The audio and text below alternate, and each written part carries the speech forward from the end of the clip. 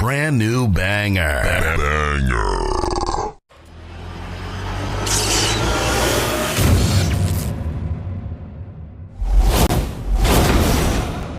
What is your hatred for John Cena? Yo, when Hulk Hogan takes a rock bottom better than you, there's a problem. There's a problem. My man. All right, so give me the camera. One rock bottom. Yo, no, it's more than that. Show, give me the camera. I got the fucking camera. Kenny, I'm gonna have to do it for you. I'm gonna give you the whole spiel. He came out as a prototype.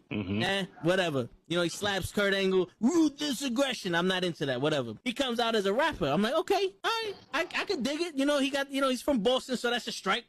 You know, that's New Yorkers. We don't fuck with Boston too much, but you know what?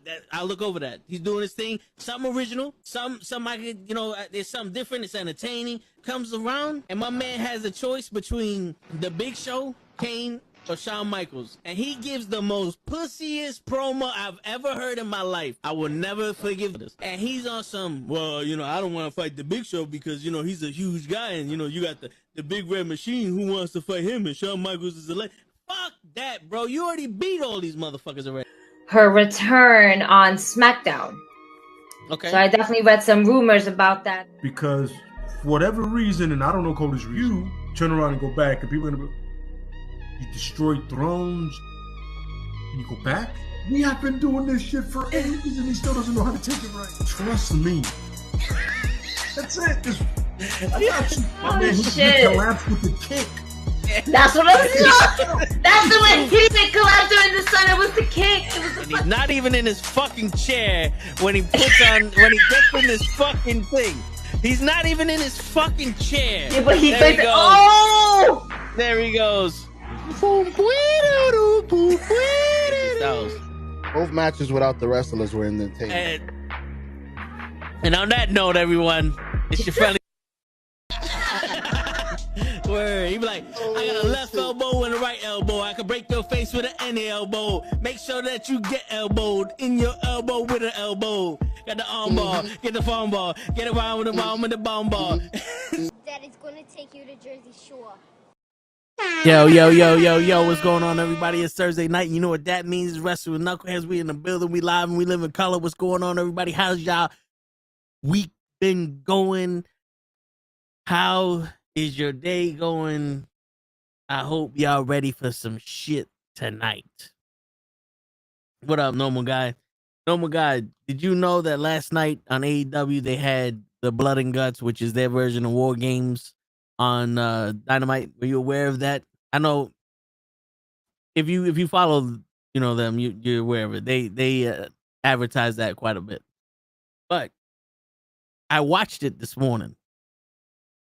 And the men's, I couldn't get through. I fell asleep. But the women's, I was like, yo, this match is alright, but there's some shit that don't make no sense. Like I was aware of the rules being that if you escape the cage, your team forfeits. That's why there's the top. It's to prevent anyone from coming in and the team coming out. It's like you fight until you quit. Them the rules. That's what I was aware of. But I'm watching. I saw the highlights also. I saw clips and highlights, but I saw the match, and so many people left the cage. They left the two rings, and they left during the match started. So now it's War Games. It's Blood and Guts time now, and they left the ring. Like they put Mercedes through a table on the outside. And then I'm like, this kind of defeats the purpose of the match. Like, this match was literally, you had the two groups, the Four Horsemen and whoever, and you fought till a team gave up. This was the ultimate, like, we're ending this shit now. And I don't like how they're leaving the rings. Like, I get if somebody comes, they put a weapon in, like, you know, whatever. I don't like how people are leaving the rings. They're leaving the cage. Like, this became an anywhere pinfall match, or this is just a regular hardcore match. You could have just did a 5-on-5 stadium match all of a sudden. I didn't like that, but the match was still good though. And there was one part where I had to call Lay over. I was like, yo, Lay, tell me if I'm bugging. and Willow Nightingale had just suplexed Megan Bayne off of the top rope in between the two rings. Now, they say that the edge of the ring is the hardest part of the ring. So she landed on the hardest part of two rings put together. Right now, that should look like it hurt me. Like that should look like it hurt. And Willow rolls into the ring that's not being occupied. Megan Bayne pretty much stays in the position she's in, and then the other girl, the Asian girl, grabs her and puts her in a figure four. So she put Megan Bayne in the figure four. Then Maria Shaffer, I think her name is, the one that was with Moxley, she stomps her barefoot on glass and then kicks the Asian girl in the chest. Like, I get it. I don't understand that part, because it seemed like it would hurt your foot more than her chest, because you would just put it deeper in your foot. But anyway, that's not what I'm getting at. What I'm getting at is, right after she did that and the girl released the hold, Megan Bayne got up and it looked like she just shook whatever off. And then they started beating up they held Toni Storm down, and they started whipping this Toni Storm's girl with the TNT Championship belt until Toni Storm quit. And I'm like, how is Willow still out of this match from that suplex? But Megan Bayne now is just like, she didn't get hit with the suplex. The suplex was on Megan Bayne. Megan Bayne didn't do the suplex to Willow. How is Willow out and Megan Bayne is fine now? Like, what? That's why I was like, hold on, am I bugging? This doesn't make... Like, I'm pretty sure people didn't catch that because, they're in the match. But I was like, this don't... Wait a minute. And then you had a kendo stick with barbed wire around it. Trash can lid, broken pool stick, glass, a bucket, chair, and some other stuff. And you decide to whip this girl with the TNT title. It could have been just because that was the closest thing they had, and they said, fuck it, let's take this shit home and do it. But like, I don't know, man. This doesn't seem like the best way to end it. But you know what? It did what it did. And I'm pretty sure they put it on because Survivor Series is right around the corner. And that's probably their way of competing with them, with the E. So, but I mean, for the women, they did a good match. It was a good match. The men's, like I said, I started watching it. I passed out during the shit. I missed a lot of that match. I saw when they threw Darby Allin against Cage and he fell down in between the cage and the side skirt and all that. But I skipped over the Hangman and Hobbs match. And I don't know, it's just, they're doing too much. Now we're gonna have this conversation when we get more viewers. When we get more participants in the chat here. The group here. When we get our co-hosts here, we're gonna talk more about this. But there's something going on here in this generation of wrestling. I don't know. The rules don't apply anymore. Me, at least, I guess. But like I said, once we get our participants coming, we're gonna talk more about it. But man's one probably was born. I would have fell asleep also. Yeah, I hear you. I hear you, normal guy. It's just, I saw Moxie. He bring in the bucket that they had for the women, and it was still full of glass and the broken pool stick, and I'm like, yo, I don't get it. I don't get it. Like, ECW was hardcore, right? ECW was extreme. They invented hardcore in the United States. Let's put it that way. But each person had their niche. What up, Janelle? Like, each person had, like, Balls Mahoney and Axel Rotten. They were giving people chair shots. Ugly Boys had their tables. New Jack had the stapler and street garbage. Rob Van Dam was the guy that the WWE's going to pick me any day. I'm the best one here. And then you had your technical wrestlers. Even their hardcore matches were different. Like, if they had a cage match, they weren't outside the ring for 25 minutes fighting in the crowd. Or, you know what I'm saying? They used the cage. And maybe a kendo stick because Sandman brought in the kendo stick because that's his weapon of choice. Or because it could fit through the hole in the cage. But they used the cage. Why is this match 2 rings next to each other, surrounded by a cage that's completely enclosed, and it's dependent on you bringing weapons from the outside? We gotta get somebody through a table. At this point, if the cage ain't dangerous enough, if you can't use the cage well enough as a weapon, you shouldn't have this match. It should be something different. Like, at this point, Blood and Guts should be 2 rings connected to each other with barbed wire ropes. At this point, am I bugging? Because at least then you get to make people bleed. You get to show how tough you are, and you can limit how much shit you do. So that way, the next match that has the same rules don't do the same exact shit that you did. Or is that something that we just completely forgot about?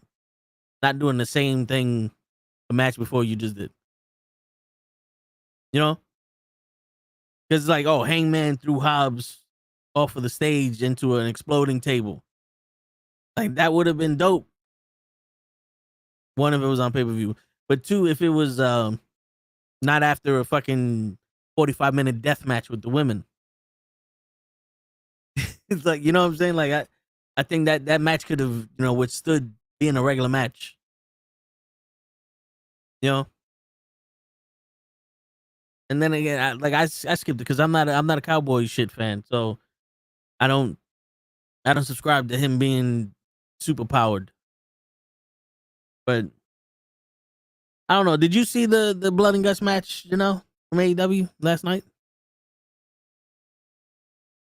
They had the women's and the men's match. Which, like I said, the men's I didn't watch fully. The women's, I think it was a good match. It was an entertaining match to watch. It was some shit in there. It just was like, what's going on here? I saw a post actually, which is funny to me. I saw a post that someone goes, "How do you have the best women's wrestler in the world, and she's not bleeding in this match?" I'm like, when the fuck was it? Like, when did you need to bleed in this match to win? And why was this girl just being whipped with a belt the reason why you quit? And then when you quit, she just kept punching. Like, Tony Storm's reaction to after the match, where she went and attacked the Marissa Fair because they were torturing her girl. That's 100% believable. It was like, all right, I get it. You're trying to defend your girl just because the match is over doesn't mean anything. But it's still like, yo, why this? They actually had a belt. Like a belt you hold your pants up with to whoop somebody. And they were whooping people with that.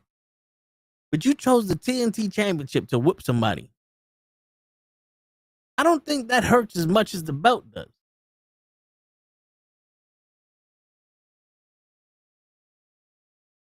Now, don't get me wrong.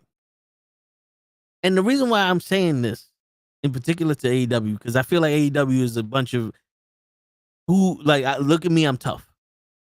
Right? They're like, look at the shit that I can go through, that I can withstand. Look at the toughness that I have, right? Because it should have been all tough wrestling. The battle of the tough guys. Because everybody wants to go through real glass. They get stapled in their eye. They cut their tongues. They're going through tables. They're jumping off of the cage. Battle of the tough guys. Cool. All the women were bleeding. You got all the pictures of the women bleeding, smiling, like, look what I did. Like, yeah, I cut my head. Yeah, beautiful. And oh no, being whooped with the TNT title, being not even whooped, like just someone smacking you with the title while you lay on your back. That crossed the line. That crossed the line there, you son of a bitch. You hit me with a car, shoot me in the face. Don't you fucking lay the belt on my back. Like I don't know, man. I like my brain thinks sometimes. And it could be a harsh criticism, but it's still nonetheless what happened. You know, I'm not stretching here. That's what happened. And we call stupid shit on both sides. To this day, I don't forgive Gunther for tapping out so goddamn fast with Jey Uso WrestleMania. That was WrestleMania. That wasn't a Dynamite. You know, people still don't forgive what they did with Jericho falling off the cage, and we saw the crash pad. You know, it's I don't. Do you like seeing that? Is that something I'm out of touch with? Like, do you guys like seeing the Battle of the Tough Guys? Because I was telling Lay, and for those people who just joined us and haven't been, you know, since the beginning, Lay is one of our co-hosts. He hasn't been on the show in a while because, you know, he's been taking care of his kids. A shout out to Lay. But me and Lay conversate all the time with this about wrestling. And I'm like, yo, listen, if I wanted to see Battle of the Tough Guys and who's the toughest, I'll watch UFC or mixed martial arts. Like at that point now, it's like, who's tougher? You know what I'm saying? He's gonna go out there and sort of wailing on each other and, you know, fucking apparently you poke people in the eye and they're a bitch if they get hurt. You know what I'm saying? It's like, who's tougher or who didn't get proposition to throw the fight? Let's find that one out. Which one of these guys didn't even get proposition? Nah, I haven't watched that bullshit in months. I hear you. And I haven't watched it in months either, but you don't really miss much. Like I kind of got the gist of things. The only thing I was confused about was the Young Bucks. The Don Callis family was beating the shit out of Jungle Boy and Luchasaurus. But the Young Bucks came out their trailer and he said Kenny Omega's gonna be here next week and he's gonna join the Don Callis family or some shit like that. And the Young Bucks looked like they started regretting what they were doing. That I don't understand. Like, are they holding to Don Callis? Like, did Don Callis pay their bills or something? I don't. Or is it because of Okada? Like, is Okada still a VP or EVP or electric bicycle or some shit? I don't know. We're gonna have to figure that out with somebody who watches AEW on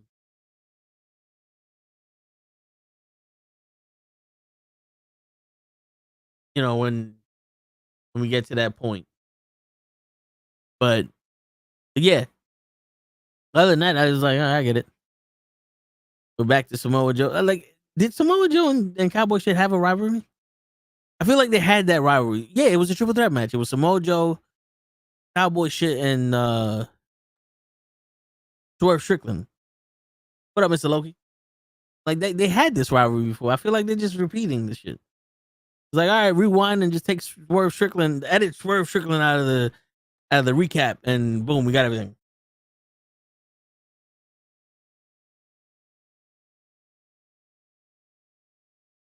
Today is the motherfucking day, Mr. Loki. So since y'all like to get updates on the fish tank, so I had two fishes that were swimming upside down. One of them, just for some reason, I think she lives upside down. I figured out it was a female. I think she lives upside down now. But the other one was nope. On my angle, that shit look like it's fucking tilted. Right? Doesn't this shit look like it's not centered? It's not straight? Or is it my camera?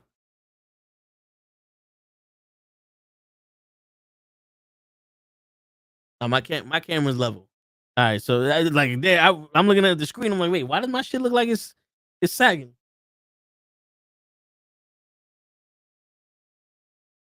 Yeah, so I just had to double check. So I put the one that was doing better in this fucking tank. But tomorrow, I'm gonna have to rush home because I got more corridors coming here because I haven't seen the other corridors in there. I'm thinking that they might be hiding because there might not be enough of them. So I bought 6 more. Let's see what happens. Hopefully, because I see 1 and 2 at a time, so I don't know if they're hiding what they're doing. So let's see. Hopefully they come out more. They don't hide and they're not afraid of shit. I might have to take some of these fish, put them in my other tank. But yeah, that's the update for that. But yeah, I was confused about that match. But it's not something that makes me go, this fucking thing sucks. It just makes me question like the little details that are in there. Was that spur of the moment shit? But she just it's there. I got to do something to this girl. Or was that planned? Because I don't know about but Shafor could have put her in a chokehold or something like in a submission hold that she's being tortured, and then Megan starts whipping her with something. Because you got this girl who's supposed to be this badass MMA fighter, and she's just holding her down. So it's. I think they could have took advantage of the reputation better than that, but it's not that big of a deal. But the men's, like I said, I guess I'm just tired of that shit. I don't know who's like I knew who was on whose team because they were wearing black, I guess.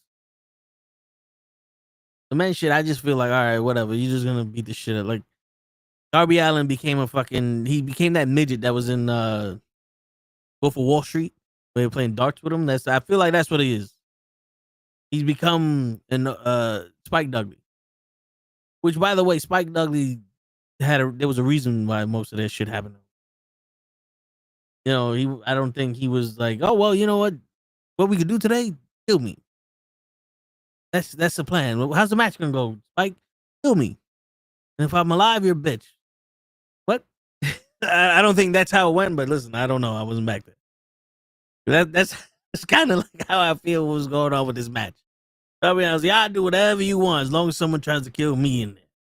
We'll be all right. What happened? That's what you learned from Sting? I'm just going to try to die every which way I can in the ring? No, this isn't supposed to be the swan song, brother. Not supposed to die in there. Supposed to entertain us somehow.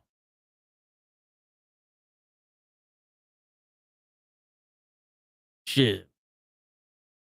Later on, when DJ shows up, he sent us a video, 10 things AEW gets right that WWE doesn't. And I want to get his opinion on it. I didn't see the video, but so here's the breakdown. So we got the legends. I don't know how the AEW does the legends right. Creative freedom.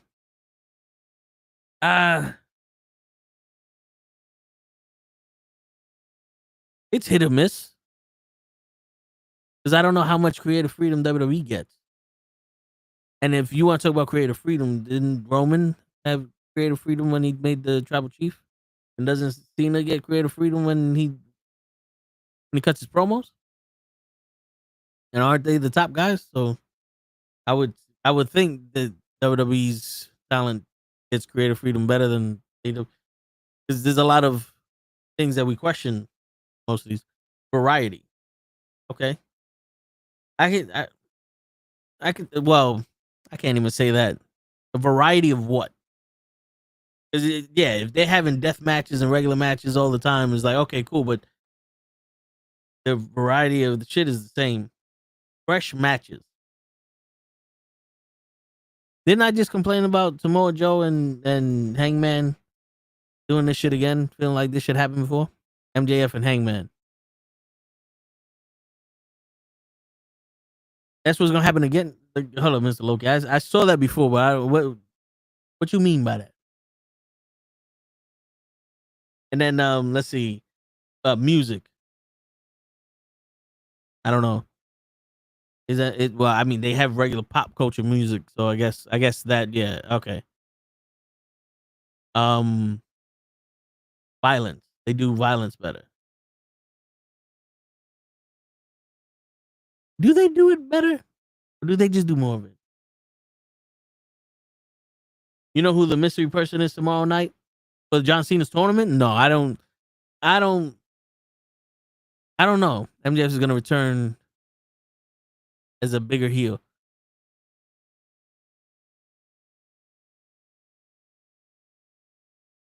I don't. Are you still?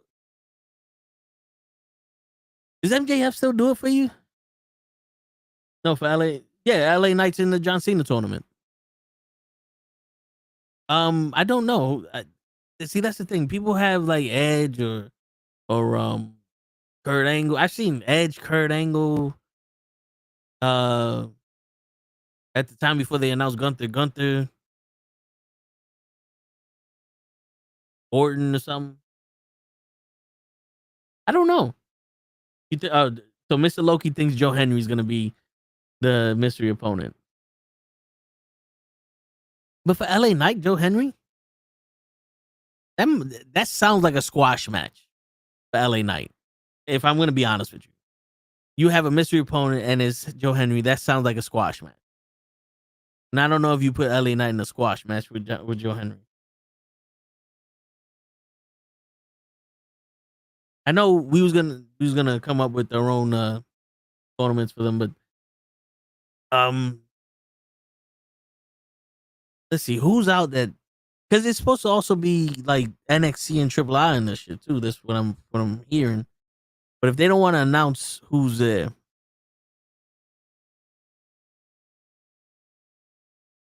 it serves Cena and Okada keeps me tuned into AEW.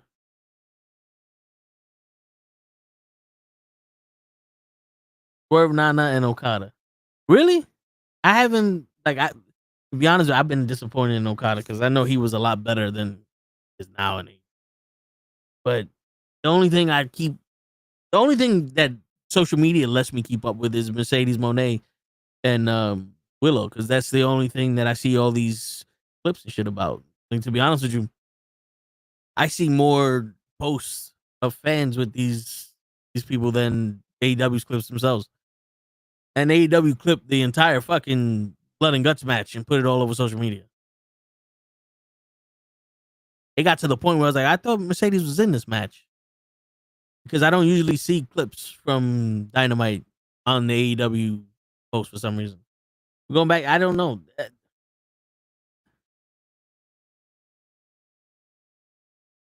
I'm gonna say Jimmy. I have a feeling they're probably gonna fuck around and put Jimmy. Is Jimmy hurt? Jimmy might be hurt, right? Because what Drew McIntyre did. So Jay is wrestling the Miz. LA Knight is wrestling a mystery opponent, Man of Misery.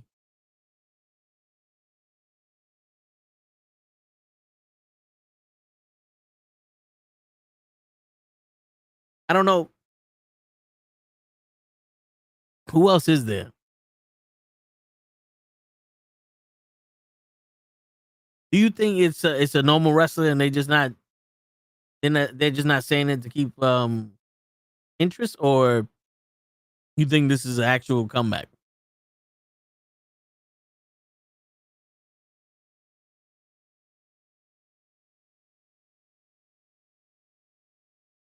Because if that's the case, then Solo's gonna get squashed also. And do you think LA Knight should be one of those people that wrestle a comeback? If LA Knight's gonna squash somebody, squash Santino Morello. Do that. Santino got a history with John Cena. John Cena. Because he's my guy. I was like, yo, Santino Morella should win the tournament, win the Intercontinental title one more time. Had Bobby Lashley help him out. Fuck it. Everybody wants Edge to come back. Let's Bobby Lashley come back for a little bit. Just in case.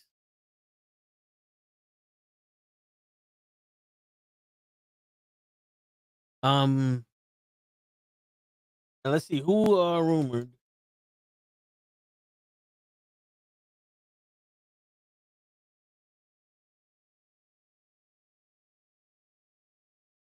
Let's see.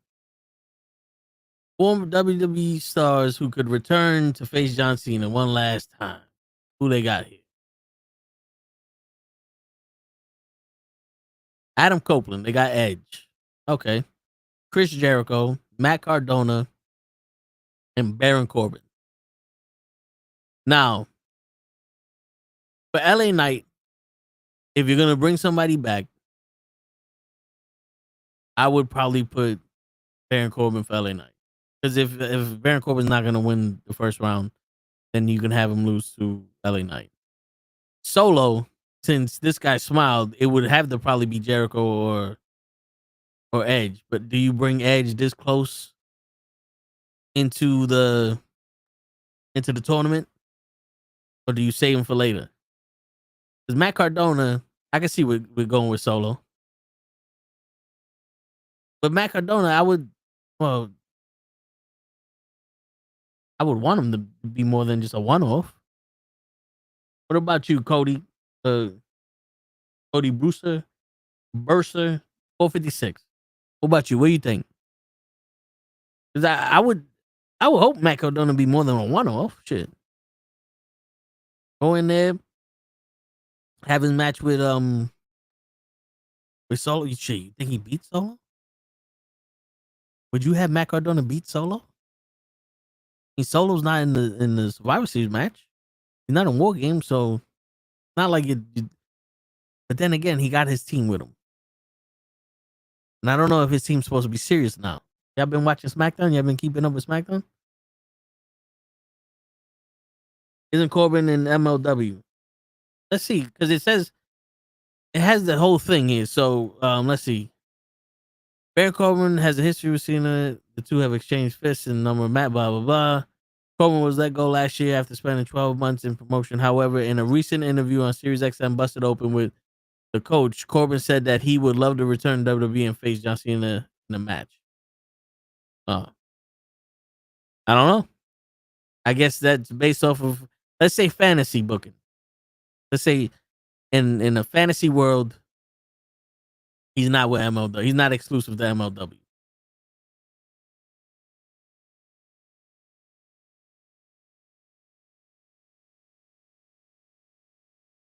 Would you want to see him? Because he would have to win a tournament of 4 people. Would Baron Corbin be the guy that you have win the fucking tournament to face John Cena?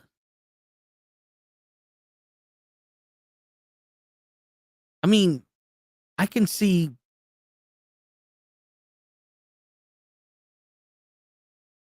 for the sole purposes of having the match, I can see Edge doing it.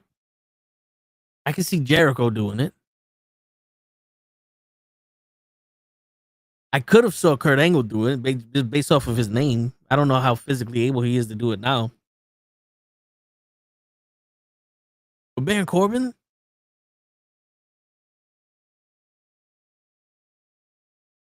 Because Baron Corbin would have to go. I wish they had the brackets. Because that's the thing. I got to know where the brackets are so I know where he's wrestling. If he's going on one side and there's another side with Sheamus and Rusev already, then that means that he would have to wrestle Sheamus or Rusev. But I don't know who he's wrestling. If he's wrestling on the other side with Jay or The Miz, then it's like, okay, I can see him getting far, but why would you waste that shit on Baron Corbin? Not saying Baron Corbin wasn't a good heel. I think Baron Corbin at the time was one of the best heels that WWE had. But it's not like you made this man a star that could come back and fucking get that shit. Like, he had his Kurt Angle's last match. It wasn't nothing crazy. I think if you brought back Baron Corbin for one of those matches on like Raw or SmackDown during John Cena's appearances, that shit would have made a pop. But for a tournament, him to win a tournament, I don't know about him winning the tournament. What's going on, show? What's good, brother? I mean, hey, Jeff Hardy and Matt Hardy came back to the Royal Rumble to win it all. It was I don't know if it was Royal Rumble or WrestleMania. It was remember when the New Day brought him out? That was at WrestleMania. Okay. They won out of nowhere. But that's the Hardy Boys. All right. Let's We're not talking about comparing them to Baron Corbin. My bad. No, but I mean, like, listen, in the tag team division, the Hardy Boys are important. You know, they changed the way the tag team division was. They're multiple time tag team champions in multiple companies. Baron Corbin, I think, was United States champion. That was it. There's a difference of reputation. I feel that. It's a different reaction. Like the Hardy Boys are the Hall of Famers. Baron Corbin might one day be elected in the Hall of Fame when there's like, yo, we need somebody. But right now, the Hardy Boys are solidified in the Hall of Fame. They just don't want to stop wrestling again. You think they would have went in by themselves? Jeff, maybe. Well, no. Because I don't think Jeff's background would have let him go by himself. Gotcha. You know, with all the drug use and all that bullshit. I think just him, the shit he did with TNA is like a tarnish. So it's like him going in the Hall of Fame as a solo. I don't know. Because as a solo, he fucked up a lot.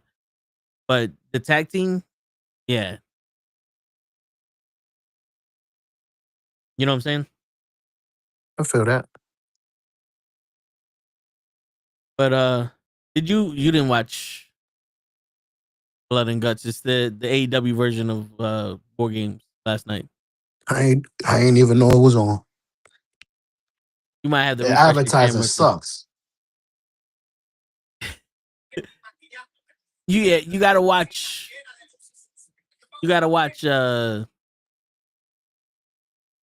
HBO or follow them crazy on Instagram for you to know. Because to be honest with you, the only reason why I knew is because Mercedes kept fucking posting it up. Mercedes and Willow kept posting it up. Other than that, they don't really. AEW themselves does not really show too much. That's crazy. They don't have like a national. They have a fucking TV thing. So why they don't have like a national commercial? I don't know. Bro. They do suck at advertising. Because like I was saying to the show earlier, I know more about what Mercedes Moné is doing and what Willow Nightingale is doing than what the entire company of AEW is doing. Like, I know that Willow Nightingale was at like a scare house or some shit for Halloween, but I didn't know Full Gear was on next month or next week or some shit like that. I agree with you. Every time on Mercedes Moné wins a different title, I see it. Yeah, everybody and their mothers was like, oh, she's 13 belts Moné now. But then AEW does something and it's like, what? When they do Like, this? word. Is she winning any of these titles at AEW? She's only the TBS champ. Every other title's an independent wrestling promotion. Oh shit, she needs to come over here and take Ray's title. He was trying to, but I guess she don't respond to Hey Sexy. Mm-hmm. But yeah, man. So when the group comes on, I wanted to start a conversation about some shit. But since you're here, but we was talking about the John Cena tournament, and somebody on Twitch goes, "Do you know who the mystery opponent for LA Knight tomorrow is? Do you think you know who the mystery opponent? Can you give a guess to who you think the mystery opponent for LA Knight is gonna be?" Edge.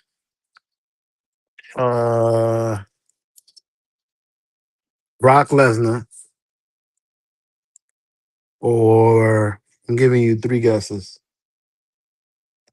or Chris Jericho.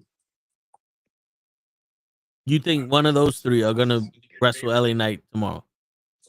Yeah, LA Knight is usually a loser, so it's definitely gonna be somebody that Mm. needs to win and be put over. Yo, that's crazy how you said that, because I was sitting here going, if you bring back one of those guys, it would have to be a squash match, and I don't see LA Knight being the guy you squash. So Why that the hell not? He's been squashed for the last 3 years. Well, not squashed, but you know what I mean. yeah, that's what I'm saying. Like, he hasn't been the guy who won, but he's definitely not the guy you squash.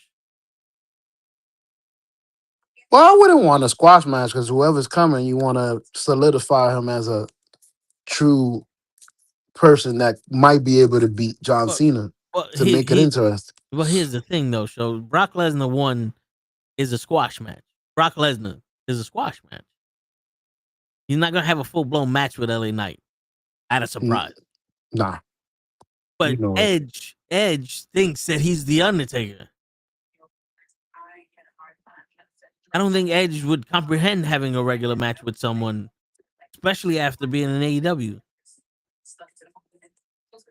I don't think he knows what a regular match with somebody is, especially one that he might have to lose.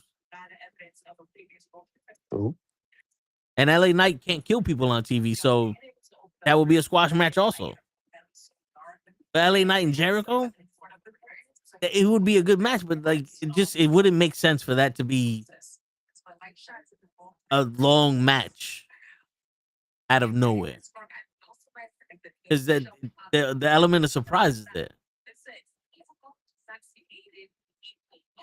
Yeah, But I'm just here for John Cena. no, you know what I'm saying? But I think, yeah, because that's pretty much what it is.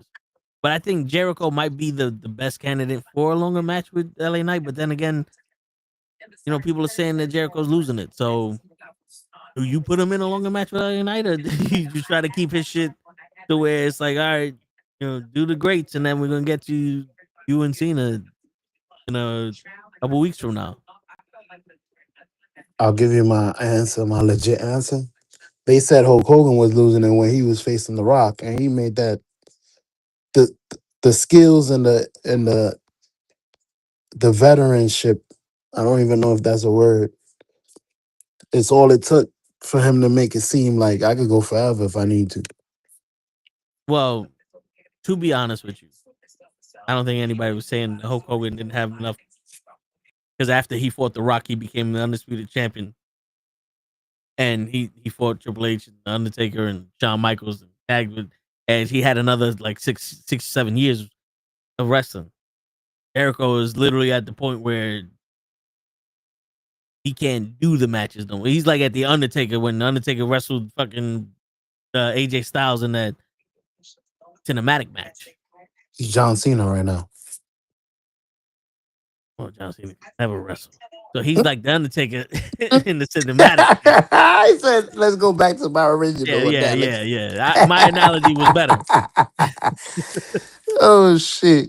Don't you dare put him in the comments with wrestling. Yeah. You bugging. Yeah. Like, come on now.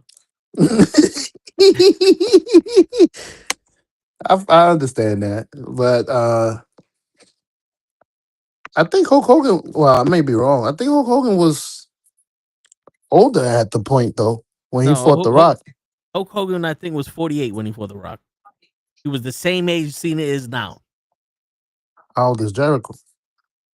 Jericho got to be older than Cena. 56, maybe?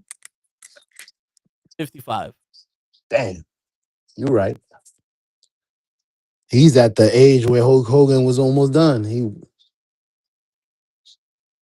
Because you said he was 48. You said there was about 6 more years, so. Well, after the Rock. So He was 48. he's about the Hulk Hogan. Yeah. Yep, he was 48. Damn. You just took away my Jericho. I think the crazy thing is the best fight for John Cena for me, story-wise, would be Brock Lesnar. He squashed you twice. and it's your time to get your get back on your way out. However that is, whether you hit him low blow or you cheat, whatever you got to do, bro, you got to get that dub back on your way out. I gave you 2 squash matches in my career. You could give me one on the way out. And the story would be great because you already squashed me twice, so nobody thinks you could beat me. So when I do beat you, it's going to be like a Cody Rhodes moment. Because Cody Rhodes got that chance like 3 times, so everybody was like, he ain't going to win.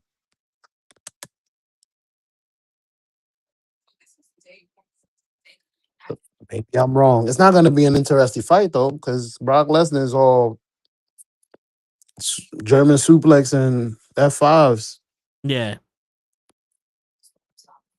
But then again, it's like, why would you want to watch that shit again? First off, Brock Lesnar. If I'm gonna be honest with you, if I'm gonna turn into Brock Lesnar, and I'm gonna have this conversation with you, Brock Lesnar don't do tournaments. Brock Lesnar wrestles John Cena when he wants. So that whole Brock Lesnar in the tournament shit, I think you can nip that in the butt. I don't think that's a possibility unless he's gonna replace the one of the guys in the finals, or he's gonna be a triple threat match with the 2 people who won the tournament. I was just thinking that. The last 2 matches, there's an injury replacement. Don't. That would be dope. That wasn't his song, but I get it. That's how it goes. I think. Dum, dum, dum. Yeah, that was closer, but listen, for copyright purposes, we don't need the fucking the exact song. You're right. That's why I did it different. Mentos, fresh, those Mentos, the just go on there now.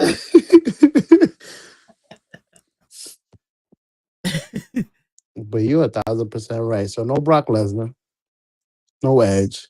I mean, no Chris Jericho because he's too old to even be in a tournament. Yeah, I think you bring back people that can withstand losing. So Baron Corbin is a possibility for one of these mystery opponents because he can lose to LA Knight, and it's okay. Matt Cardona could come back and he can lose to Solo, and it's okay. But Edge can't lose to Solo or Matt Cardona or LA Knight. Edge can't lose the tournament. It's almost like you would have had a bigger pop if Edge would have just fucking came out and challenged Cena than Edge having a tournament to fight Cena. Word. You're gonna lose the pop with the first time he comes out, and then after that, it's like, yeah. You're gonna lose that nut that everybody's gonna shoot when Edge is gonna fight y'all Cena again. Yeah. Yep. And you then gotta what? get that at the beginning. And then 5 weeks later, people gonna be like, "Oh man, why did he have to fight Edge? Why couldn't he fight somebody who was new, right? That's the torch." Because you know how these people are. It's whatever the hot take is, people love. I could sit here and go, who's the character from South Park where he's shit? Kenny, the guy that dies? No, the actual like lump of shit. Oh shit. Poop. I know who you're talking about. Yeah, yo, guys in the chat, what's the shit's name in South Park? Don't forget to bring a towel. I think it's Poop. Maybe I'm lying. Maybe I'm wrong. Mr. Shitty or something. Shit will work. Consequences shit. Mr. Shiggleworks. The Shiggle Biggles. Well, anyway, while they decided to tell me who the fucking name of the shit character was, he could have been announced or rumored to fight John Cena, and people are like, yeah, we want to see that. That's what we want to see, Mr. Shits wrestle John Cena because he's a good wrestler. That's what we want. Meh. And then it happens, and then someone goes, well, why wouldn't you give it to someone like Carmelo Hayes? And that same person, yeah, why didn't you give it to Carmelo Hayes? Yeah, you don't like the future, yeah? You know what I'm saying? Like that's how wrestling fans are. Because yo, I ain't hear nobody say shit about Vince until I started saying some shit, and then all of a sudden, they fuck up by not having Vince here. Look at what happened with the Vince here. And I'm like, oh wait, what happened? Also, my favorite. This is my favorite show. This is my favorite. Brock Lesnar has been implicated in the actions of the thing with the woman. We don't like Brock Lesnar. We hate him now because he did some shit. Brock Lesnar's back. We love him, yeah. We want to see him wrestle again, yeah. By the way, that's how wrestling fans sound. That's 100% how wrestling fans sound. I recorded all the wrestling fans that did the little cosplay and they go to events. That's how I recorded. That's genuinely how they sound. That wasn't even me making fun of them. That was me. I was playing audio. You made me think of something. Brock Lesnar does something. He leaves for a little bit, comes back. Yay, we got him back. No, not yet. Yeah, we got him back. You want Brock Lesnar? Yeah. There it is. No. Yeah. But Jonathan Majors tries to run away from a girl and gets completely fired. Well, that was a completely different situation, though. He's I thought black. he was. Oh, okay. My bad. I can't believe I try to compare those. Yeah, come on, bro. He's guilty through so he's guilty through birth. He's still guilty. He ain't even back to the movies. Yeah, they said he was innocent, but remember, and he still got to do 10 years of probation. Or no movies. Yeah, because he could have been guilty. That's what makes him. That's why he got to do jail time, because he could have been guilty. Word. Just because he's innocent doesn't mean he couldn't have been guilty. He was too close to the situation, player. Yeah. See, Brock is white, so it's all right. Yeah.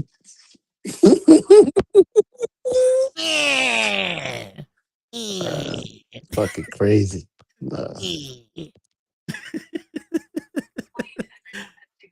Oh man.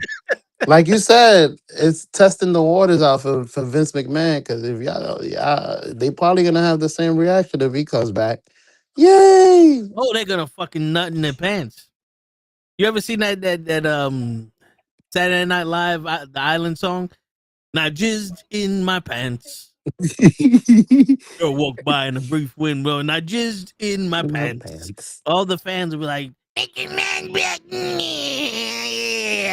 in my pants, boss." And then 2 weeks later, when nothing changes, we don't need him. I bring him back. I hate him. Who put him back? This is outrageous. No one wanted him.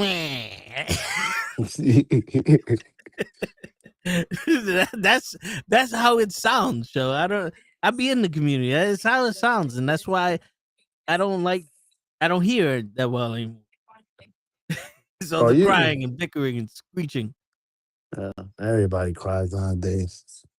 Yeah, man. Like, yo, listen, you know that I think they would have physically arrested half of the women in the blood and guts match if they didn't go outside the ring and get weapons and start bleeding. Like I don't know what town they were in, but the law states if you're gonna have a wrestling match in this town, you need to go and make someone bleed and completely forget the rules of the match. I was trying to be funny. I couldn't think of a funny place. I was gonna say New York. They must have been in the Bronx. No. The Bronx, we have common sense, so we would have been like, that's stupid. But somewhere like fucking Boston, maybe, or Connecticut, because Connecticut can't drive. So why would they fucking be able to read also? Of course not. You would be the perfect heel. You see, look, Loki goes, so fuck Vince and Brock. Make sure I even fought to bring them back, but TKO loves money. Yo, I'm telling you, watch. It's gonna be a secret for a little while.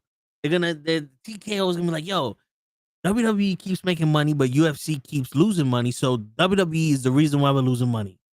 Vince, what would you do? Vince is like, oh, it's okay. Bring John Cena back.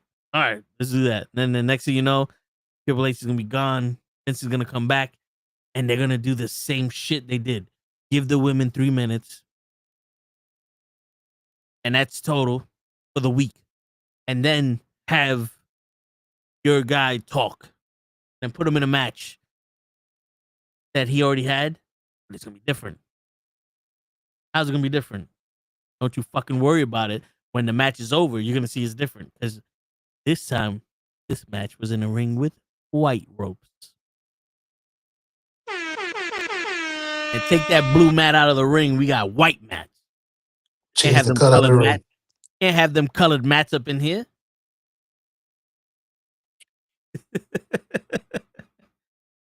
Shit. You out your mind. Word. What's wrong with you people?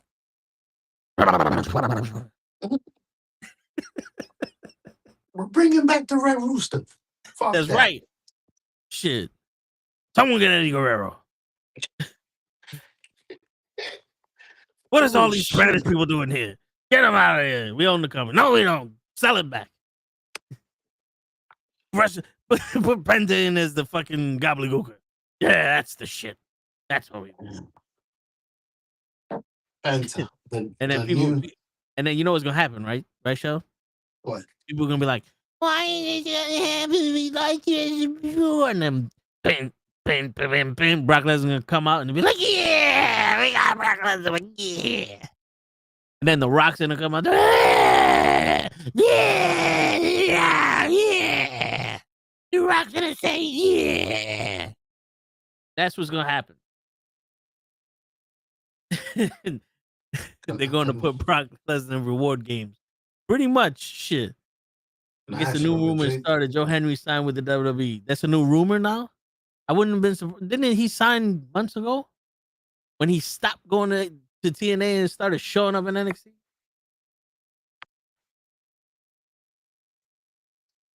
I got a legit question for you.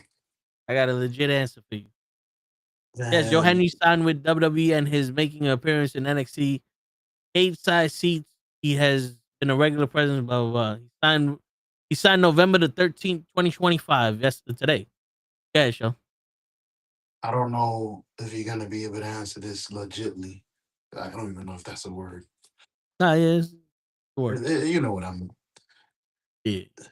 Who would you want? Damn. Just saying the questions. I already know your answer. I need a real one. Well, I'll be genuine. I'll be genuine. Go ahead. Who? I can't even say it. Who would you want to actually? Who would you want to be the last match for John Cena, bro? Like legit answer. And then I know you like nobody. You can just send him home. I know you. Yeah. His last match should have been Dominic Mysterio. Go home. See, I know you. This is why I had that match. But no, you want me to give you a legit answer? You want me to go in this bag of tricks and save the company? I got you. Yes. All right, I got you. He said nobody. John Cena's last opponent should be Jey Uso. Not bad. Legit win or lose for John Cena? He has to win. John Cena has to win. Okay. No. Jey Uso has to win. Ooh. So you trying to leave him ready for the championship? Okay. So this is what happened. Jey Uso goes in the tournament, wins the tournament. Mm-hmm. Jimmy's nowhere to be seen. Jey Uso got a new attitude. You know, nothing that's too blatant, but he's just winning now. He's got more confidence, all the other shit. He wrestles John Cena. And the outcome of the match, Roman helps him out. And we see that Roman has taken Jey Uso underneath his wing, and Jey Uso has been prepping to be the next guy under Roman Reigns. That sounds dope. So that way, Jey solidifies John Cena's done. And now we can start moving forward with the new Jey Uso and Roman. And now we ain't got to worry about John Cena and that other shit. And we could move on with Jey Uso.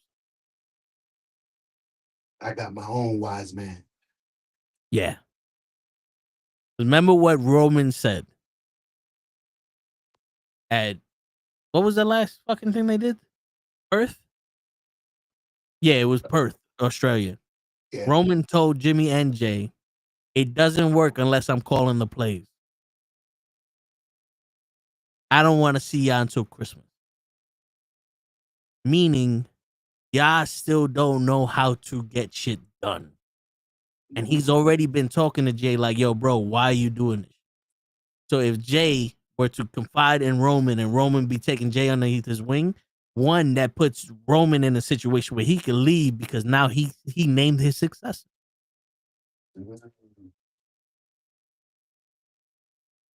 And Jay it's can actually step up. okay for him to be the wise man. Go ahead, I got you. And Jay can step up. He could be more dominant one-on-one. He don't need a faction. He can be dominant one-on-one. Well, let him be until WrestleMania or something. Let him get his own glory without any cheating or anything like that. Damn, I was just about to ask you. Do you Big Daddy cool this shit? Just stand outside and pull somebody under. No, let him earn it. Let him earn it. Like it's like Roman's there, but he's not even a part of the match. Like he's watching up on the stands or next to the fucking commentator booth or on the stage or in the back or something. Like he's just there. And then he's like, all right, you got yourself some now. And then because that's what Roman did. Roman was with Paul Heyman and he's just winning matches. It got to the point where it's like, yo, all right, it's getting tougher and tougher, and like my body's starting to break down a little bit more because I'm having all these tough matches and all that. I need a little extra help. That's when the Usos came and helped them. You know what I'm saying? So that's what I would do with Cena. That's who I would pick to win the tournament with Cena. Now, they're gonna do that. Not to that. They might have Jay be the guy who faces Cena, but I don't think so with the way everybody's hating on Jey Uso now. So let's take Jey Uso out. Who do we got now to wrestle John Cena? Right now, the winners of the matches that happen on Raw are Rusev and Sheamus. There's 16 men. So that's 4 of the 16. That's 12 men left. They named four men on SmackDown. So that's 8 left that we don't know. So, well, there's actually... because they named another 2. They named another match. So it's Gunther and Javante Evans, and then Solo and a mystery opponent. So that's another 4. So that's 4, 8, 12. So we got 12 out of the 16 people already. Well, actually 10 out of 16 because there's two mystery opponents, right? So out of the 12, we know Sheamus and Rusev move to the next round. Gunther, everybody wants to see him face John Cena at the end. So let's say we got Gunther, Sheamus, and Rusev on one end. Jay is wrestling The Miz, so that's Jay's winning that match. LA Knight's wrestling a mystery opponent. So if that's going to be a squash match, then let's say LA Knight wins. So we got Rusev, Sheamus, and Gunther, Jay, and LA Knight. So now Solo, the way that Adam Pearce laughed, Solo's probably going to lose that match. So let's say the mystery guy shows up there. So we got 6 out of the 16 men. We got 8 men left. So there'll be 4. So that'll be 10. Right? So out of who we know now, there's a possibility if we took Jay out of the equation because people can't trust him, he gasses out or whatever. It's looking like it's gonna be either Gunther or someone that used to wrestle John Cena back in the day.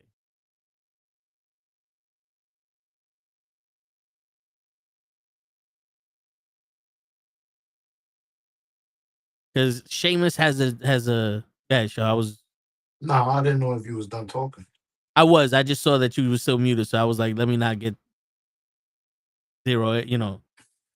Nah, you good. I was done. So what I'm gonna say is I'm gonna take it back to something you said before. Yeah. I was with you with the Jey Uso stuff. until you said Roman Reigns ain't gonna say they ain't gonna do shit. Come on, man. You got the biggest heel outside the ring. I want him to be like Big Daddy Cool, man, just doing shit behind people's back and then just putting his hands up. Nah, man, fixing his glove. Well, but that's the thing though. They did that so Diesel could get over. Because Shawn Michaels is already over. You have to think of it separately. Jay is Diesel, Roman Shawn Michaels. That's why Roman can't do that. Roman's already over. We don't need Roman to get over. We need Jay to get over. Got you. So for the first couple of matches, it's all you, player. I'm gonna be here, and yeah, I'm gonna bring you out, but I'm just gonna be here. Now afterwards, if we need to make it interesting, I could once you're over and everybody knows you're the successor, and you can't lose. You know, once in a while, I could go under the rope and pull somebody's leg. Bloop, whoops. Yeah. You almost lost that one, player. Like the matches you should be winning with no problem, there's no help. But let's say you go up against Cody Rhodes, and now it's like, all right, I'll give you a little boost here or there because I'm not gonna let you lose to Cody Rhodes. You're not supposed to lose to Cody Rhodes, and I'm not gonna let you lose to Cody Rhodes. Nope. You're not supposed to lose to Baba Ganoush #1, so I'm not even gonna help you. If you can't beat him, don't expect me to be here. You know what I'm saying? That's what I want. That's what needs to happen. I feel that. Do you agree with something I'm gonna say? Right after he does win the John Cena one, his next fight should immediately be Brock Lesnar. If you're trying to build him up. And John Cena gave you the dub. So like a boxing match, you put the guy that beat you against me. And if you get over on Brock Lesnar, you should have a fucking shooting star as a superstar. Or maybe I'm wrong. You know something? There goes your test. Jay beats John Cena. John Cena was out anyway. Roman wants him to be the next guy. See how you fare against the guy that gave me the hardest problem. Mm-hmm. I'll be on your side. Johnny Cage had to beat Goro. Now you get in my storytelling. I get it. And why not? It keeps him away from Punk for now. The people will forget what the fuck they were saying. If he wins John Cena and has a great match with Brock Lesnar, all that bullshit we've been saying is gone. Yeah, see, so that's the thing. The whole winning and shit, yeah, that's a bonus. But the match has to be convincing. The win has to be convincing. If he's wrestling Brock Lesnar and he wins out of nowhere because it's bullshit or something, it's like, this guy can't hang with Brock Lesnar.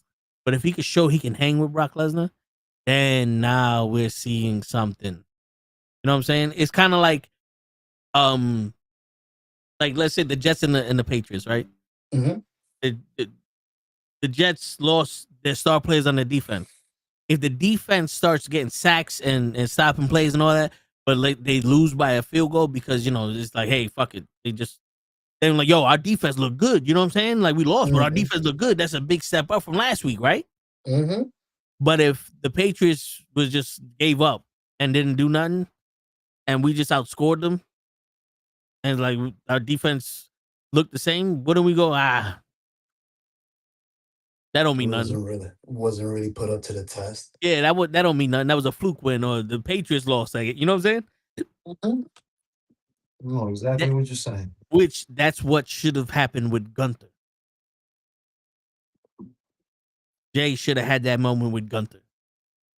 He had that moment a little bit with Gunther for the Intercontinental title, but he didn't have that WrestleMania with him because Gunther fucking tapped out so fast. You know what I'm saying? Does that put his move over though? That's another thing I was gonna say. How do you put his move over? Because I don't want to see 100 super kicks, and I don't want to see 100 splashes.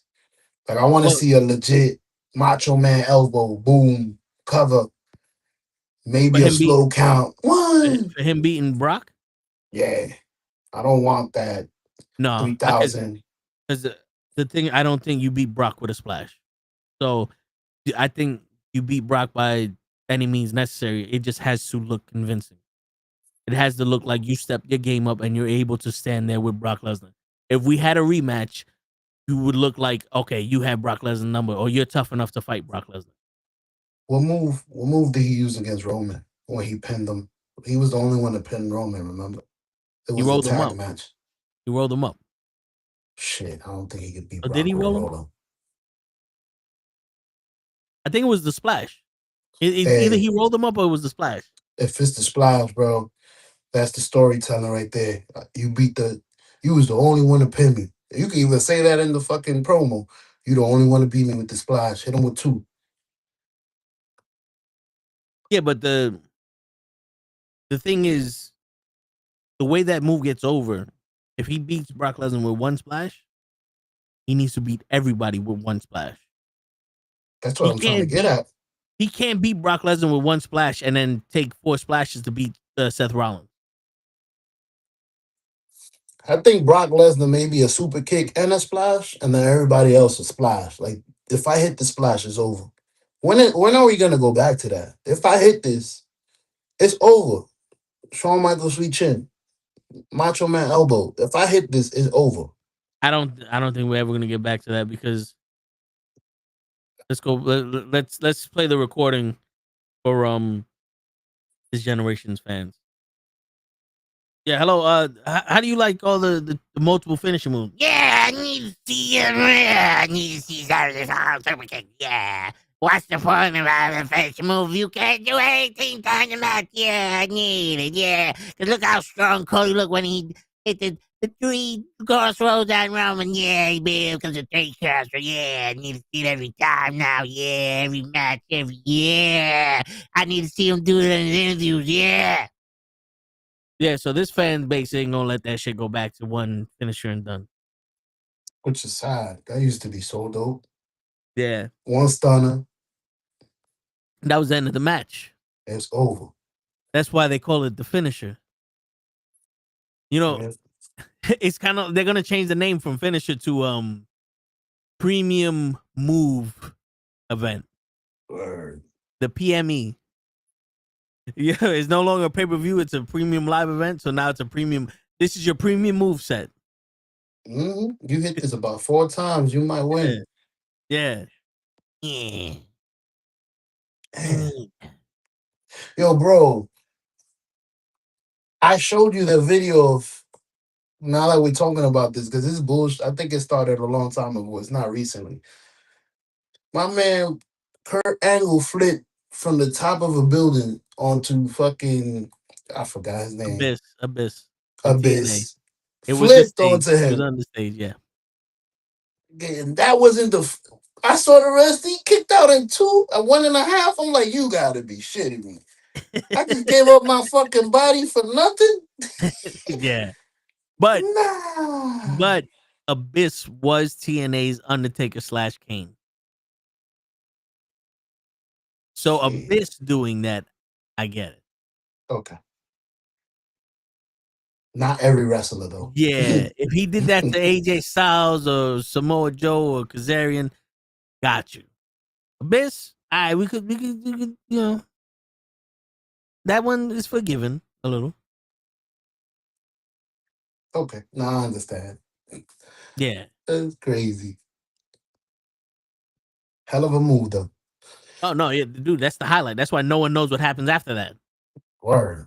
He landed that perfectly. Like, I don't know if it's the protection of Abyss or the landing of Kurt Angle, but that shit, even Abyss had enough space to catch him and fall comfortably. I don't think none of them took a hit. That was Kurt Angle being Kurt Angle. Kurt, He didn't want to be in the WWE. And he went to TNA and he was able to wrestle people just as athletic as him, and he was able to do what he wanted.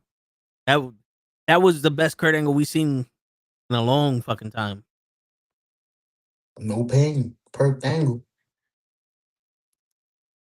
Speaking of no pain, it's 14-21. Jets are losing in the third quarter. It's not bad. They keeping up. I knew it was an issue. They were up by 7 and they were still a 350 underdog. I'm like, what's going on? We up 7-0. Nope, we don't care. Word. Mm. Shit. If they win, I'm gonna be like, I should have put that money on.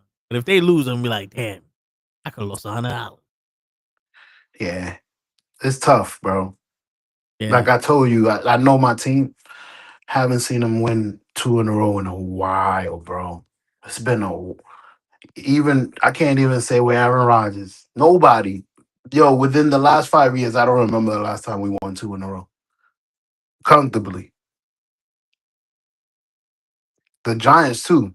Like I don't remember. They win good and then the next day they look terrible, like they forgot. Oops. Word. Trust me, I've lost a lot of money. I know. Mike Santana lost. No, but I No wrestling today?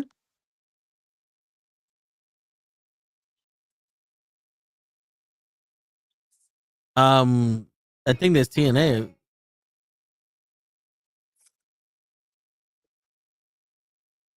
Mike Santana defending against Ryan Nemeth. Mike Santana just lost the world title in that to Frank. Yo, Mr. Loki, who you talking about? What's going on, Leon? I'll be right back.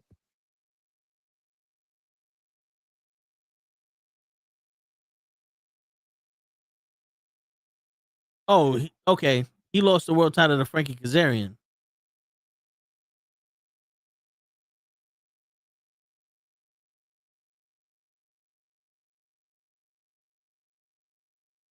TNA's on tonight.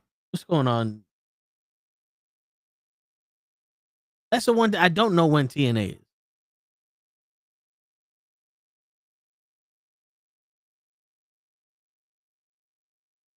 Yeah, I don't know when TNA is. So is this regular match or is this like a pay-per-view or Raising Hell? That's October 28th.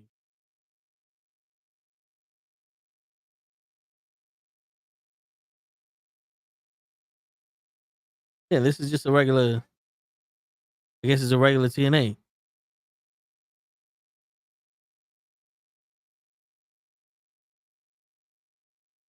Good.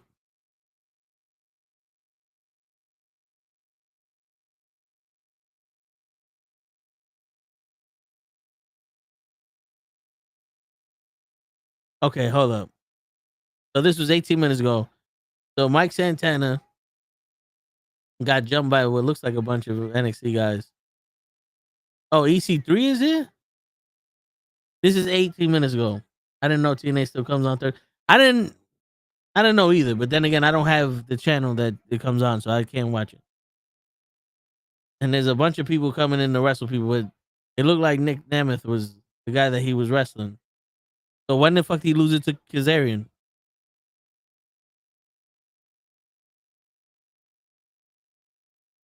And what does that mean?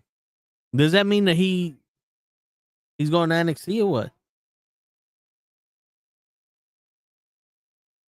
Do they have like independent shit?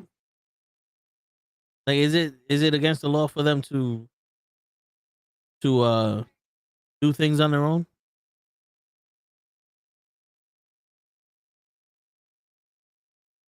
Because they're showing this shit. I don't know how Kazarian wins the title.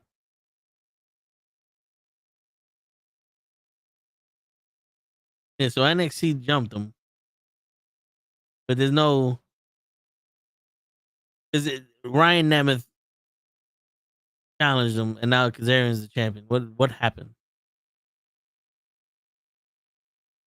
Kazarian 19 minutes ago they put this post up. 18 minutes ago they show them jumping Santana. See, this is what I'm talking about. Whoever's doing their socials is really all right. Hold up. They pulled the WWE move and had NXT beat up Mike and Dolph. Then Frankie cashed in his tournament to win. Oh, okay. I didn't know they had a Money in the Bank match or Money in the Bank style thing. Is it what is the Feast of Fire shit? Is that still a thing? The Feast of Fire? Okay, so that's how. All right, I was like, well, how the fuck? Where did this come from? But they don't really show that in the on their social media. Loki and Leon. TNA is always on Thursdays. Okay, what? It's on their thing. You have to pay for it, right? It's on their app.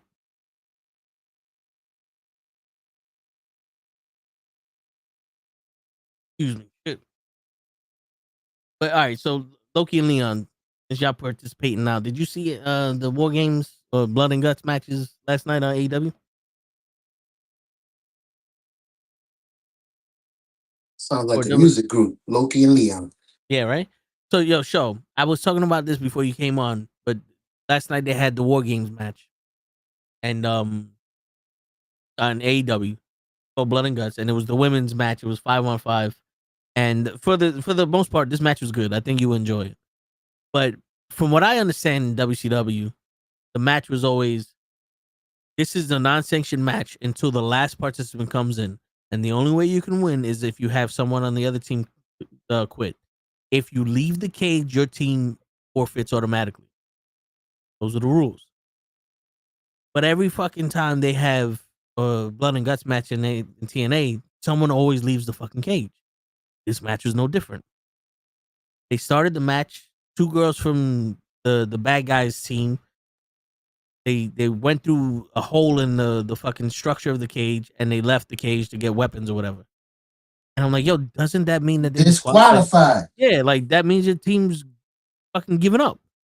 But no, they got weapons, and everybody in the ring now is bleeding. There's glass all over the place. There's tables. There's this. They have a pool cue. Mercedes handed her 12 belts out to people so they could hit the other team with the belts. And my belts. yeah, so yeah, it's like that ass. So the end of the match, Statlander has Mercedes Moné on her shoulders. She's climbing up the side of the cage, and she falls off the side of the cage, maybe like 8 feet up in the air, and they fall through a table. They're both done. They go back in the cage. You see Willow is on the top rope with Megan Bayne, and she suplexes Megan Bayne in between both of the rings. So the hardest part of the ring, the apron, she suplexes Megan Bayne onto the middle of both of them. Willow rolls into the ring that no one's using. Megan Bayne stays there. The Asian chick that's with Tony, that's why I'm telling you. Megan, the Asian chick that's with Tony Storm grabs Megan Bayne and puts her in a figure 4. Now at this point, you can win the match if somebody quits. Megan Bayne is, in pain, whatever. The Shafir, the MMA girl that's with Moxley, she has bare feet. Like she took her shoes off. She literally took her shoes and socks off during the match, and she stepped in glass and then kicked the girl in the chest. I don't know why that would make sense, because it just seems like if the glass is in your foot and then you kick somebody in the chest, it's going to go deeper into your foot. It's not like, that's not how glass transfers. Anyway, so the girl got rid of she let go of the hole. Tony Storm comes out, and the rest of the team grabs Tony Storm, and they're starting beating up Tony Storm, but they're holding Tony Storm. Now this Asian girl gets grabbed by Marina Shafir. Megan Bayne stands up like nothing happened to her, picks up the TNT title, and starts whipping the Asian girl with the belt. Like, not like whipping her like with a regular belt. She's like, if it was a sledgehammer, but she's using that on her with the belt. And Tony Storm is witnessing it. Tony Storm quits because she doesn't want to see this girl go through that. Now, me explain this to you before I go any further. Do you have any comment? I do, but it's not gonna be the comment you think I'm gonna have, because usually I would say, damn, that's terrible selling by the person that just got slammed on the floor and just gets up. But John Cena got hit with a fucking fork splash and rolled into it like nothing happened. So, well, that's my issue. Because Willow, the girl who hit her with the suplex, is still out. She's still out. What your issue is. I can see it. You know what I'm saying? So I'm like, what happened here? So I'm like, okay. And then she has a kendo stick with barbed wire somewhere in the ring. She has a chair next to her. She has a trash can lid next to her. She has a broken pool cue. She has a bucket. She has broken ice, and she picks up the belt and starts hitting her with the belt really softly. And I'm like, okay, if that was the only thing you can pick up at the moment, that's fine. But why isn't this MMA fucking fighter putting this girl in a fucking submission hole where she can die, so that way it makes it seem like she's in real danger? At run number 2. That's where I'm like, all right, what happened here? Now, I fell asleep during the men's match. So you can't even see the bullshit that happened in there. All I know is that that shit turned into an anywhere pinfall match, apparently. Like, that motherfuckers treated the cage like it was an option. And then I see Moxie picked up the same weapons that they had in the women's match and they put to the side and put that back in the ring. And I'm like, yo, bro, I get it, but why would you even copy what the women did? Like, you're supposed to be this is what I don't understand. AEW to me seems like it's a bunch of people going, look at me, I'm tough. So they should have been called Battle of the Tough Guys. But why do you need weapons in every single match? This match was supposed to be 5-on-5 or 4-on-4. We're going to fuck each other up until someone quits. Not, we're going to have a death match. Because what's the point of the cage now? What's the point of the 2 rings? Well, like, what's the point of all this shit? Like, this is the war to settle the score. The 4 horsemen of the NWO is wrestling WCW, and one faction versus another faction, and we're gonna settle this shit man to man. I get WWE puts the weapons in the ring also now, and it's usually like a table and chairs, but also I'm sitting here going, why do you need to kill everybody? Like, at least the WWE, they come in and they pick a weapon, they throw it in the ring for an advantage. This one, it seems like we're in the ring. There's nothing else we can do. Let's go outside and get a table. You're not supposed to leave the fucking cage. And then people are on top of the cage. Like, is this a Hell in a Cell match or is this a fucking blood and guts match? And yo, dude, I got to the point where, and I'm gonna let you speak because I saw you unmute yourself, but I got to the point where Darby Allin just feels like, listen, guys, I don't care what you do, as long as someone tries to kill me, I'm getting this match. As long as I could jump over something. As long as I can almost die, I'm happy. Yeah. Okay, so what was you gonna say? No, I was just agreeing with what you're saying. Like, it doesn't make sense. And then you wonder why we're not interested in anything you do. But at the same time, even if it did make sense, your storytelling isn't great enough for us to even care. Well, yeah, your story, there is no storyline.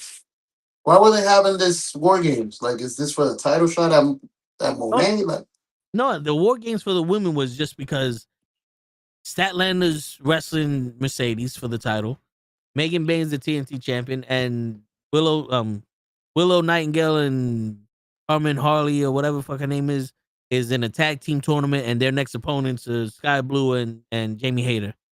Like, literally, it was like, oh, these girls are all fighting each other, so why not team up? I mean, at least there's a story. It's not a good one.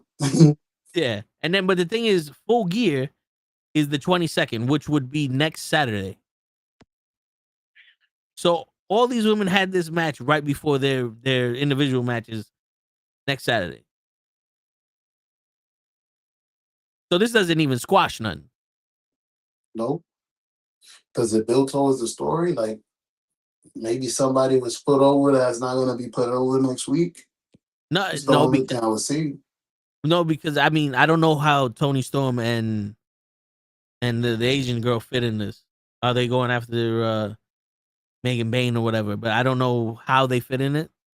So I don't know how this moves the story.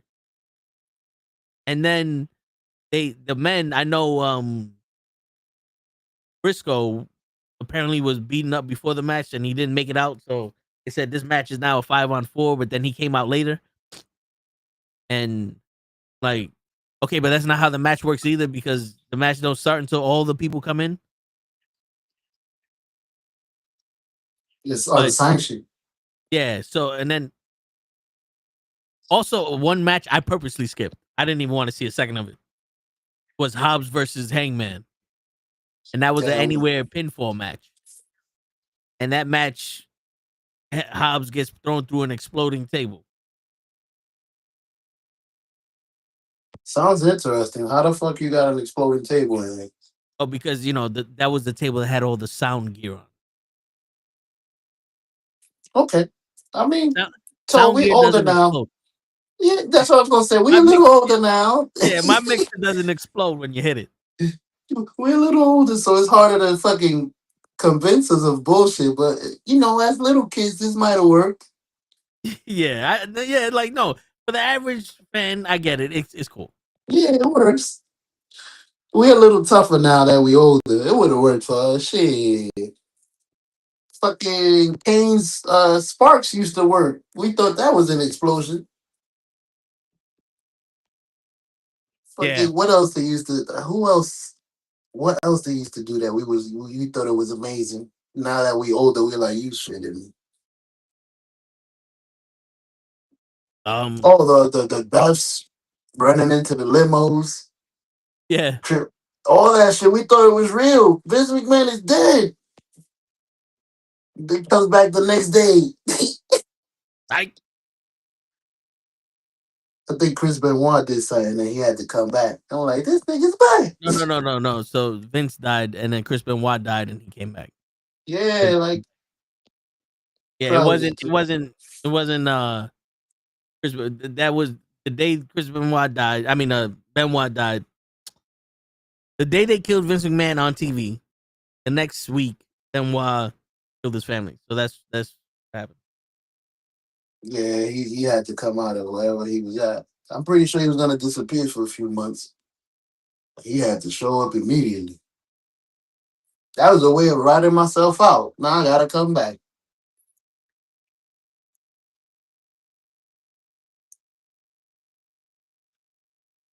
Trust me, we believe worse than an exploding table with equipment.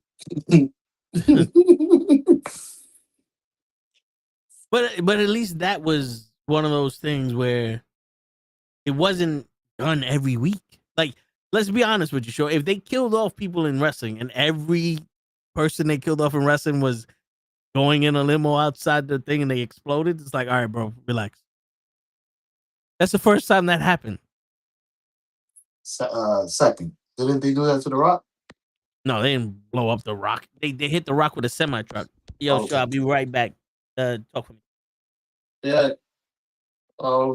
Good. I get to say what I wanted to say because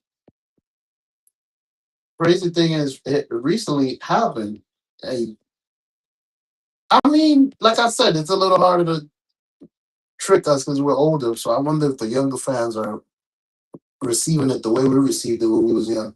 Because it just happened recently when they shot remember when they shot Chad Gable in the head? Who I think it was the Wyatt Six, the Wyatt family. He had the bullet wound in the head. The next day he came back, he had the hole in the forehead. That was hilarious to me. So it's been happening recently as well. We just don't know how kids are receiving it because my kids, my sons, like I wish, you know what? I think I'm gonna start watching wrestling with my kids so I can interpret how they're reacting to it. And then I could be able to tell you guys, okay, my kids received it this way. Like they really believed Chad Gable was dead. So it worked. I mean, I'm an adult. I know he's fine. I mean, it's a show. They're not gonna shoot him in the head on national TV, but are they getting the desired effect that they're trying to get? Because it's not for us. Now I recognize it that back then when they was blowing up Kane and all that, they was making noise. It wasn't for the adults. It was for us.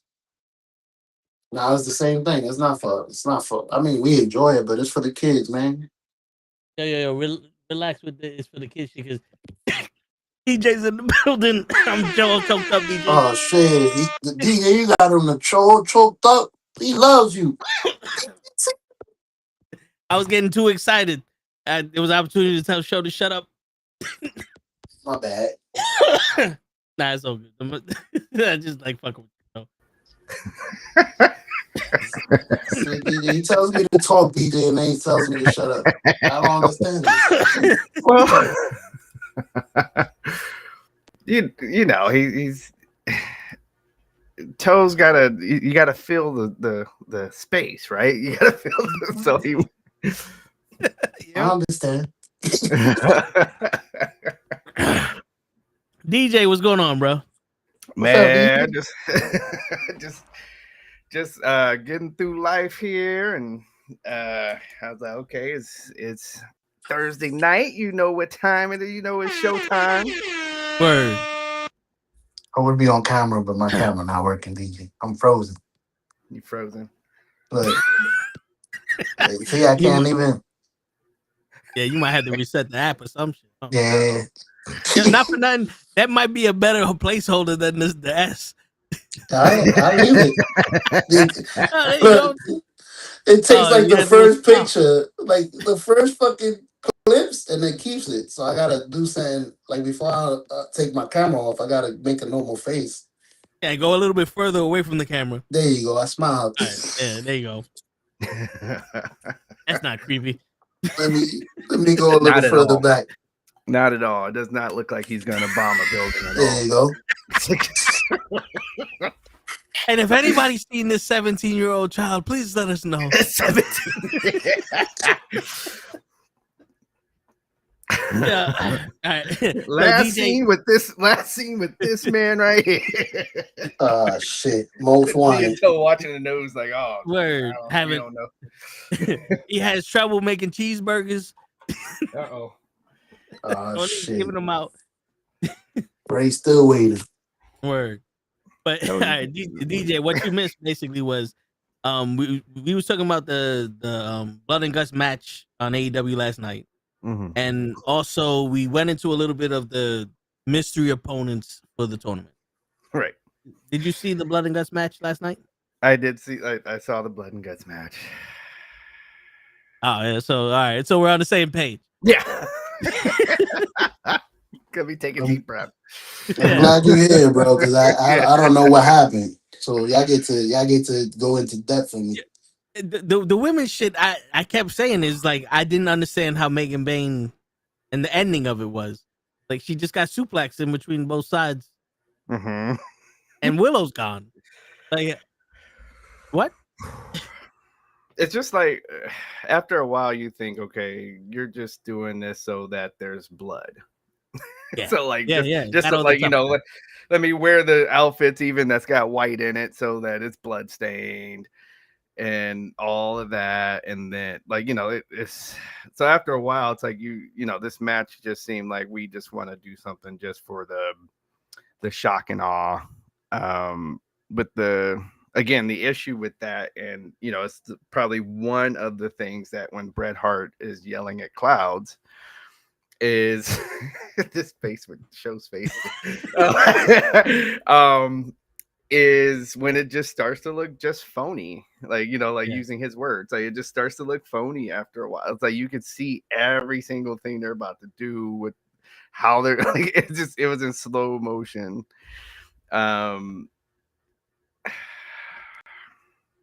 Yeah. So yeah.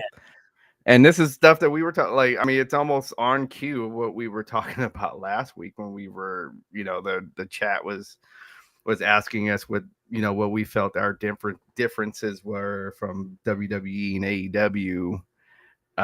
This was a good example of what we were talking about. So, someone in WWE hears what the plan is and asks the question, how does that make sense? Mm-hmm. No one in AEW asked that. Because am I not mistaken that the rules of the Blood and Guts match was if you left the cage, your team forfeits? Right. Why was everybody out of the cage in both matches? I can't answer that. Like I was saying, like this seems like this wrestling organization is, let me show you how tough I am. It should have been named All Elite Tough Guys. Why don't they use that rule to their advantage? Like have somebody go to the top rope, beat somebody on the top of the ring, and then he falls off the ring. and then he loses. This is how I won the match. I kicked him off the ring.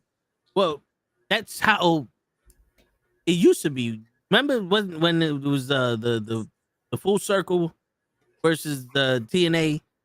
Didn't they go up on the top of the cage in the beginning of the fucking match? Yeah, I They think didn't so. leave the cage. And then it was like, well, you couldn't leave the cage to help him out because he's already about to get thrown off. Like, no, don't throw him on the padding.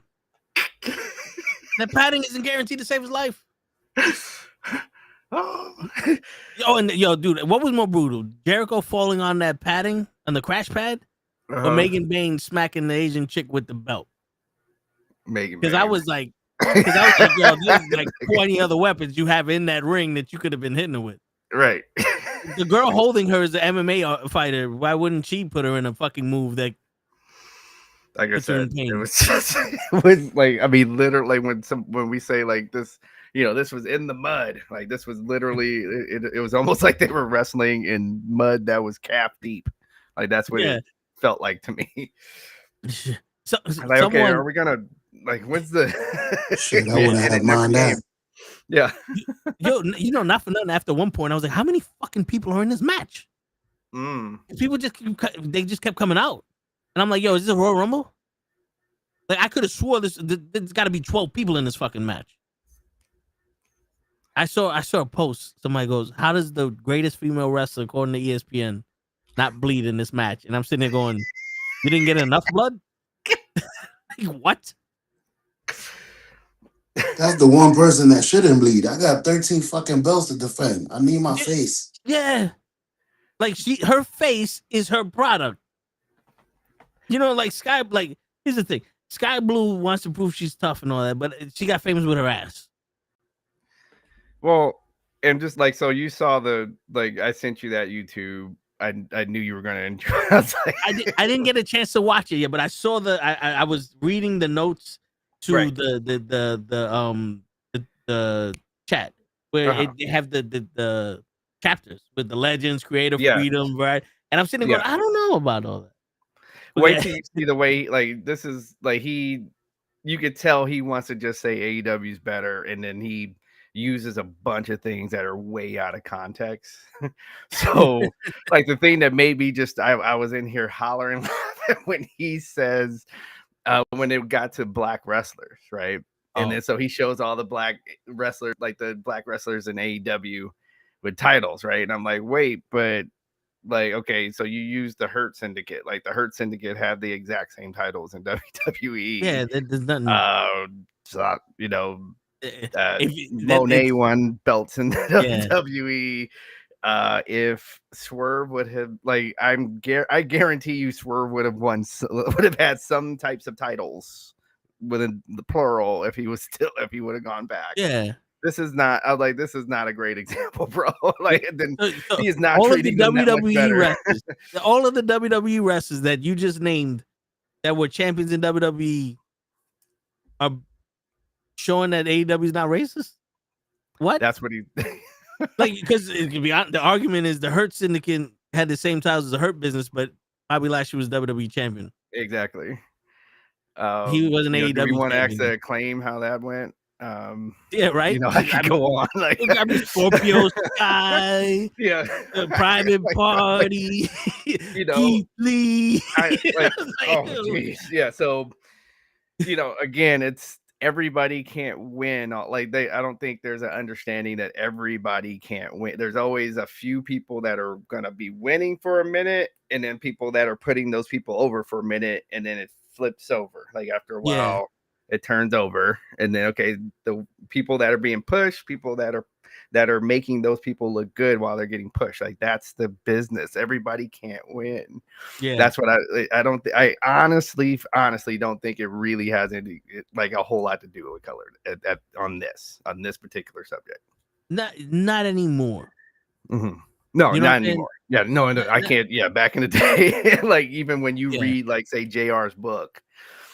He even talks about it. So yeah, no, back in the day, I get it. Like there was, it was bad. But Now I think it's just, hey, everybody's gonna get a turn. Like, I think if Big E didn't break his neck again, I think he was getting. I think he was gonna get another world title. And not for nothing.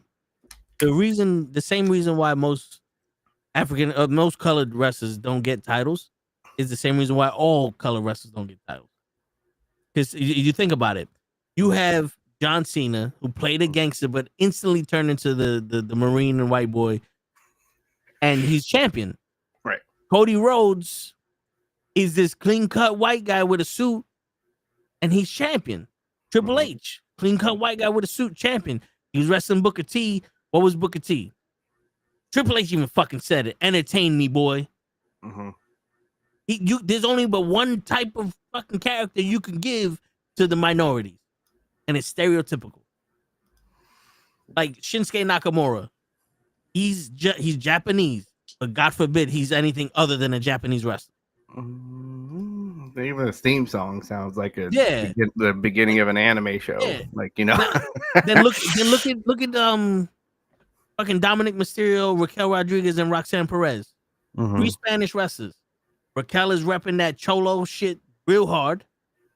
Dominic is thinking that he's a gangster when because he was in jail. Roxanne is just playing that crazy Latina, right? But you can't tell me any other white woman is doing the whole, besides Chelsea Greenway. She was doing the Karen bit for a little while, but every other white woman is just existing. I could give you a black wrestler they gave a great run to. They didn't use it as a stereotype either. Oh. The Rock. Okay, so I knew you was gonna say The Rock, but the thing with The Rock is he's more Samoan on screen than he is African American. But also, he's the one that was in that stereotypical group that was the exception to that rule. Because think about it, in real life, you have a bunch of Nation of Domination members, right? You have all those people talking all that shit. And then you got people like DJ and us going, I mean, we just humans. You know what I'm saying? Like I'm not trying to start a fucking war out here. I just want to live. Can I breathe? Can we all coexist? I want a burger too, motherfucker. You know what I'm saying? Right. And The Rock was that guy going, I don't give a shit about your agenda, Farouk. I'm trying to make it in this business. And I've made it big enough that I don't need y'all niggas no more. So peace. When he was black, he was the Nation Domination, and he was the guy. I'm Justin Timberlake.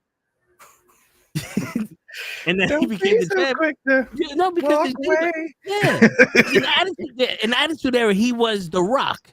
But then when he started becoming more popularized and in the public eye and all that other shit, he's more Samoan now. I was going to ask you that. Why was he more Samoan when we knew his father was a wrestler that was black? Because you ever notice his name was Rocky Maivia. His father's first name was Rocky. Well, his father's name is Rocky Johnson. His grandfather is High Chief Peter Maivia, the Samoan. The Maivia name was the most important out of Rocky Maivia. Then they called him The Rock. They didn't call him Rocky. They called him The Rock. So not only did he get away from his father, but he also got away from the Samoan shit there. But when he became more popular, he leaned toward the Samoan thing. You don't really hear him talk about his black culture too much. Not at all. That's when his mother started popping up in the crowd and shit. Yeah, his tattoos. He covered up the fucking Brahma bullshit with that big ass thing, but he had even more tribal shit. Like, in all honesty, how many people, like Kofi Kingston, even when he was when he got introduced, he was Jamaican. And then it was like, okay, this ain't working. So he's now from Africa, but he was just representing Jamaica because he liked the culture, whatever. They made that stupid excuse. But when he won the title, he went to Africa and like, yo, look, I'm your representative of the World Heavyweight Champion. And the only reason you see that is if you follow Kofi on social media. They didn't say that shit on WWE. WWE recorded it. But they didn't say it on WWE. They didn't celebrate him as the first African, fucking West Ghani African champion or whatever. When Big E became champion and Bobby Lashley became champion, the conversation was, see, we're not racist. But everybody lost to Brock Lesnar. That's a... Can we get one?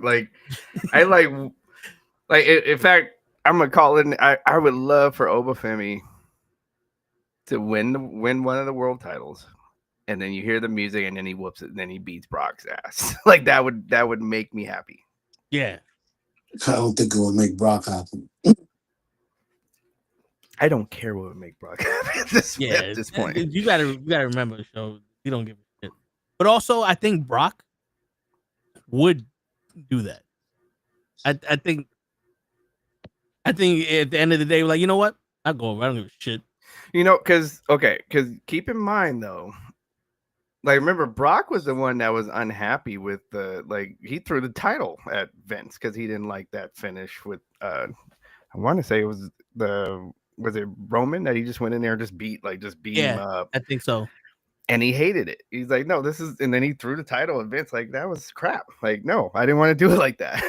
So I think if you gave him the scenario, look, okay, this guy is basically you. Okay. And you got to come in and beat the Rock, Rock in his prime for the world title.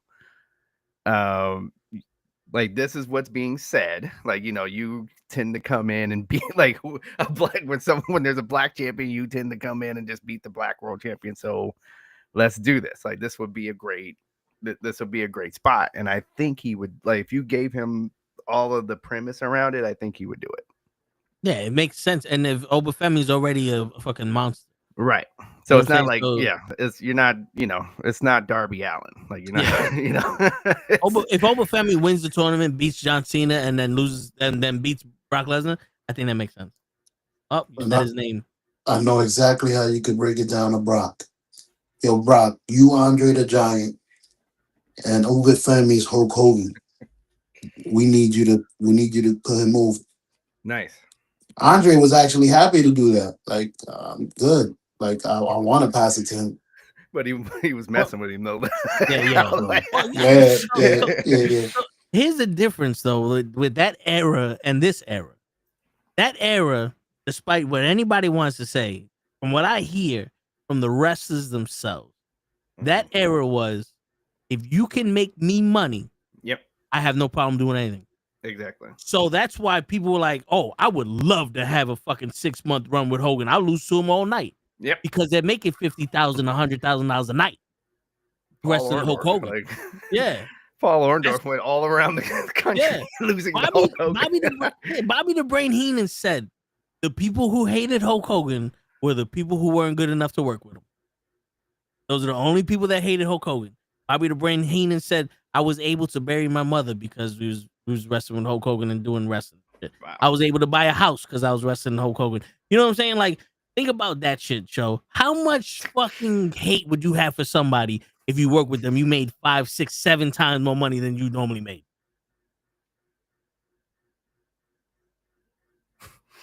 Not much. Shit. I actually love this guy. I love to hate this nigga. See, that's something that people like, that's not gonna work for me, brother. That's what people forget. They forget that the business part of it. The golden era. Yeah. Because there's something in this wrestling business that sometimes it's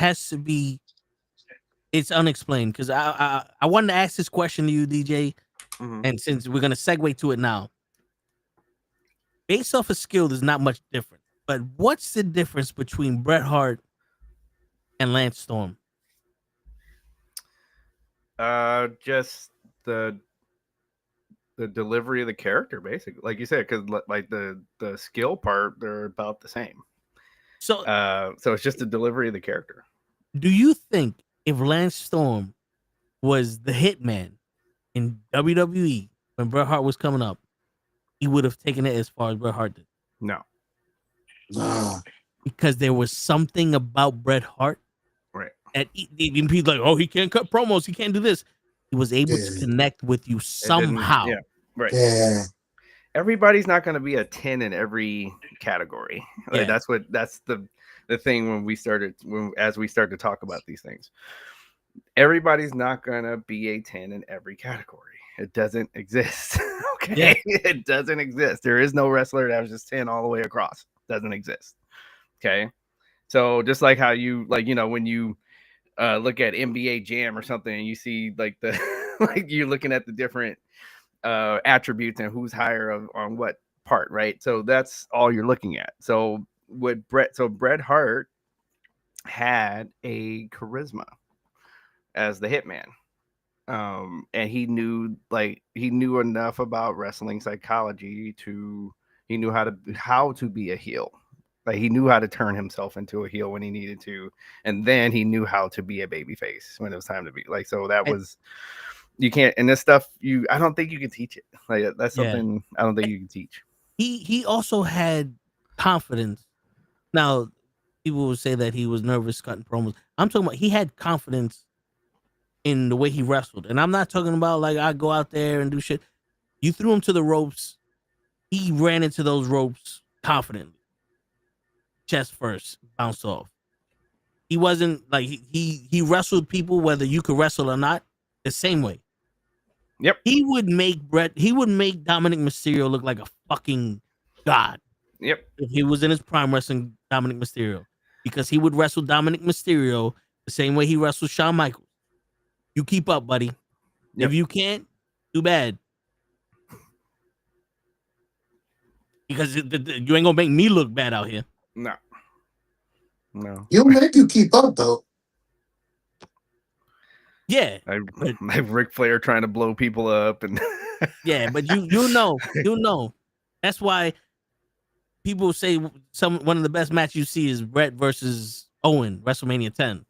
That match opened the show with Shawn Michaels and Razor Ramon in a ladder match. Right. You know what I'm saying? Like that was a simple match, but those guys went. You know what I'm saying? Bro, that's the match they've been having all their life, bro. That's what I'm saying. But British Bulldog and Bret Hart, SummerSlam.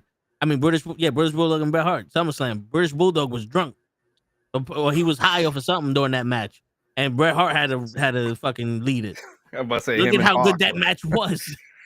Yeah, him and Hawk were gone. Like and nowadays, when you go look at them now, like I just recently watched that show, and yeah, their eyes are all glassy. It's like, oh my, what is going on here? And then when you watch what Hawk is, they couldn't even do the devastation device. Like they had to finish it some other way because Hawk couldn't do the devastation device.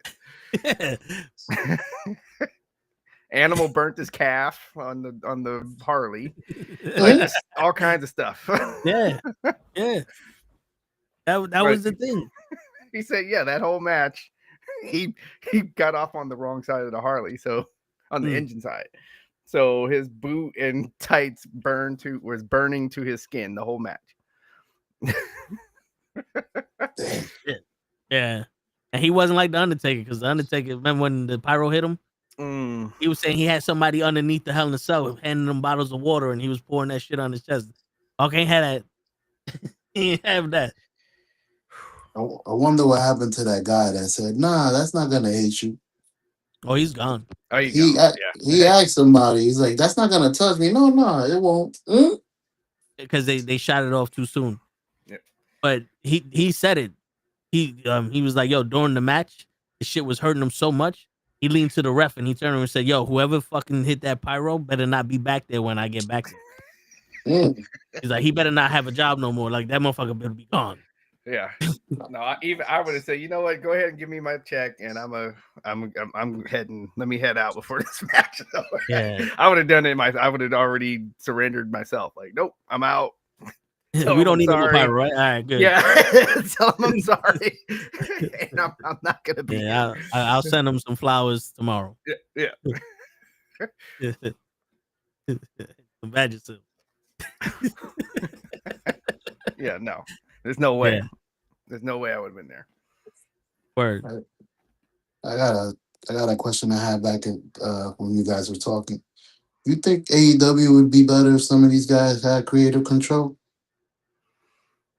Well, Everybody according to the had video, creative they control. have more creative control than AEW than WWE. They're letting them do whatever. Like that's the thing. We're seeing these are all their ideas. This is what they were hollering about. Oh, they don't let me do what I want to do. Okay, there you go. Like so, here's the sandboxes letting them do whatever.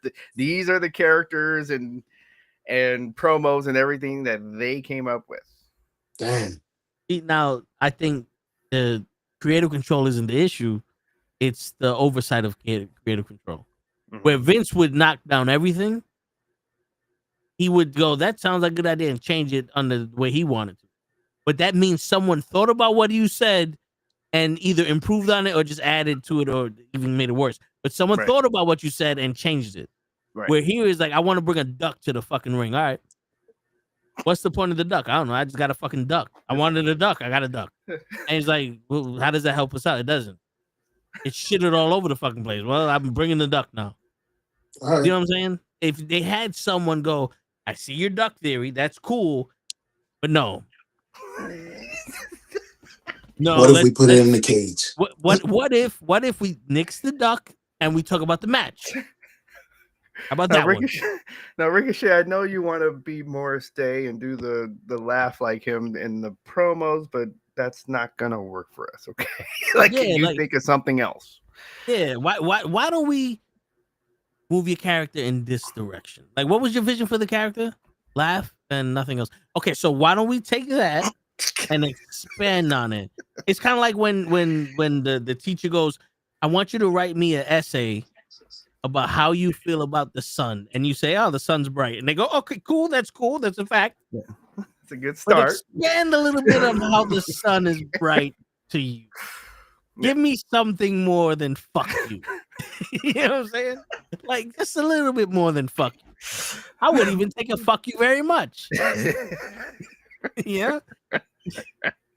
Tell Like you that- you would have been Yeah. a great teacher. You know what I'm saying? Like, I think so. I think I could teach.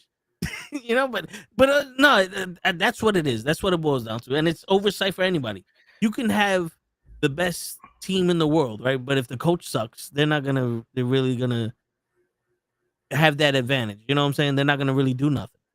But like these wrestlers in there, and listen, I'm gonna say this to you: these wrestlers are some of the best wrestlers that they have around the world.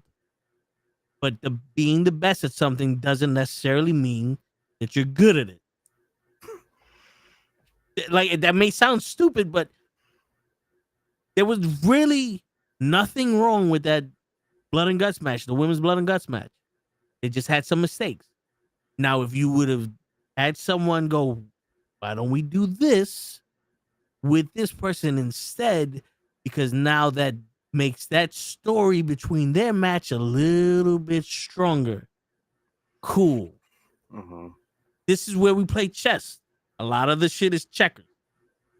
A lot of the creative control goes to what are we doing right now, and not what are we doing later. Like Heyman Adam Page had a fucking anywhere death match falls match with Hobbs. I didn't watch it. I just saw Hobbs go through the exploding table, and I said, okay, good. At least they didn't kill Superman. If I want to watch the superhero shit, at least they didn't kill Superman yet. And then he's supposed to wrestle Samoa Joe. And I'm like, okay, so how does this help the story? Because next Saturday is when the pay-per-view is. Wow. So this just hurts Hangman even more, doesn't it? How does that help? If the purpose was to get rid of Hobbs, cool. But you could have did that some other way.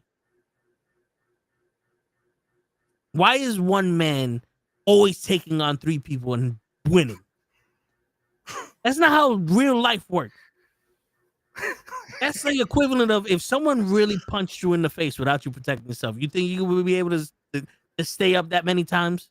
You don't think they would have knocked you out by then? Like, how many times this motherfucker got to wrestle? Yeah, like how many times this motherfucker got to wrestle 4 people at a time?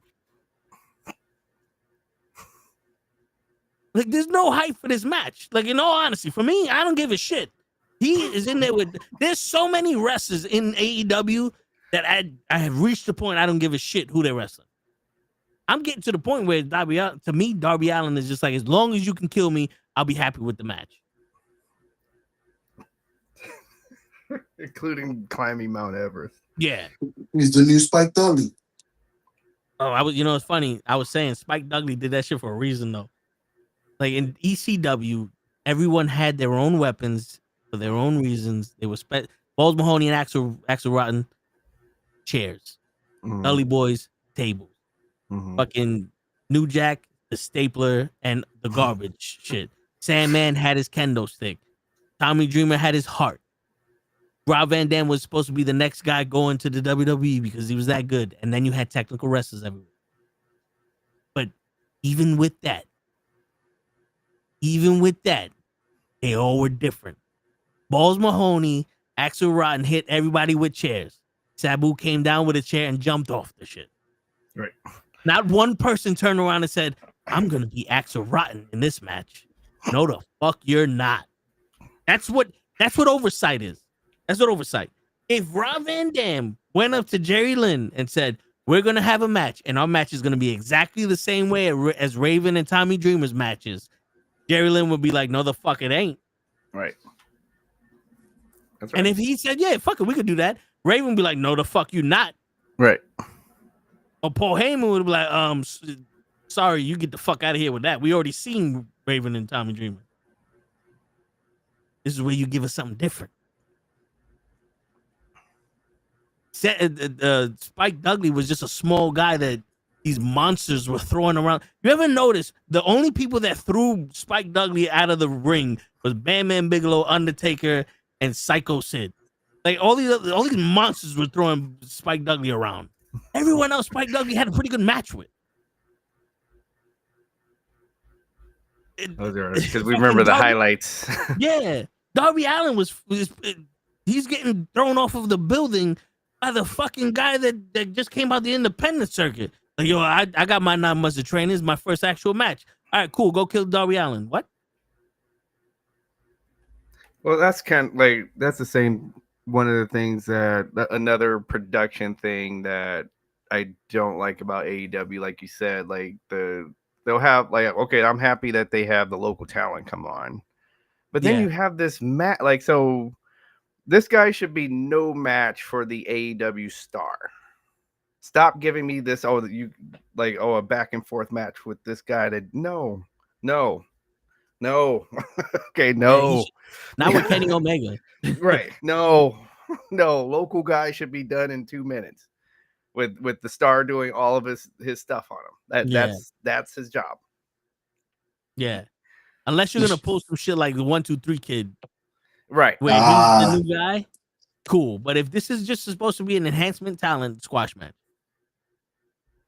I remember when people wanted me to be like, I'll never forget like the first couple of weeks of AEW and we're supposed to be excited about Pineapple Pete. And I'm like, we're never going to see that guy again. Why am I getting excited about him? They're never going to put him on again. Yeah.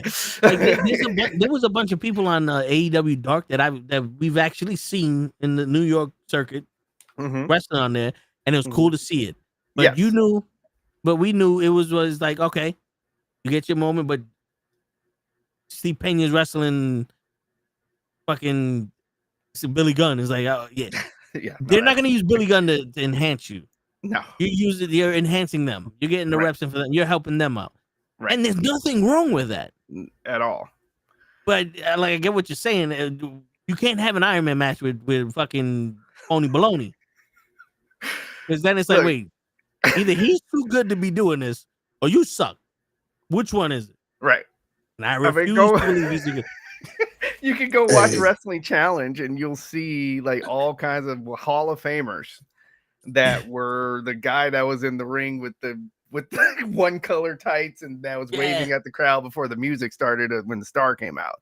A bunch of Hall of Famers like Mick Foley, both Hardy Boys, like all kinds of people. You were the guy that went in there to get beat up. Like that's part of it. That's part of it. And if you were good at getting your ass beat up, then you could turn into fucking Mikey Whipwreck. Yes. Because Mikey Whipwreck would just get his ass kicked by everybody, and then eventually he started hitting back, and they're like, "Oh shit, he got offense." Well, that was almost the gimmick that he was getting. Yeah. It was like the Brooklyn Brawler never being able to win a match. Yeah. I would never forget it though. Gilbert actually speared Triple H. He bounced off of China, but he speared Triple H.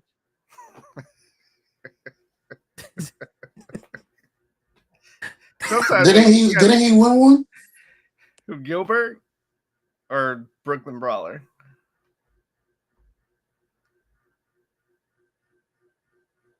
You malfunctioned. Actually, I did. I just dropped water all over the fucking place. Anyways, Gilbert, my phone fell, ricocheted, clunk. Damn, it's like you can see. Because in my head it was like, you asked me a question. I was I bad. think Gilbert might even won the then light heavyweight championship, right? Yeah. Yep. He won the championship. No, it was the Brawler that couldn't get one. Yeah. But the Brawler knew his job, though. That was part of his job. So much that we started to like him. There was some of those, like Mike Schreck with the little leather thing on his forearm, and I was like, "Go ahead, Mike. Yeah, do something. Let's see. You still alive after what happened last night?" Special Delivery Jones. He'd be smiling, point at the camera, then the music would hit, and I was like, "Oh, SD." I'm sorry, bro.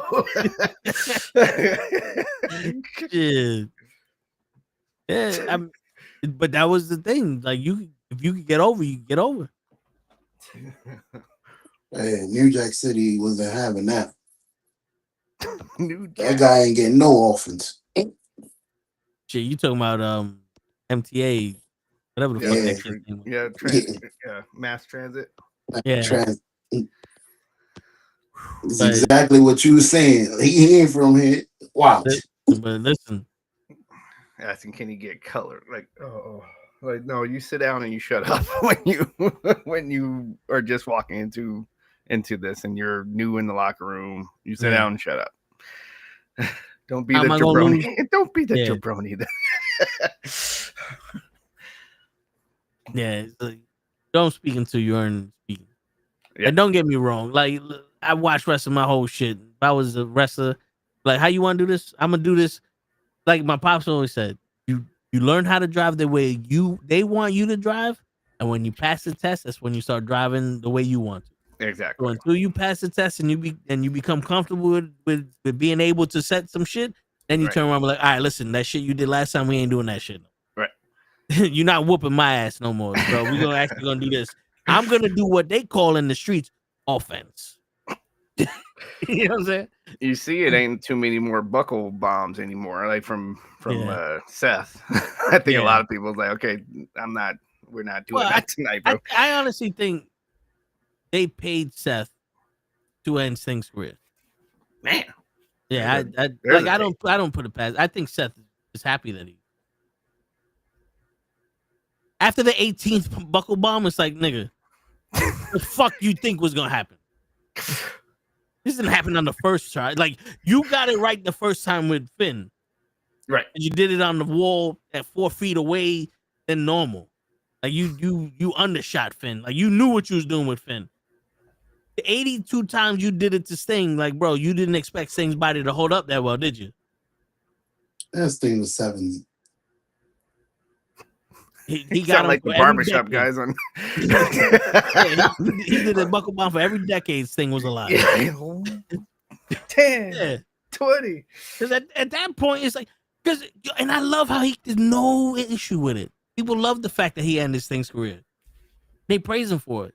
But let Nia Jax fucking accidentally hit somebody. It's over. Oh, God. He should go to jail. Even, like, I'll never forget, like, I'm not even a Twitter fan, but I saw there was this one night Asuka was on going back and forth with fans. Like, you do realize that, like, all of us have hurt somebody. Like, that's okay. You probably didn't notice it, but we've all hurt some. I've kicked people in the face and they were really hurt, but and she even said what's her name wasn't even that hurt. Like, the her partner. Are we saying? Yeah, she's like, she didn't even get hurt that bad. Like, like you guys are way over. Like, again, you guys don't know any. Like, basically, you're all marks, and you don't know. Yeah. You really don't know. Like, she really wasn't that hurt. Becky really didn't care that she got hit in the face. Like, that's Yeah. You guys are taking it way overboard because, and again, it's because she's a big. It's like you said. It's the sight of it. It's a big woman. You know, her fist is probably like, I'm sure is as big as ours, blasting some girl in the face, and now you know, I'm like, wait, aren't you watching wrestling? Aren't you the people that Moxie could bleed from getting thrown to the ropes. Oh, Becky Lynch is too much, right? It's like, what? All right, you know, sticking pasta in his face, and that's all right. Like, so. Yeah, no, the Nia Jax hate should be studied. No, seriously. And you know, if people really know anything, it's like Nia Jax is not a martial artist. There's sometimes you're gonna throw that punch a little bit too hard. Like it's called being heavy-handed for a reason. Like there's people that just throw their hand with no any power and it still hurts you. Right. You know what I'm saying? So like shit happens. Now Ronda Rousey punches Becky in the face and knocks her the fuck out. I was like, yo, what the fuck? Because she knows what, like, you. Yeah, like you know what the fuck you doing. You train to knock people out. Go look at Muhammad Ali take a swing at Roddy Piper at the first WrestleMania. Oh yeah. And then it looked like, so everybody in the back was like, Roddy, did he tag you? He's like, no, it felt like this by the time his fist got there and it just went boop. Yeah. Even though he threw it like with all this velocity and then at the end, boop. So they know, like you have that kind of control of your body. That is not what Nia Jax is. Okay. Like you're saying, it just should be. I think I think there are just certain people just choose. Like, I'm gonna choose to pick on this person. Yeah, and that's all it is. So Floyd broke his nose on purpose, you think? Yes, absolutely. Yeah, Floyd even said it. I think Big Show was like, if I'm not mistaken, if I'm not mistaken, Floyd Mayweather thought he said to hit him for real. He didn't. From what I understand from Floyd Mayweather, they said do not fake that shit. Mm-hmm. And he went out there and really hit the Big Show with all of those shots. I just want every single one of those shots. He and the Big Show was pissed off because he broke his nose. I think he underestimated. Is what I think happened. Yeah. Like, I think he was just mad at this person half his size. I mean, listen, hit that hard. A regular person, 125 pounds, hitting the Big Show ain't gonna do nothing. Right. That's Floyd Mayweather. That's a professional boxer. Professional boxer. He knows how to throw a punch and put his weight behind it. You know, it's like, no, I've seen, like, I like to go out and watch boxing and stuff and at sports bars, and I hear guys like we're watching the flyweights or something. Oh, I would like, you got some guy drinking 8 beers. Oh, I'd get in there and they wouldn't be able to do nothing. I was like, no, dude, both of these guys will whoop your ass. Yeah. Both of them. Oh yeah, they both whoop you. Both of them. While they're like they'll be dancing around. Yeah. With music, like, it'd be practice. Yeah, it'd be practice. They'll be word. Dude, no. Yeah. They'll be so fast. You'll wake up the next morning like, yo, when's the fight starting? Yeah, like, wasn't I supposed to fight somebody? Why am I bleeding? Wait, I've literally seen that happen before. Where somebody got like, so me and my dad we were going to a basketball game with one of his coworkers, and this little guy, like, cut right, like, he's just excited, like, cut in front of us to get his ticket scanned, and then went in, right, and then the coworker, hey, what was all that, da da da, and he's like, oh, and the guy apologized. He's like, hey, oh, I'm sorry, I was just excited about getting to. No, that's disrespect, da da da da da. And me and my dad are like, hey, let it go. He wouldn't let it go, right? So it got to the point where he's like, now he's ready to go. He's ready. And the little guy says, look, I don't want to hurt you. And then me and my dad looked at each other as like, I think he should stop. Like, cause that was a flag for me. Yeah. Yeah, he sounded confident. Yeah. Like, there's hold on, wait. Yeah. There's an unrealistic Yeah. confidence coming from homeboy here. I'm up. And very like it wasn't like a braggadocious. I don't want to hurt you. It was like, sir, I don't want to hurt you. No, for real. Like I really don't. Yeah. Right. So, and then so he came forward, and this little man jumped up and kicked him in the face. Right. and then he looked, and then the coworker looked at me and my dad and said, "Hey, did he hit me with a foot or a hand?" I said, and then my dad said, "You need to quit right now. You need to quit right now. If you don't know what hit you, you need to quit." Yeah. And then he turned to the guy and said, "I'm gonna buy you a beer." And so that was the good choice. And I never seen no shit like that before. No, I hear you. That's some real shit. See, that's the reason. That's the reason why most of the time I'm trying not to fight people. Because if homeboy would have kicked me in the face like that, I've been like, hand a foot. You need to stop. No. You ain't gonna do it again. Come on. Now I'm gonna work. Now let's go, man. You done kick me and he don't even want to tell me what you hit me with. Now you pissed me off. Now I'm gonna fuck you up. You don't even know what it was. You just pissed me off. Now I'm really mad. Cause you done kicked me with some shit I ain't see. Oh man. Now you done fucked up, sir. Sir. You want to hit me with some shit I can't see? You want me that fast? Now I'm gonna fuck you up. Do that shit again. Yeah, I dare you. Oh man. Nah, motherfucker, hold up. One more time. Do that shit in slow motion so I could know what it was. In slow motion. Let me take some. Pretend like me on The Last Dragon. Yeah, word. Like throw a punch right now. I'm about to catch it. Like go like that. Yeah, I'm see what you're going now. Hold up. Yeah. Come on this side. Shit. Steven Seagal. Oh my god. Oh man. Yeah, it's funny. Lay was watching a countdown with some of the greatest action stars, and they're like Steven Seagal, and I started laughing. And what number? What number? He was the first. He was the first one on the list that they mentioned. So he was like number 10. I don't even think he should not be on the list. Listen, man, y'all hating, bro. When we was little, Steven Seagal was nice with it. When we didn't know, when we was young, no, yo, my mom hated Steven Seagal because what I didn't know until I saw the documentary. But he had a wife in Japan that he abused. And then he came to America and had another wife while he had a wife in Japan. And my mom hated him. Like the way he treated his wife and shit, and the way he treated women, she hated him. Type of man he was. I got you. One of my uncles is he was a kickboxer. He had a couple of professional fights. So after the things that he taught us, like even as a kid, like I thought those movies were funny. Yeah. I was like, that's not. I'd be like, that's not what would happen. Like, what are you swatting flies? Dude got a gun. Like everybody got guns, and nobody can shoot him. Word, yeah. And it's always the same fucking moves that got the thing. Like my uncle, he took martial arts, and there was a guy named Frank Ryan. This was before the UFC, but he was considered the world's most dangerous man. My uncle took martial arts under him. Now, the way that Frank Ryan ran his class was he had 100 people day one, he had 20 people day two, and he was surprised somebody showed up day three. Like that's about 5 people. Yeah, that's how hard. That's how hard he trained people. Because his mindset was, half of y'all motherfuckers only want to be here because of the movies, so I'm gonna take your money and make you quit. And my uncle was like, "Nah, nigga, you got my money already. I'm not quitting." Yeah, I'm not quitting.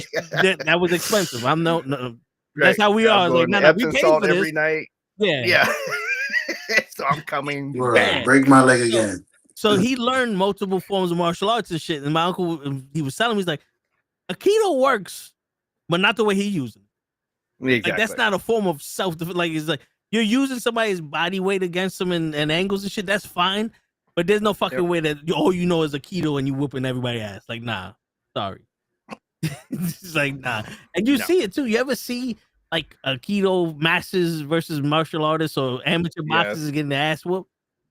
Yes. And I was like, because they never do the, tap on the shoulder. Get me, come, throw punch in my shoulder. You know, like because I think Aikido, you have to tell somebody where to attack you in order for it to work. And that's how the Seagal does it. That's how Seagal does it anyway. Yeah. I've never seen a I think that's- keto in MMA. Because you can use small You joint won't. manipulation in MMA. And Aikido is pretty much like wrists and finger and all that shit manipulate. It uses your opponent's force against you. But like I said, that's a technique in some other form of martial arts is leverage.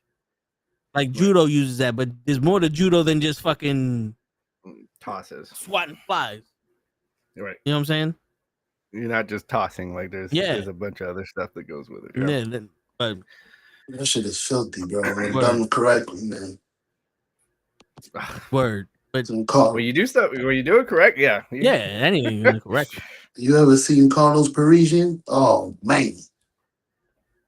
He was the first guy I ever seen flip somebody right on his head like a feather. Pew! I was like, what the fuck he just did? Oh yeah, I mean shit, that's bro, that's You guys see Smashing Machine yet? Yeah, I saw it. What you think? It was good. But it's a period piece. It's literally 3 years of this dude's life. I'm about to say like because it's a A24 movie, so they always have weird endings. I don't know why they just don't know how to end a movie. Yeah. And I think there was so much more to tell. Yeah. Like you're saying, Toe. Like I was like, I thought there was more. I thought we were gonna. I was like, I was ready for the next tournament or something. Like there was more to tell. Even like especially if you know the story a little bit, it's like that wasn't the end for him. That wasn't the end. So it's like I think what they wanted was that conversation that he and his girlfriend had like before the last fight. I think that was supposed to be the peak of the movie. Like that was the main scene, and everything else is the denouement, the coming down from that. So that's what I think they were going with all these, because they're so artsy. Like, I think it's too bad people didn't go to the theater to see it. I think it did deserve to go get seen. Like it is for those of you that think The Rock just plays the same thing all the time, like I would challenge you to see this, because he's not just playing The Rock in this movie. No, yeah, he did an excellent job in it. So why are people hating? Well, because people just naturally hate. They just naturally hate. To be honest with you, who I think stole the movie? Bas Rutten. Yeah. Because Bas Rutten at one point started acting like he was in pain because he was like having shooting pain up his arm and all that. And I was like, either you're legitimately in pain right now and they recorded it, man, or you've had that pain so much that you know exactly what it's like and you reenacted it, because that's how real that shit looked. It scared me. Yeah, it scared me looking at it. Yeah, yeah. And The Rock played it what, like it's like I think he was legitimately scared. Yeah. He's like, this is old. I'm not using it. And Bas was like, I don't give a fuck if it's gonna take the pain away. I don't give a fuck. Right. And he's like, oh, no wonder you take this shit. Ooh. Yeah, when he was that show of pain, like I was scared. I was like, wait, is he having a heart? Like, I thought dude right here in the scene was having a heart attack. I was like, wait, is he having a heart attack right here in the scene? And they kept it. So he did his thing. That's good acting. Yeah. But yeah, I would definitely recommend that movie to people. Mm-hmm. No, it's recommended. And it not just for like, it's not an MMA movie where if you're a fan of MMA you watch it. This is more so, go watch The Rock's performance. The Rock's performance is very good in it. Yes. Because it kind of felt like we're watching his life and not watching a movie. You know what I'm saying? Like, it draws in like, oh, we're the spectators of what's happening in real life. You know? In fact, I would have like, and because what I did was, because there's a good like a YouTuber did like a really good documentary on Frank Mir. And so I watched that before going to the movie. And I kept forgetting that I was watching The Rock. I was like, wait, this that's The Rock up there, like, almost like when you watch Ray, like, Yeah. oh yeah, that's Jamie Foxx, so Yeah. so it's the same thing. Like, I was like, wait, this is The Rock.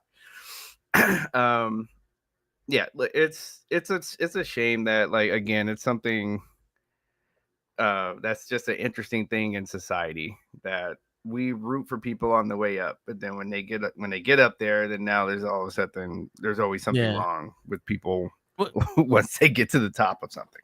Yeah, because what happens is when someone gets successful and they make it, it's now all of a sudden, oh, you turn your back on us. Wait, what? Yeah, and they're doing the same thing that they were Yeah, doing like- on the way up. Yeah, it's like, yeah, I get it. The Rock is somebody who talks a lot of shit. He said there's new power in DC, didn't happen, but that was to fucking get you to watch the movie. What was he supposed to say? It's Yeah, gonna be like- okay, guys. Yeah, like first off, like, you know who Charlie Kirk is? Mhm.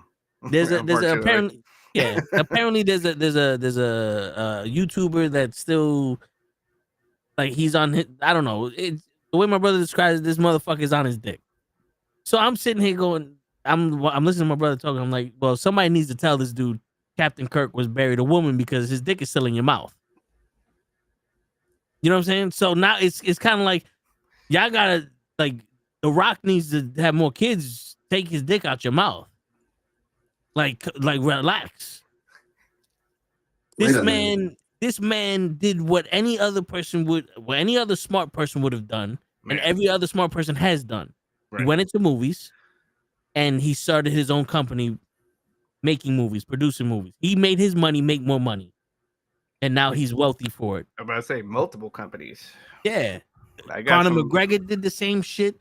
Yep. Fucking. Shaq. His name just fucking Shaq did it, but what's his name? Short comedian. He does cold as balls. Oh, Kevin Hart. Kevin Hart did the same shit. Like, a lot of people have went from acting to producing to owning their own stuff. Nowadays, that's how you become wealthy. Well, because there's only so much. There's only so long that people are going to want to see you in movies. Like, let's not just- everybody's Robert Downey Jr. man. And he will have a shit, like, like, that's like, he goes away for a while and then comes back into a Yeah. movie. He doesn't just keep doing movie after movie. So Word. So that's why we're not tired of Robert. But I don't get mad, like, when Kevin Hart's in every, like, I think there's roles that he doesn't fit. Like, he, Yeah. this last one, they had him be the lead hero in the movie. I'm like, that's not what he is, and that's why this movie wasn't good. Yeah. But like you said, but then because he's like, okay, I got to do this now, because after a while, people are gonna be like, I don't want to see Kevin Hart anymore, and it won't matter. It's like, okay, that's okay. I got all this still making money. I can go sit down. Like, look at Eddie Murphy. After this, I'm watching the Eddie Murphy documentary on Netflix. Yeah. He doesn't have to do it now. I do stuff for fun at this point. I want one more special out of him. I thought they were supposed to do another special. I think so. That's probably what they're gonna say in the documentary, that like, oh, I'm gonna do a special, but yeah, he doesn't have to do anything. Yeah. He doesn't have to do anything. Like, we give Triple H a lot of shit, but I mean, that's the progression that everybody wants to get into when it comes to wrestling. It's like, yo, you a wrestler, you can't wrestle no more, or you decide not to wrestle no more. You go into a position of power where now you're dictating what's happening with wrestling. Because if you really love wrestling, then that means that molding the future of the company and bettering it for what you see should be your goal. I mean, you got him, you got Sean. Yeah, because in all honesty, like, Ray did the podcast with one of the other wrestlers, and he was saying that he loves the high. Like, a lot of these wrestlers love the high of Absolutely going in the building. But when you just want to wrestle and do nothing else, that means you're addicted to that high. Mm-hmm. Jay can tell you that. Yeah, you know what I'm saying? So then you have all these other wrestlers like Malenko and Jerry Lynn and Ricky the Dragon Steamboat and all them other wrestlers. They went into positions where they can mold the next generation. is because they love the business of wrestling. They want to pass down their knowledge to the people in wrestling. That's The right. Rock, the progression of being an actor is making movies. Yep. Production, telling stories you want to tell because you love movies. That's right. So I mean, it's like a basketball player becoming a coach or an owner of a basketball team. I don't understand what you like. People are not going to just go away. Like, if you want them to go away, get out of your basement. Maybe maybe get away from the TV or put the phone down and go do something, and then you won't be tired of seeing whoever. Like people that tell me they're tired of Celebrity X. I'm like, well, I guess I just don't watch enough media to be tired of anybody. Like I do other things. I don't just stare at screens all day. On the sports podcast, I make the joke about Miley Cyrus and what the fuck is the other Wrecking Ball? Mm-hmm. They're the same person. Yeah, Miley Cyrus and she sings Wrecking Ball. Taylor Swift. Yeah. Taylor Swift. Oh, I make Taylor Swift, the joke that they're the same person. That And is I funny. keep forgetting That is funny. Taylor Swift married a thief, and I'm thinking she's married to a 49er and all that other shit. So I'm just sitting there going, the only reason why I give her shit is because the NFL makes it seem like she's more important than the game. Man. So if you're gonna make it seem like she's more important than the game, I'm gonna give her shit. You know what I'm saying? That's just me. That's the way I see it. It's low hanging fruit. I'm gonna give you shit for it. But in all actuality, I don't give a fuck. Like it doesn't help my life. What anybody does. No. It In really their doesn't. life. You know what I'm saying? So, It really it's doesn't. like I can get like people like, who should John Cena end his career with? We'll talk about also right after this. But in my honest opinion, I'm done with Cena, so I don't care. But if he turned, he's very successful. He does other movies and all that other shit. I'm not mad at him for that. I find him entertaining in the movies. Yeah, and especially Peacemaker. Like I can. The second season I didn't enjoy too much because I just felt like everybody needs to be stupid. It wasn't him. It was just the show itself. But yeah. But earlier, you didn't notice the big swatch. Like what? It's like, no, people love me here. Why would I notice a big swatch sticker? And there was no black people around ever. That's like me and my girl are watching. Like as we're progressing, watching the season, I'm like, wait. Every time he goes to that, she's like, every time he goes to that world, there's something wrong. Like it's too, I was like, no, I feel it too. Like there's something, it feels off, and then it started to unravel. And the crazy shit was his father in that world wasn't a Nazi. Yeah, that is hilarious. He was just like, I mean, or he's the polar opposite. Yeah, he's like, do you fight every injustice? Like this is the world we're living in. What do you want me to do? He's like, I'm sorry that you live in a perfect world, and I'm happy that you do. Yeah. But here it's not perfect. Yeah, no, he was the polar opposite of it. Like, so I was like, no, like if she didn't get, I was like, no, they're showing you that he's the polar opposite of the dad in the other dimension. Yep. Just like that world is a polar opposite. With so everything's opposite. Yeah. No, yeah. But all right, so going to his tournament. Mm-hmm. Apparently, there's mystery opponents. So right now there's 2. There might be 4, but there's rumors of Jericho, Edge, Baron Corbin, and Matt Cardona being some of these mystery opponents. Okay. Me and Show had the talk. It's like LA Knight is one of those people that have a mystery opponent for tomorrow, and then on Monday, Solo Sikoa also has a mystery opponent. Mm-hmm. Now, I don't foresee this being Edge. I don't either. Because to be honest with you, this has to be someone like Baron Corbin or someone lower level, because you can't. Do you see LA Knight being somebody you can squash? No. It kind of, like you're saying, it'd be fun if it was Matt Cardona. It'd be fun. Yeah. And then we were talking about it earlier. It would be fun for one. It doesn't have to necessarily be against LA Knight, but one of these matches to be with Oba. Yeah. Because this would be a good debut for him, on this roster. yeah, let's see what but yeah, I would like to see. It'd be fun though to see somebody that's been away for Jericho or Matt Yeah. Cardona, or I don't want to see Baron Corbin. I've had enough of Baron. That's what I'm telling shows. Like Baron Yeah. Corbin is one of those guys. Like, all right, he's not like Edge. I'm sorry, if Edge debuts in one of these tournament roles, I don't see him losing. Like, how does he lose in this tournament against Cena? Like, you're gonna break so many fans' hearts, and they don't do that now. They listen to the fans. You bugging. No. Because all right, hold up. Remember, all right, DJ, I took off for work and I went to a parade of wrestling fans and I asked them. I said, "How would you feel if Edge was in the tournament?" And I'm gonna play the audio, and it's like, We need Edge to win the tournament. If he's in it, he gotta wrestle Cena. It's been a while since we've seen Edge versus Cena. He's gotta do it. Because we need new stars to and Edge versus Cena new ones. Because we gotta do what we want now. and that was the audio recording of all the fans, and that's how they sound of Edge wrestling John Cena. It's kind of like And the I crowd in South Park. Yeah, you know what I'm saying. So and that's Triple H listens to those people. No, I 'Cause they do know what they like want. it would be nice. So to have some meat, but like let me say it with some meat behind it, because they sound like you're saying, they just kind of sound. But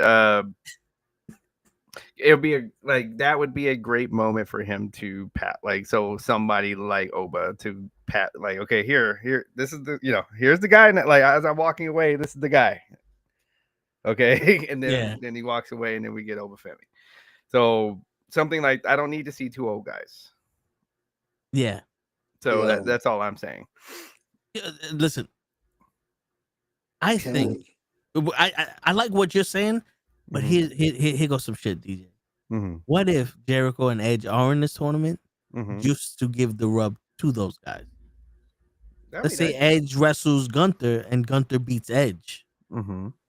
And now Edge gave the rub to Gunther. He's like, this is the guy, and that was Edge's last match in WWE, or that was like Edge's their attempt, but no, we're gonna go with the future, whatever. I'm good. And I'm good with that. Yep. Yeah, and you can have Jericho lose to Oba Femi or something like that, and it's like, okay, cool, we did it. I'm fine with that. Yep. Because then now Edge and Jericho could watch the last match, and they could be there to support Cena. Yeah, they could be in the crowd, and yeah. I would. So all right, so this was my scenario, because Show asked me this earlier, and I want to run this by you. He asked me who I should think win the tournament. Now I already went on record saying I don't give a shit. But if you're gonna make me do something, if you're gonna make me write the story for the WWE, I would have Jey Uso versus John Cena at the end of the tournament. Jey Uso beats John Cena, and Roman comes out, and it's Roman going, "You finally listened to me, and look what happened." And now Roman is like a pseudo manager for Jey. He's not talking for Jey, he's just advising him, right? Whatever. But every time Jey wrestles, Roman's not ringside. He's up on the stage watching. He's in the back watching. He could be on commentary. He doesn't help out Jey. Jey wins matches because he got this new attitude, and he's learning, and he's actually listening to Roman. And then when he wrestles someone like a Cody Rhodes or some shit, then Roman can help him out after a couple of months of him dominating. Where it's like, I'm not going to let you lose to this guy. So you know what? It goes a little leg sweep. Something just to help you out. But I think that's how you would build Jey off of the back of Cena, because now that just ends the career, that ends John Cena's career, and it starts a new story of what's going on with Jey now. They don't need a faction. Jey's just like, yo, if I got to be where I want to be, I got to listen to the man that's been there. Everybody want to tell me how to be, but Roman was the guy. And the only one that can tell me how to be the guy is the guy. What you think? I think for the folks that are such haters, that would be fun for me just to watch the reactions. Okay.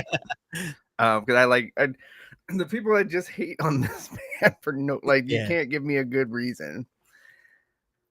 I just those are the people I like to have. I like to poke at because it's like you can't even give me a good reason why you don't like this guy. And then they'll give you some like, no, it should be, and then they give you some mid wrestler that like it's like, dude, we've seen this. We've already that guy has reached his ceiling. The guy, like something like like that. He's reached his ceiling. We've seen it. Why you keep bringing this guy up? Dragunov something like that. It's just like that's it. That's his, and that's okay that that's his ceiling. Yeah. But this whole they're not using him right. No, they're using that's his character. Yeah, I mean that's what he's got. If he was more than that, he would have shown more than that. Sometimes that's what it is. Dragunov is the battle of the tough guys guy. And you know what? And I used to kind of almost get into that thought process when we only had WWE.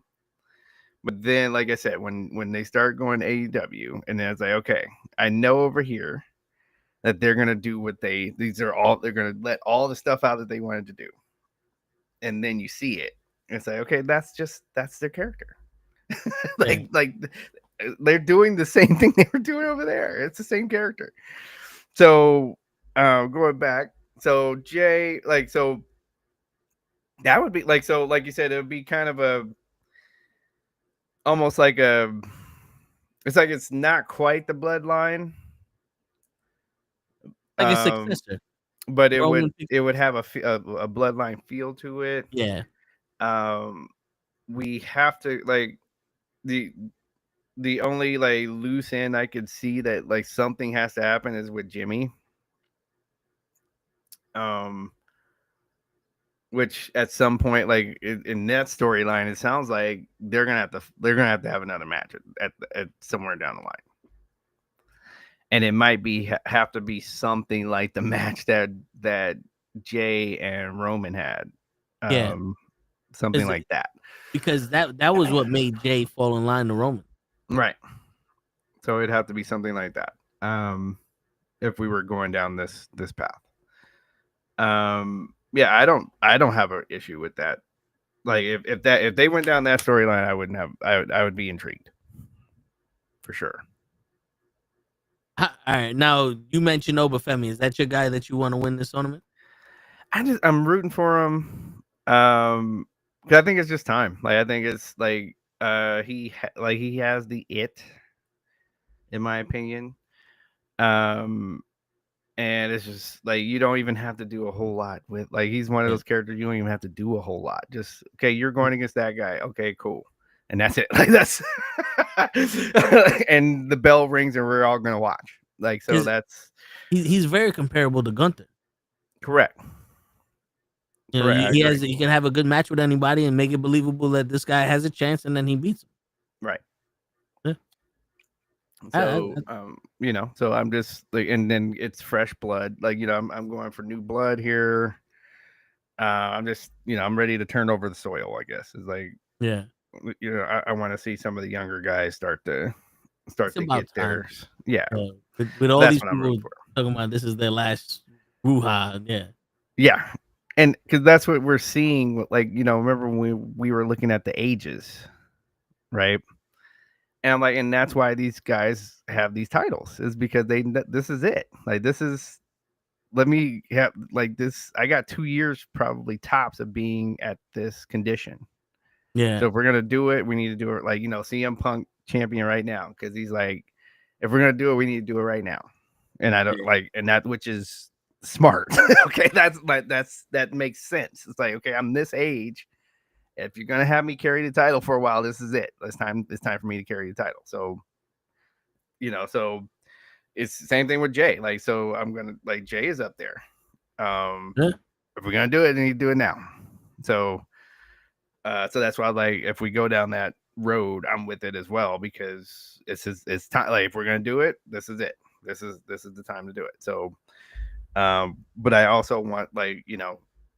That's why I'm like, you know, hang in there, like, you know, Mello, hang in there, like, because Mello's like super young, right? So, so I do hang in there, like everybody's, oh, they're burying. I'm like, dude, he's really young. Like the top of their card is a lot of. They got legends. Like when these guys retire, they're gonna be legends that are Yeah. at the top of the card. He can't leapfrog all of those guys. Yeah, they've been Give there him for a decades. minute. Yeah, Yeah. give him. He will be up there. Like give him a minute. It took Sean a minute. Like Sean. Yeah. Sean was getting beat. Remember, Sean was getting beat up for a while. Like Yeah. So, and he was just punching until like somebody said, That "Hey, was you from need to do the other stuff." That was in the late 80s all the way until like 95 or some shit. And that was Right. just in the WWE. Right. You know, and that was when they went into we need to go younger. Exactly. They never had that mindset we need to go younger. I don't think it would have been that fast for Sean. Exactly. You know, Exactly. Brett barely got the fucking title before that transition. So that's what I'm saying. You're right. Like, just hold on. Everybody hold on.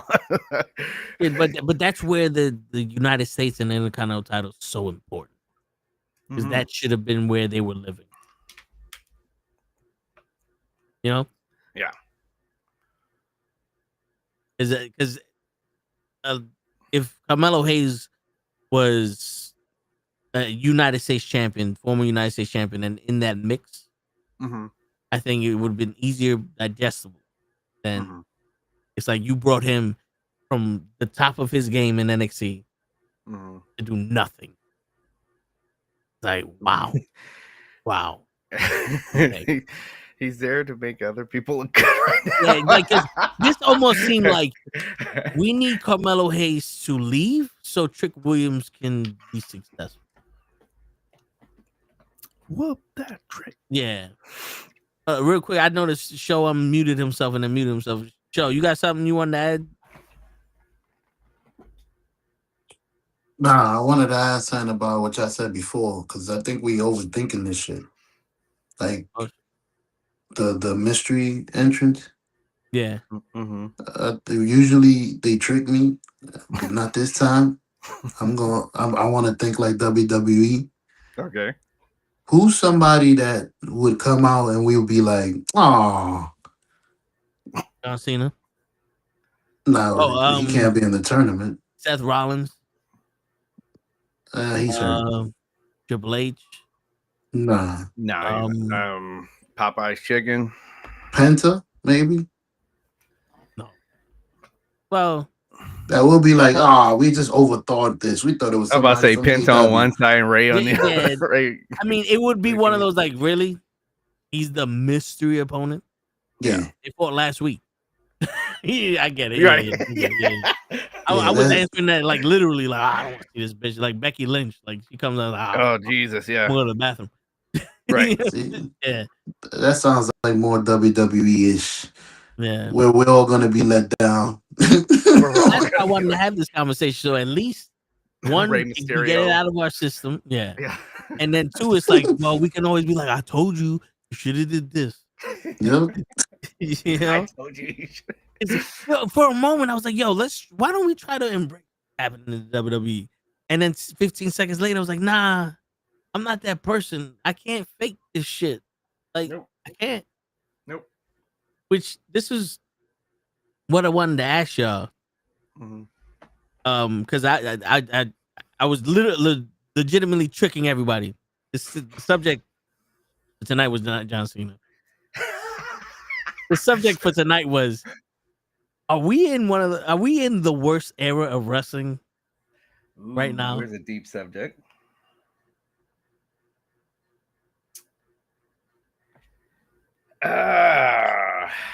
I still like, for me, like that, Randy Orton and John Cena doing titles back and forth, and then like that in between, like that new gener, like when we were looking at Max Moon and the clown from like that, like I think that was like those two eras I still think were worse. But here's the thing, like when there's bad eras, like you still you have like it seems like it's always a transitioning, like so like what we're going through now, like wrestling, I think like it has its seasons, and now we're in a season where again a lot of like for both companies. Like this is not just a WWE thing. Like both companies have, like the older guys are reaching their like, you know, it's like, okay, these are, if these guys are going to be in contentions for world titles and stuff, we have to do it now.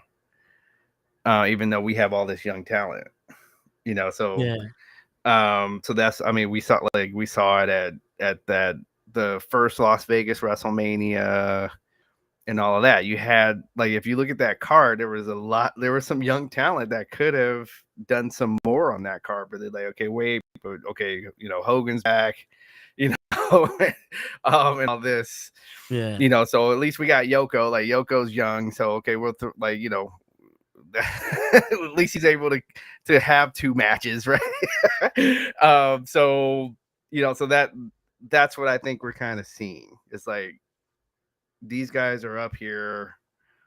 Let's cycle through them as these young guys come up. And then, so for us, the audience, though, we're like, okay, wait, I'm excited about some of these younger guys. I want to see them in big moments now. And that's the fight. Like that's the, you know, where creative and the roster kind of butt like the creative and what we want to see kind of butts heads is from that. And that's how you get these eras like this, that where you have like a lull. Because it's like, okay, like it's kind of fun watching CM Punk chase the title now that he's the champion. It's like, okay, now I'd like to see a younger. I want to see the young guys now. Yeah, you know, we've seen like this, like, the Cena, the farewell tour, just to me, like, and probably for you too, like it's just dragging for me. It's just like this could have been over with. You know, last WrestleMania. Yeah, it kind of feels like when Kobe went on his retirement shit. It was like big, and then Dwayne Wade went on it. It's like, all right, like no disrespect to Dwayne Wade. It's like, yo, bro, like, yeah, we seen this before, right. Like, it's a big deal for most like basketball fans. You're a good player and all that, but do you get the Kobe shit? Like even like Derek Jeter, it was more of the baseball fans gave him his respect on his last season, where it's more like, oh guys, this is my last year, I better do it. I'm gonna go around and it's a parade. Like Cena's like, it's a parade, it's experience for all y'all, and Derek G's like, nah, it's my last season, bro. And the people like, we gotta take advantages because this is a fucking generational player, and we gave him his props, right? You know what I'm saying? That's where the disconnect. Like Kobe was like, yo, I'm done after this. And like, yo, he's a legend. We gotta give Kobe, you know, like this is the last time we're gonna see Kobe. Right. So when anybody else that's not on Kobe's level does it, like like Shaq ain't do that shit. Shaq was like, yo, I'm done. I'm done. or I'll say, like, you know, Clayton Kershaw, like basically like a month out from like the last month of the season is when he's like, oh, this is gonna be it, y'all. Word. You know, so that's when we found out. so it wasn't the whole year. Yeah. You know, it was like, nope. You know what? This is gonna be it. So whatever happens this month is what happens this month. That's how, like, when you're not like that, then that's how I think Dwayne Wade, like you said, Dwayne Wade should have been. Yeah. Like, you know, like April, like, you know what? This is gonna be it. Yeah. Where he's like, I can't do this shit. I'm gonna hang it up. Right. You know, like AJ, he keeps like, I got maybe 1 or 2 years left in me. And watch, 2 years from now, he's like, I got another 2-3 years left in me. Like, because how many times he said this is my last big contract? Yeah. He says another one.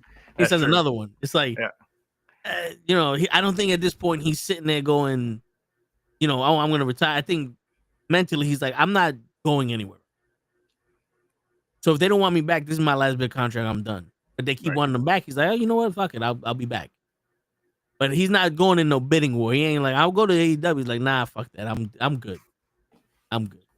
You know, break your neck. Yeah, you know, shit.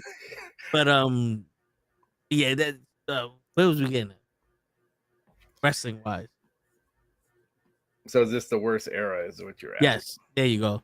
And you know, I was gonna say is like maybe because I was young, but I didn't mind too much seeing the Minotaur and the fucking, you know, Barbarian and all those people because we kind of grew up with those guys, just not extreme. Like Dino Bravo, the world's strongest man, the Warlord, he had his face paint on, the Ultimate Warrior had his face paint, the Warriors. These guys were like fantasy characters, but they were serious. Like the Minotaur wasn't serious.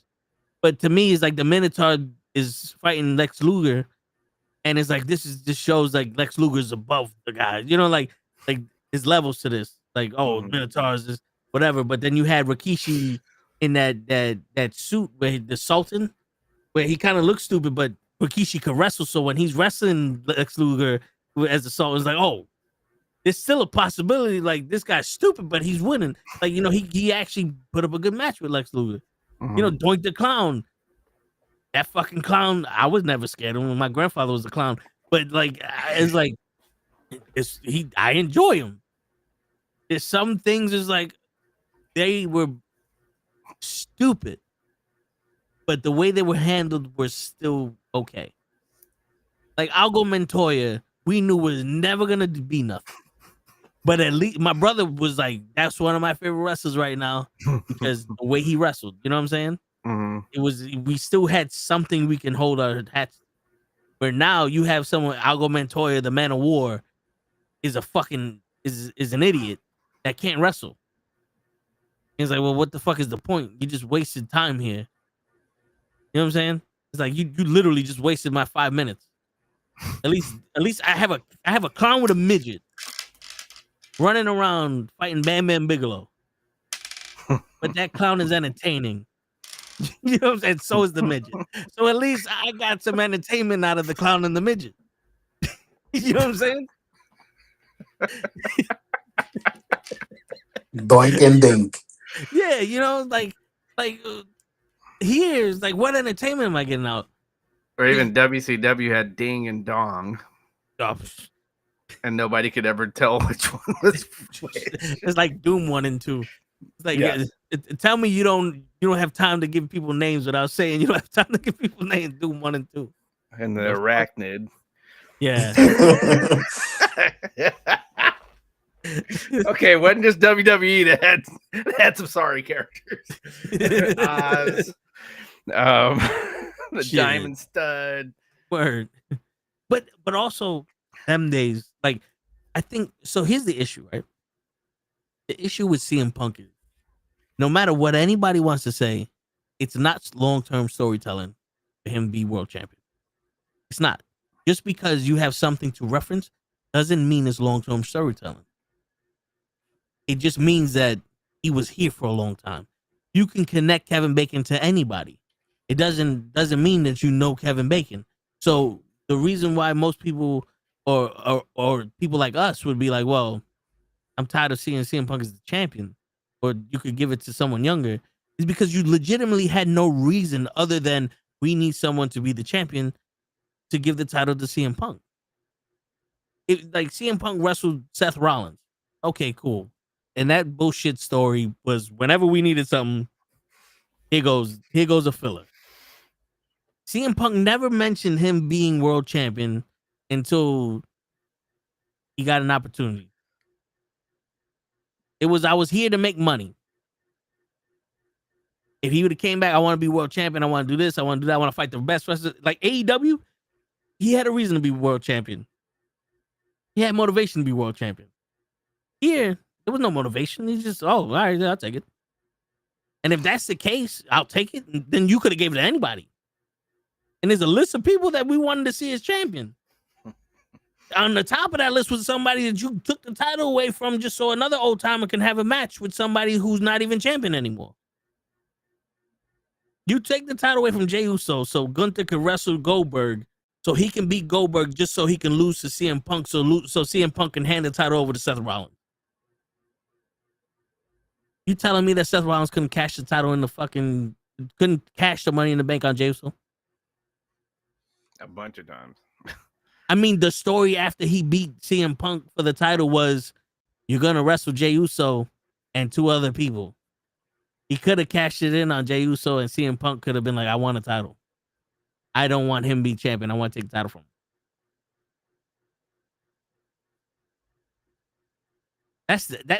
To me, that's the issue. There's no actual story or reasoning for shit to be happening other than we need something to happen.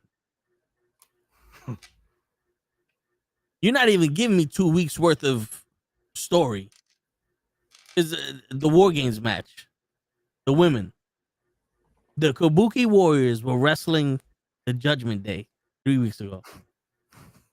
They wrestled them again for the number one contendership of the tag team titles. They had 1 week story. They beat the tag team champions. And now they're teaming with a team that literally just got together with Nia Jackson, Lash Legend, 20 minutes ago against not the Judgment Day that they were wrestling, the tag team champions and Rhea Ripley and Io Sky. Rhea Ripley and Io Sky hasn't been on TV in how long? About a month. So how the fuck they pop up? I don't know. With a mask. Yeah. And then the best part is this. That's the War Games match. So you're going, oh, so what happened to Judgment Day? Well, Judgment Day was wrestling the Women's World Champion. Oh, so which one of them are getting the title shot? Nikki Bella. Wait a minute. Nikki Bella's not in the Judgment Day. Yeah, she was friends with Stephanie. How did she get a title shot? She hit her. Wait, she hit Stephanie, so now she's getting a title shot? Yeah, didn't she just lose to Becky Lynch for the Intercontinental title? Isn't she a loser? Like, hasn't she lost every match she got in? How is she getting a title shot? She's Nikki Bella. Oh, so what you're saying is they could have did this with anyone, but they got to do it with a fucking with someone who's been out of the game for 20 years. This is the problem. If there was an actual story between Stephanie and Nikki that built up, they need to settle the score. This shit just happened out of nowhere. You're telling me you couldn't do that with Julia? Julia couldn't have been Stephanie's fucking backup for the Judgment Day, and Julia hits Stephanie like, yo, you're hogging all the spotlight. Anybody could have did what Nikki did. And if anybody can do it, why wouldn't you put somebody better? That's what I'm saying. Why wouldn't you put somebody who we think deserve it right now? In fact, I mean, that's a built-in story. Like, Julia's like, look, I also, wrestled overseas and everything and have all these accolades. Not just her. So I want my shot. Word. Like, bitch, I ain't come here to fucking help you out. See, Nikki was like, well, I mean, you're a legend. You're doing this part-time. I get it. Julia's like, I'm not here to fucking help you. I'm here to be champion. There goes long-term storytelling. Yeah. I think to me, I think that's where we're getting the worst era of wrestling. It's not the talent. It's the shit they're doing with them and what the talent's doing. The stories weren't all that, and just like I'm old enough to tell you that the stories were not all that either. In the new generation, yeah. But what do we remember the most though? The colors. But also the childhood story come true. Shawn Michaels' fucking little story that they did with the world title. Jose Lothario, fucking the movie Backlot Bro with Goldust and Roddy Piper. And Roddy. Yeah. And it wasn't even supposed to be them. Word. But don't get me wrong. If you watch the Attitude Era now, outside of the pay-per-views and some pay-per-views, you'll be like, fuck this. Yeah.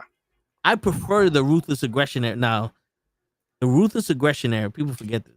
No, they had not John Cena. Right. It's not John Cena. The mid-card. John Cena is the PG era.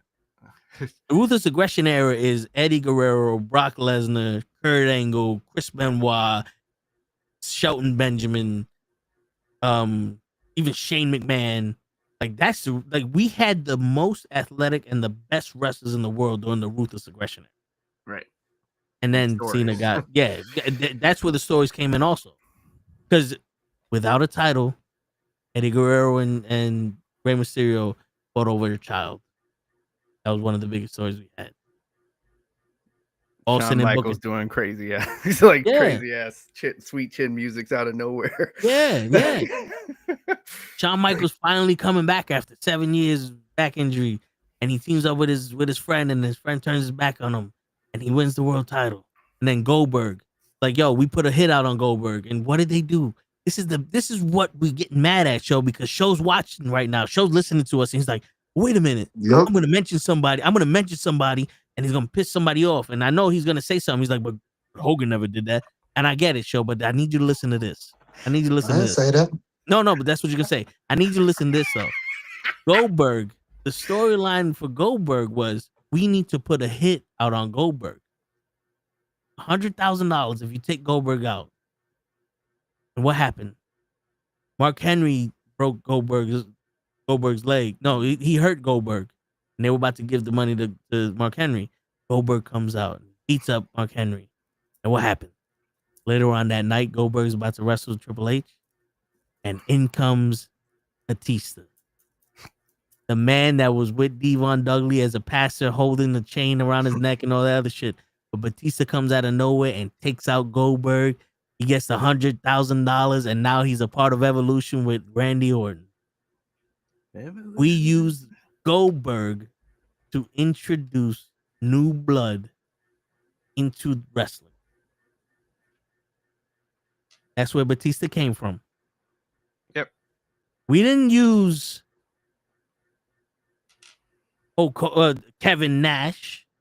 Nope. We didn't use Macho Man Randy Savage. We didn't use Big Van Vader. We used someone new. Someone that could make it and take advantage of this. Nowadays, you'll get fucking Bob Backlund to take out Goldberg. Because Bob Backlund, people watch wrestling back in the 80s. We can get the 80s fans back. Get the 80s fans back. Yo, they're so fucking used to reaching backwards to find fans that they don't even see what the fuck's in front of them. That's why they keep bringing The Rock. You ever notice every time there's the lowest part, The Rock shows up. And then he brings all those ratings with him. Don't get me wrong, I don't mind seeing The Rock. But I would love for The Rock to show up in one of these decades and see someone different.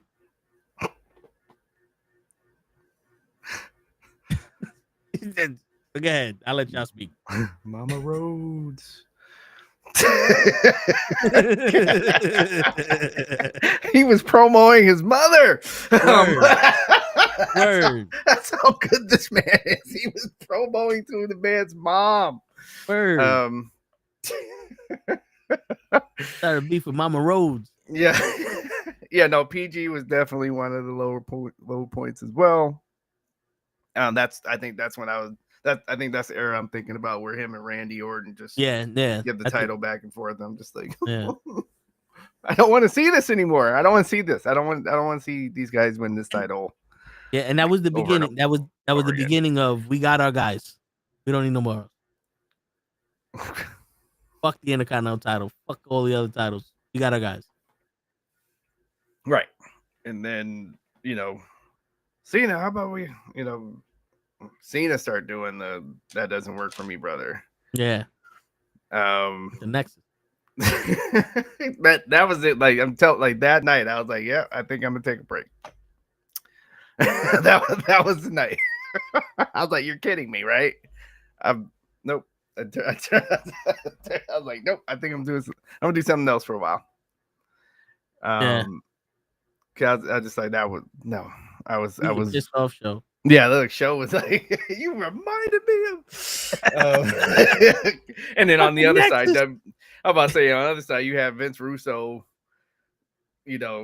literally taking a crap in the middle of the ring in WCW. So that didn't help that era either. So that era was pretty bad. WCW was the prerequisite to AEW now, where WCW didn't give the wrestlers creative freedom. They gave the wrong guy creative freedom for the wrestlers. So instead of for the wrestlers going, yo, we want to be a boy band, the creative is going, y'all gonna be a boy band. Where AEW now is like, yo, we want to be a boy band. All right. Okay. And so what's your gimmick? We're gonna throw each other in glass. Are you gonna sing? No.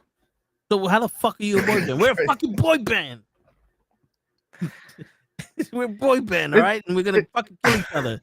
And I want to have a cage match that explodes. It's still on hot car. Hilarious to me that this is where, like, how does your critical thinking work? Okay, he goes up to Jungle Boy and he says, "Look, you probably don't want to do that because we rented that car, and then now you're going to make it hard for us to rent cars in the future." It was never about the glass. And then so he heard that, and his little brain goes to, oh, he just doesn't want me to go put anybody through glass. And then so he goes out there, real glass. Like, no, it was never about the glass. It's about, okay, now you got to take that car back to the rental place. Yeah. Oh, who rented this? Oh, and you're a wrestler. Okay, and then so now when you go to town, that reminds me of the time when you're like 13, 14 years old. Mm-hmm. You know everything that ever happened. You know better than anyone. And you ask permission to go to the roughest part of the world and stay there until 2:30 in the morning. Right. And your parents go, no. Absolutely not. Like, you never let me do nothing. Yep. That's well, because exactly the shit you want to do is stupid. Right. Like, I'm not gonna let you fucking jump off a roof either, you asshole. Right. That's exactly it. That's exactly it. Like, it's like you never let me do it. You come up with something that's not stupid and I'll let you do it. Right. You know what I'm saying?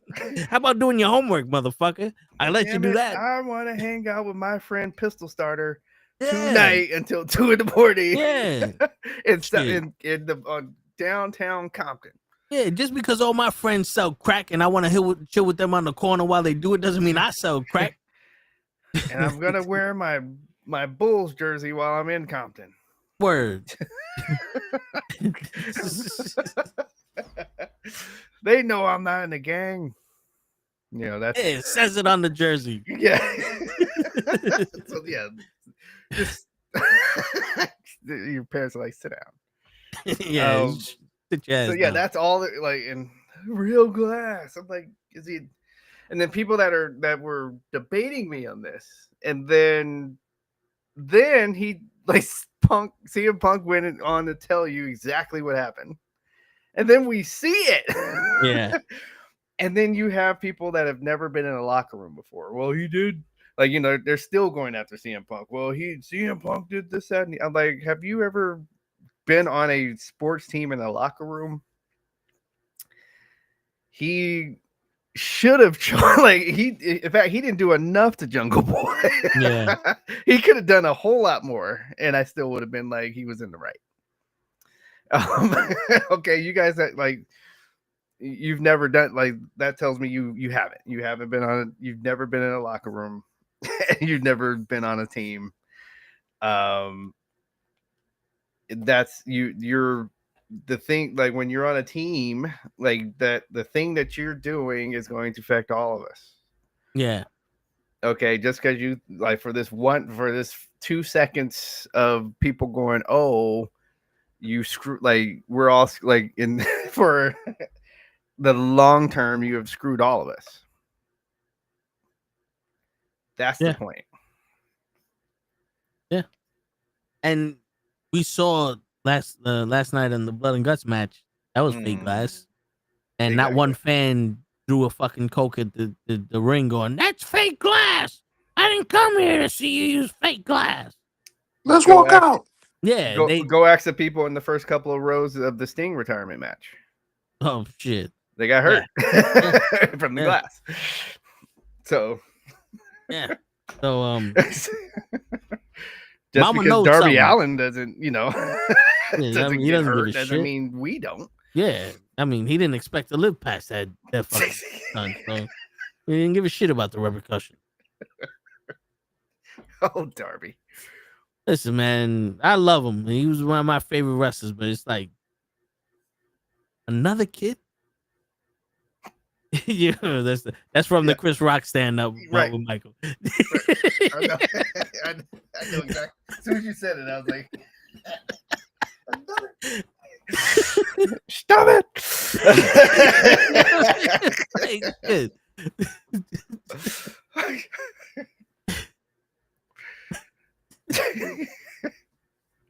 It's like, damn, boy, but Joe, what do you think? Because he's a rookie. What do I think? What do I think about what? You've been up and down roller coasters, backing around. Which topic? You got to stay. Is this the worst era in wrestling? Oh, see, I was gonna say. I think so. And the reason I was gonna agree with you was because I was gonna say the worst was when the Minotaur, and then you mentioned that I was like, you know what? Maybe it's not the worst era in wrestling. Maybe it's just we're growing up, and it's a lot harder to please us because we was being pleased by the Minotaur when we was little. So I wonder how we would have looked at it now if the Minotaur would come on. Well, hold. I'm gonna let DJ stay with you. I just want to say, I am being very pleased with what they're doing with the women's division. It has nothing to do with how good they look. No, It's they're the wrestling. fact- It has. It's the fact that we get to see the best wrestlers in the world wrestle. Bad. AEW has a Minotaur. What are you talking about? And Luchasaurus. Yeah. No, even there's another guy that has almost the exact same head. Oh yeah, that's Mercedes Moné's boyfriend.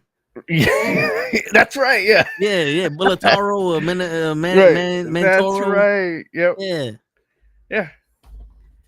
So we still have Minotaur around. yeah, he's still around. Wrestling. See, I, Bury motherfuckers. All they need is a Shockmaster at this point. Word. I think that's who I'm confusing him with, the Shock Monster. Isn't that the one that first day his head fell off? Mhm. Yeah, but that was WCW. Minotaur was in WWE. It's You know what and the crazy around shit the is? same time too. Yeah. So you're You know, and you're not that far off. Yeah, that's true. But the crazy shit is this though. Like y'all really think about it. Right before the new generation era with the Minotaur, we had Tugboat and the Big Boss Man and Nails and Crush and Axe and Smash and Earthquake and One Man Gang and fucking Hakeem the Dream. These African white boy. Yeah. These concepts were not foreign to us. You a It just, so bro. it just became a little bit, it became a little bit too literal. That's all. Grab them cakes. Yeah, because if you really think about it, like wrestling eras back in the day was who could make me the most money, right? And then we had the best wrestlers in the world, and there was a bunch of people trying to make money. And then you had like the new generation people, and we went younger, but we're cool now. You know, Razor Ramon, Big Daddy Cool, Shawn Michaels. This is the cool generation, right? And then you had the NWO, and that's part of the cool generation. Then you had the Attitude Era where people was like, I'm tough, and I ain't taking no shit, and I'm gonna fuck my boss up and all that other shit. And then you my get real name. Yeah. And then like the ruthless aggression was like, yo, we're real wrestlers. You know, like this is real athletes forming wrestling moves and all that other shit. The PG era was we got our guy. Because as much as John Cena's era was we got our guy. And it went into to Roman shit and all that. And then now we're in the era. We also had the era of I can flip and I'm athletic. And we had a lot of flippers and a lot of athletic people. Now we're in the eras of I'm tough. And I can take as much pain as anybody wants to give me. And that's cool. But that's not wrestling. Like I said, ECW was wrestling. This shit where I'm gonna jump off a ladder and land on the floor before my opponent comes out on a Wednesday afternoon in front of 50 people is not tough. I mean, that's not wrestling to me. Stupid is what. Yeah. On so many levels. Yeah. The demographic has changed. They're trying to wow us. So now they have to do all that. Before they were wowing the kids. You know what it is, show? There's no more individuality. Now it's what did this guy do? This guy jumped on glass. And everybody loved it? Yeah, I'll jump on glass too.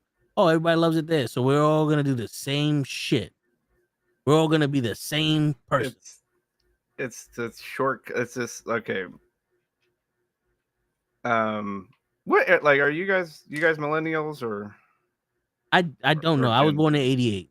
Show's Okay. older than me, so Okay. 85. Okay. I'm an 80s So baby. okay. So you're still kind of close to Gen X. yeah. Okay. So we'll just say like, well, we're used to doing there's no cutting corners like for some things you Yeah. cannot cut corners, and we're okay like people. I'll just say in our era here we don't mind that. It's like, okay, I know this is going to take a while to do. I'll do the weightlifting, I'll do the running, I'll do, like, because that's the way this is done. Like that's the way you build yourself up. But when you get to some of these younger generations, I won't put it all on millennials, like definitely after millennials. We definitely, because Yeah, our generation was in the middle of a lot of fuckery. they're like, oh, you don't have to do that part. I've heard that. Like, I was a teacher for a minute. I've heard them talk. Like there's parts where they think they don't have. Oh, that's old. You don't have to do that anymore. You can cut past that.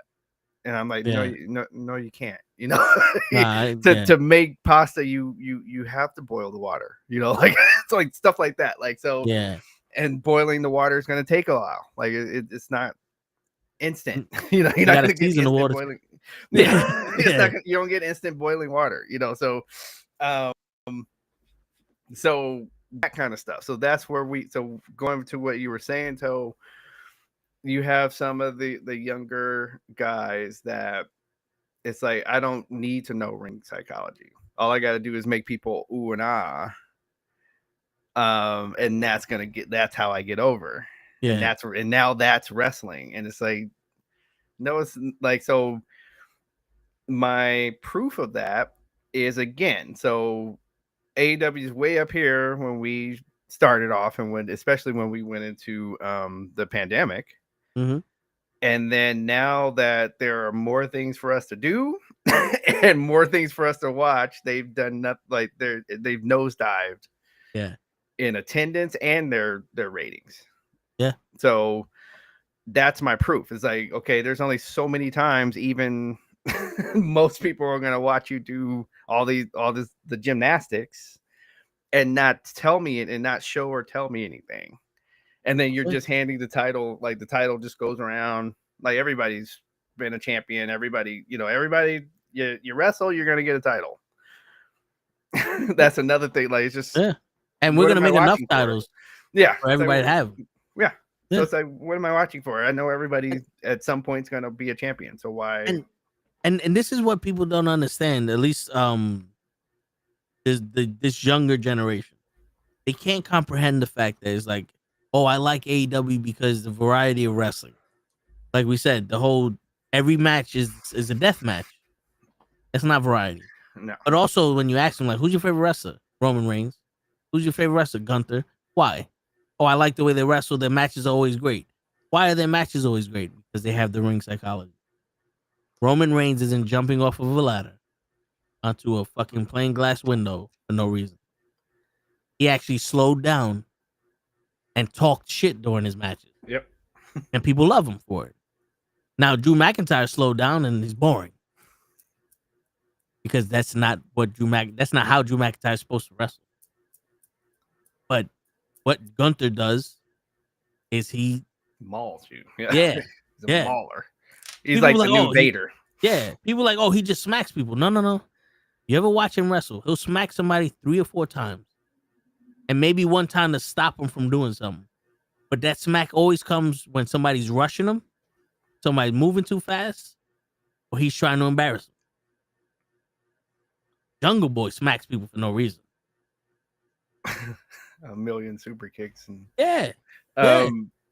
it's your favorite wrestler is the guy we're talking about having the psychology and the old school shit, and you want to tell us that we're boomers or something, or we don't know what we're out of touch. But the guy that we are saying is doing what we want, what's supposed to happen, is your favorite fucking wrestler. Most of the when people go into their all time, I'm willing to bet that about 80% of them are mostly punch and kickers. Yeah. Their matches are mostly punching and kicking. Stone Cold Steve Austin is mostly punching and kicking. The Rock is mostly punching and kicking. Triple Hulk H. Hogan was mostly punching and kicking. Like you could go His down the setup list. move is a kick. So it's a big boot. Like just Yeah. just right here, I'm gonna put this foot out and you run right into it. Yeah. Okay. And then while they're laying there, they're like, "This is $10,000 tonight just for me to Word shit. So Oh man, this leg drop. Yeah. So but the side, like you said, the like everybody, like they also hear, like the crowd is going nuts on this, and we've seen it a million times. Yep. Okay. You cannot skip past that part. That's what I like. That's what I think of Bruv. Of I was gonna say Lance Storm. No. White Castle. No, fuck is his name? We don't talk about him that much, but yeah, he skips past that. Like he wants to. No, I'm gonna do all these flips and all these knees that I'm gonna do at a super fast speed and slap my leg really hard so you can hear it all through the arena, and that is the ring psychology. You know what's funny? In New Japan, I watched Kenny Omega and I was like, he's all right. Then I see him in AEW and he's wrestling Jericho and Penta and all these guys. I'm like, yo, this guy could fucking wrestle. Now I see him and I'm like, why do they call him Kenny Omega? They should just call him Kenny Right Knee. He just keeps throwing the same fucking knee after everybody. Yep. It's like, yo, bro, at what point do you fucking turn around and say, I'm gonna step to the side so that way that flying knee don't hit me? You wasting a lot of energy with all these fucking knees. That used to be like your setup move or something. Now you beat 4 people up with a knee. And these will be the same people that'll tell you, well, I don't like Jey Uso because he throws a lot of super kicks. Yeah. Like, but then you're gonna mention this. You're gonna tell me somebody that does something a million times as well. Yeah, the Young Bucks is gonna fucking. Yo, bro, I used to think maybe I'm not really a wrestler because I would watch some of the shit people tell me to watch, and like, how are you fans of it? Like, don't get me wrong, my uncle had Verizon, right? And there'd be times like, yo, I need you to go over there watch the dog, whatever the fuck. So we'll go there, we'll walk the dog, and like, oh shit, Ring of Honor's on. I never seen Ring of Honor. I'll put it on, we're watching the shit, and about a half hour in, I'm like, yo, this shit sucks. Like, honestly, I'm like, yo, this shit sucks. And I'm not, the wrestling was the commentating was and the production was like, the production was like, yo, bro, put the iPhone down and invest in the camera. Like, honestly, that was me. And I would think like, yo, I'm not a wrestler. I can't be a wrestling fan if this is how I think. Everybody that's a wrestling fan loves it. Then I see them in TV, and I'm like, you gave me some good matches, but now I'm getting the same thing. Like, bro, I don't think you realize I'm watching you every week. This isn't every 4 months. In a different, like every time I see you're in a different organization with a different character against a different opponent, I can understand why you do the same move. Like the indie circuit. Like, I understand why you do this. These same people weren't here the last time you wrestled. You're on TV. I see you every week. We're developing a relationship here. Do you not understand that? They don't.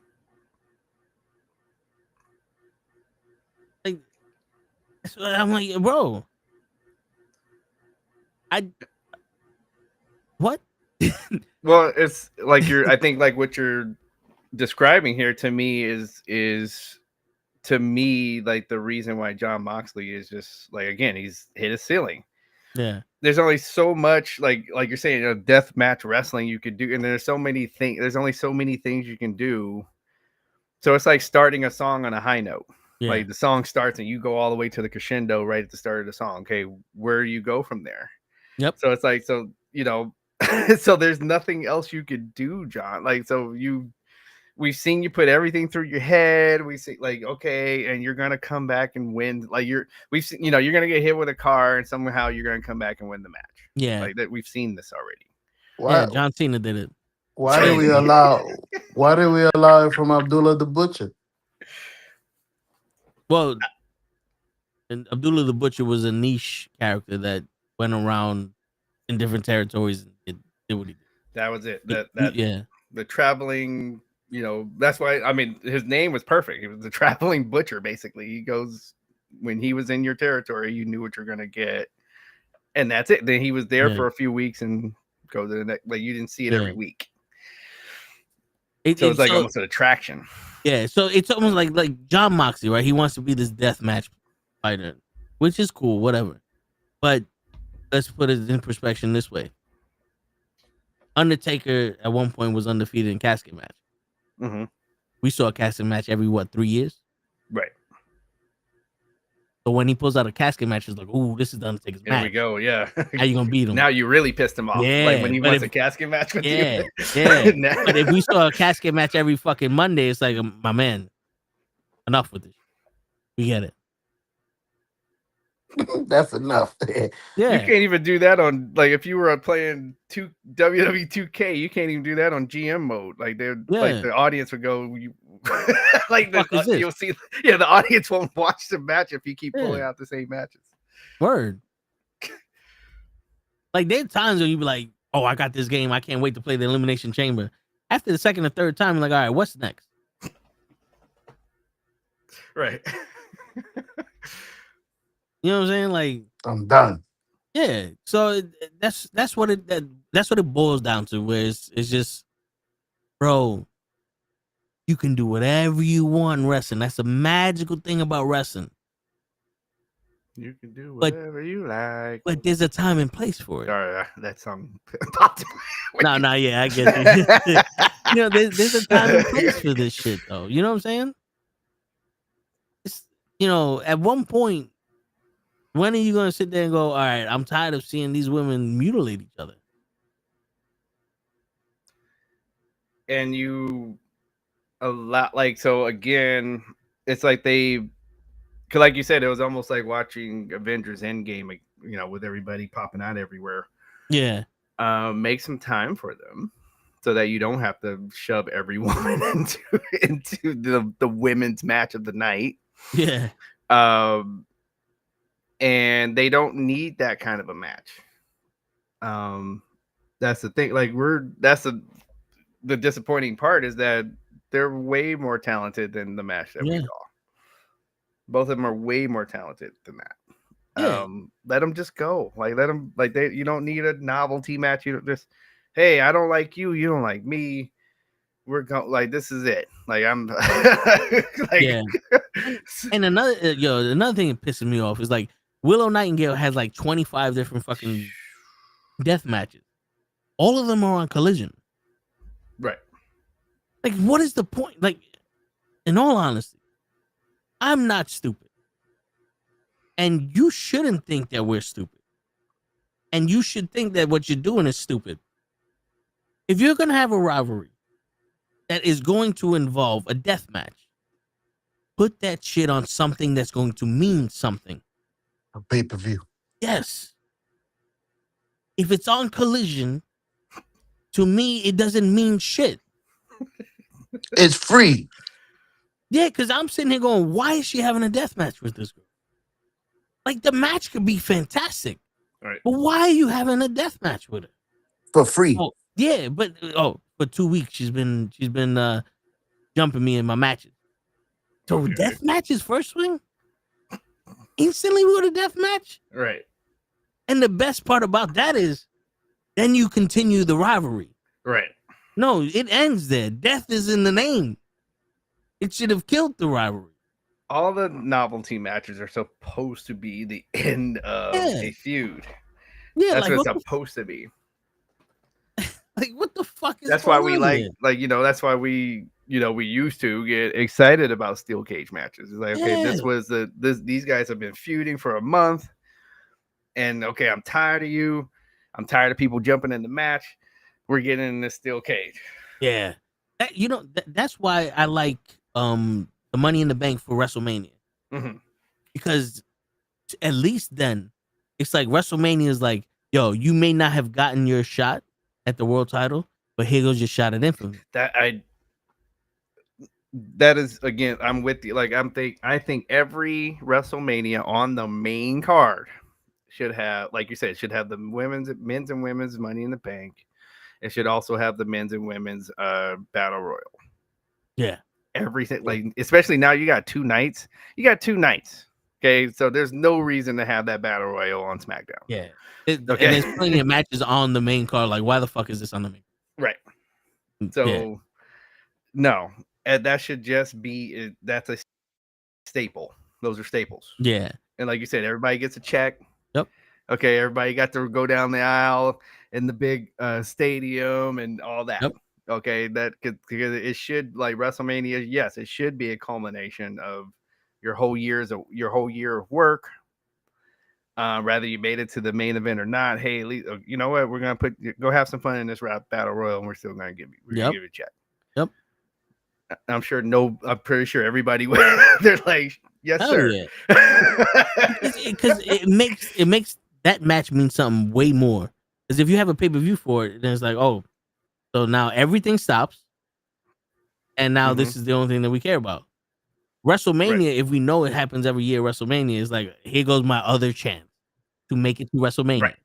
Because correct, the story of WrestleMania is you need to be on WrestleMania. Right. People want to be like this. Yes. Yeah. Like first, okay, Royal Rumble. Okay, this is my chance to get in the main event of WrestleMania. Okay. Only one person wins that. Okay. So now what's my next chance? Elimination Chamber. Like so. Yeah, Elimination Chamber. My chance to get a title shot at WrestleMania. Yeah. Okay. Boom. One person wins that. Yeah. All right.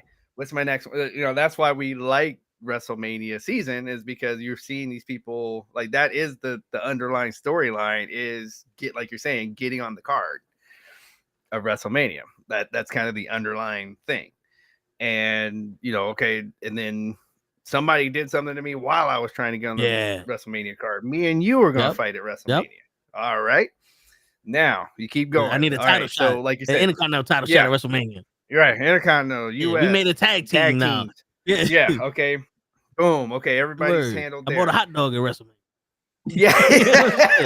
So now, okay, you got the people that are just, Tozawa, and people that, instead of, okay, no, I don't want you in catering. We're gonna put all of you in the ring at the same time. Yep. Andre the Giant Battle Royal. And you get a big trophy at the end and a check. Word. Have fun. Like, this is one, like, literally, like, do it like a house show. I want you to just have fun. Word. On this. Yeah. And that's how everybody would be. Because WrestleMania is a spectacle. So give us a spectacle. Yes. And then like the fucking the Hell in the Cell pay-per-view. Like, to me, that should just be a match. That was the ending of a rivalry. Like, if Seth Rollins and CM Punk fought in the Hell in the Cell, that ends the rivalry. You think? Yeah. Now that starts the rivalry. Now it's November. It's like, all right, well, that's the start of it. Yo, think about it, because you think about it, DJ. They just started 2 rivalries out of nowhere for War Games. Yeah, again, you got people like you were just talking about earlier. You got people getting title shots because they hit somebody. Like, that's all it takes. Like, dude. When I found out all you need to do is call somebody a bitch, I sat here on this show about 7 years ago and said, Roman Reigns, you're a bitch, and I want a title shot at the Universal Championship. He never gave my title shot. He's been ducking me. He's been ducking me for about 7-8 years now. Motherfucker. They relinquished. They got rid of the Universal Championship because I was old.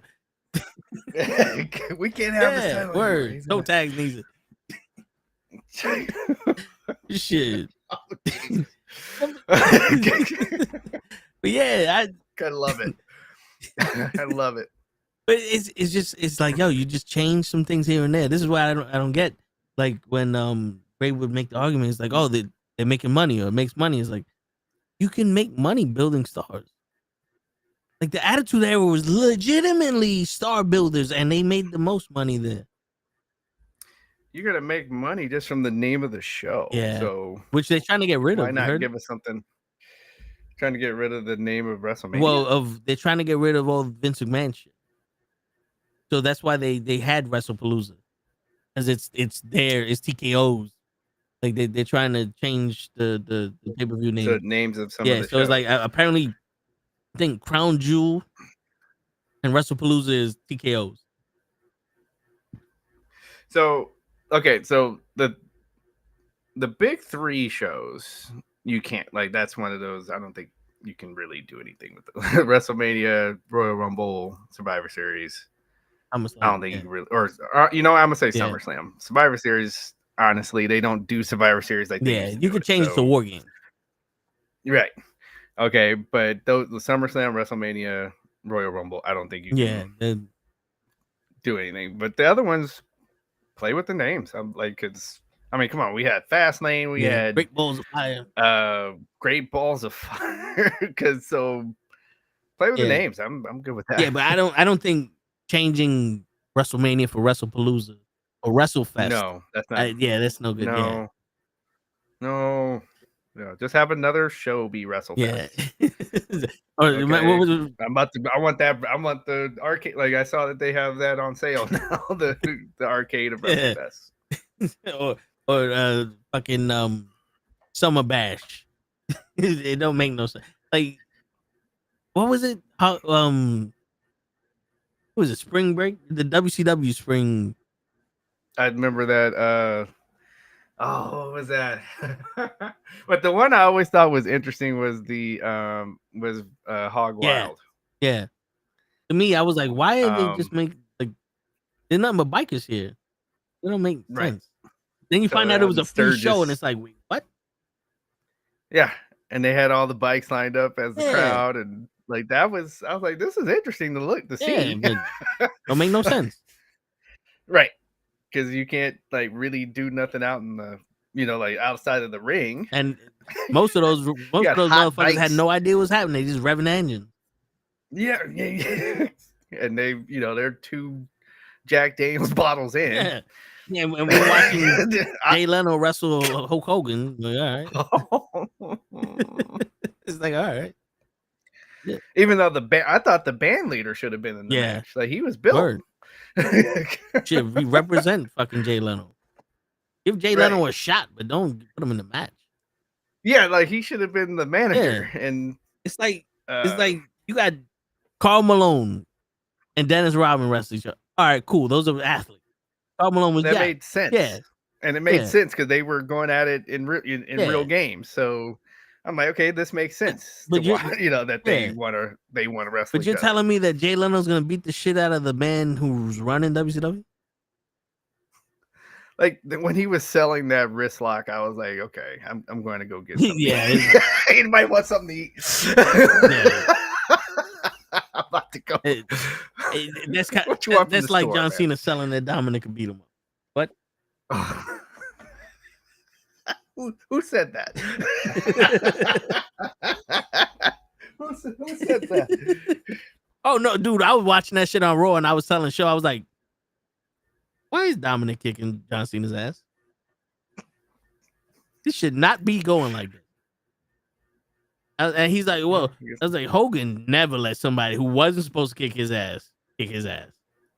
That didn't work for him, brother. That doesn't work. Yeah, you're not seeing fucking 1, 2, 3 kick Hulk Hogan's ass. Nah, you'll get some shots in, but you get a kick to the chest, and he'll look at you like you fucked up." Sting didn't even let motherfuckers kick his ass that wasn't supposed to kick his ass. He didn't let Ric Flair chop him. Fucking shit, you think a Rackner man's gonna be out here fucking flipping Sting? Fuck out my face. Yeah. Yeah. You see, he barely let the Bucks. He's like, no, every move, both of you need to do it at the same time. For it to have an effect. This thing over here, like, I'm not gonna let the world see me get beat up by 2 little girls. All right, so both of y'all got So they had to double team Word. moves the whole match. Ain't no sell. This is word. Like shit. The fuck is going on here? Grocery baggers. Word. And yo, I was telling, I'm like, yo, see, this don't make sense. Because at least have Dominic mention Cena. A couple weeks, like when they mention, oh, Cena's last tour, and they go back to the back, and he sees the screen, he should be like, you know, I could beat Cena. You know, something to the point where it's like, yo, you putting your foot in your ass. Like poking at him. Don't let him hear you say that shit. And then he gets so much confidence, he goes up to Cena and says it. Not out of nowhere. Like, bro, you don't turn around and be like, I interrupt old people. They don't interrupt me. Like, nigga, you never interrupted nobody in your life. The fuck are you talking about? Where'd this come from? You afraid of fucking Rusev and Penta? You going after John Cena? Okay. That don't mean you a bitch, Cena. I'm sorry. Pussy this motherfucker coming after you, but not them. All right. I don't know how that worked. Yeah. And I told Lay in the group chat, it's like, if the WWE doesn't give a shit about that title, why would I give a shit about him?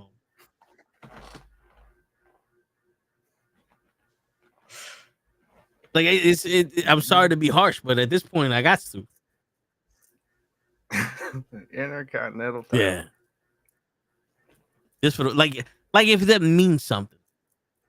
Like if John Cena's gonna spend the rest of his life, I could have been in the Hall of Fame if I won the Intercontinental title, but they won't let me in because of statistics. Like this, like what?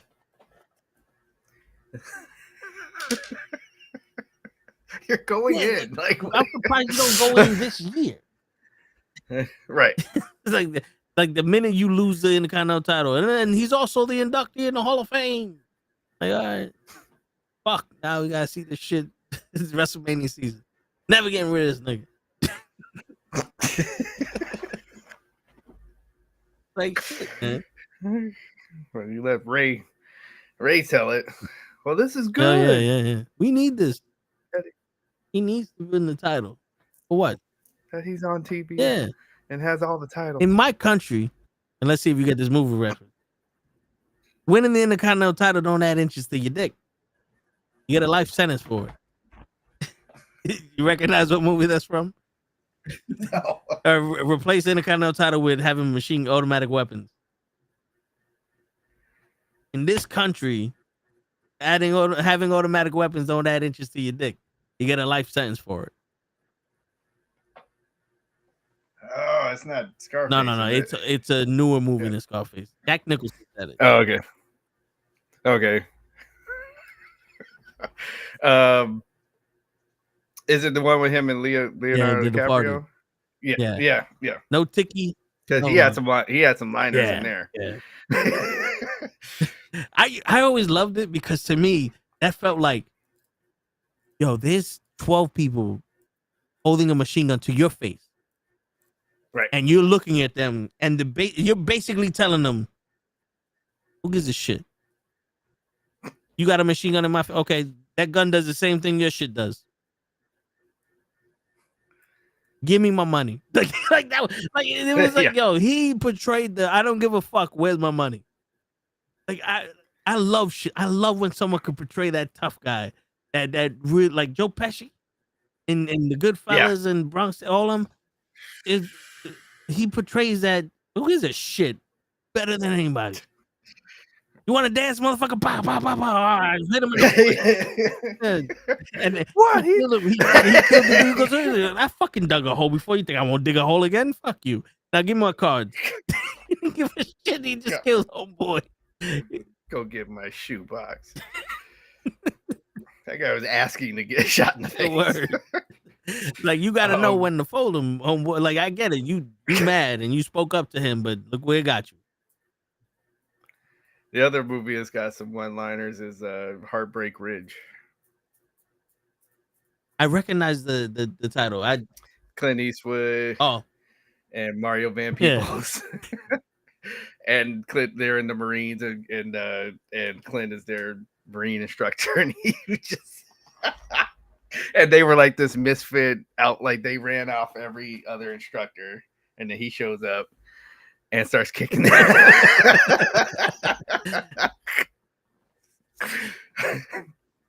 Like they even like the big buff dude like like comes out. He's like, "Oh yeah, we're not running today because the big guy here that knocked out the other guy is here." And then he comes up, he takes a swing, Clint catches him, and then he like while he's got him in the armbar, he goes, "Hold your chin up, hey."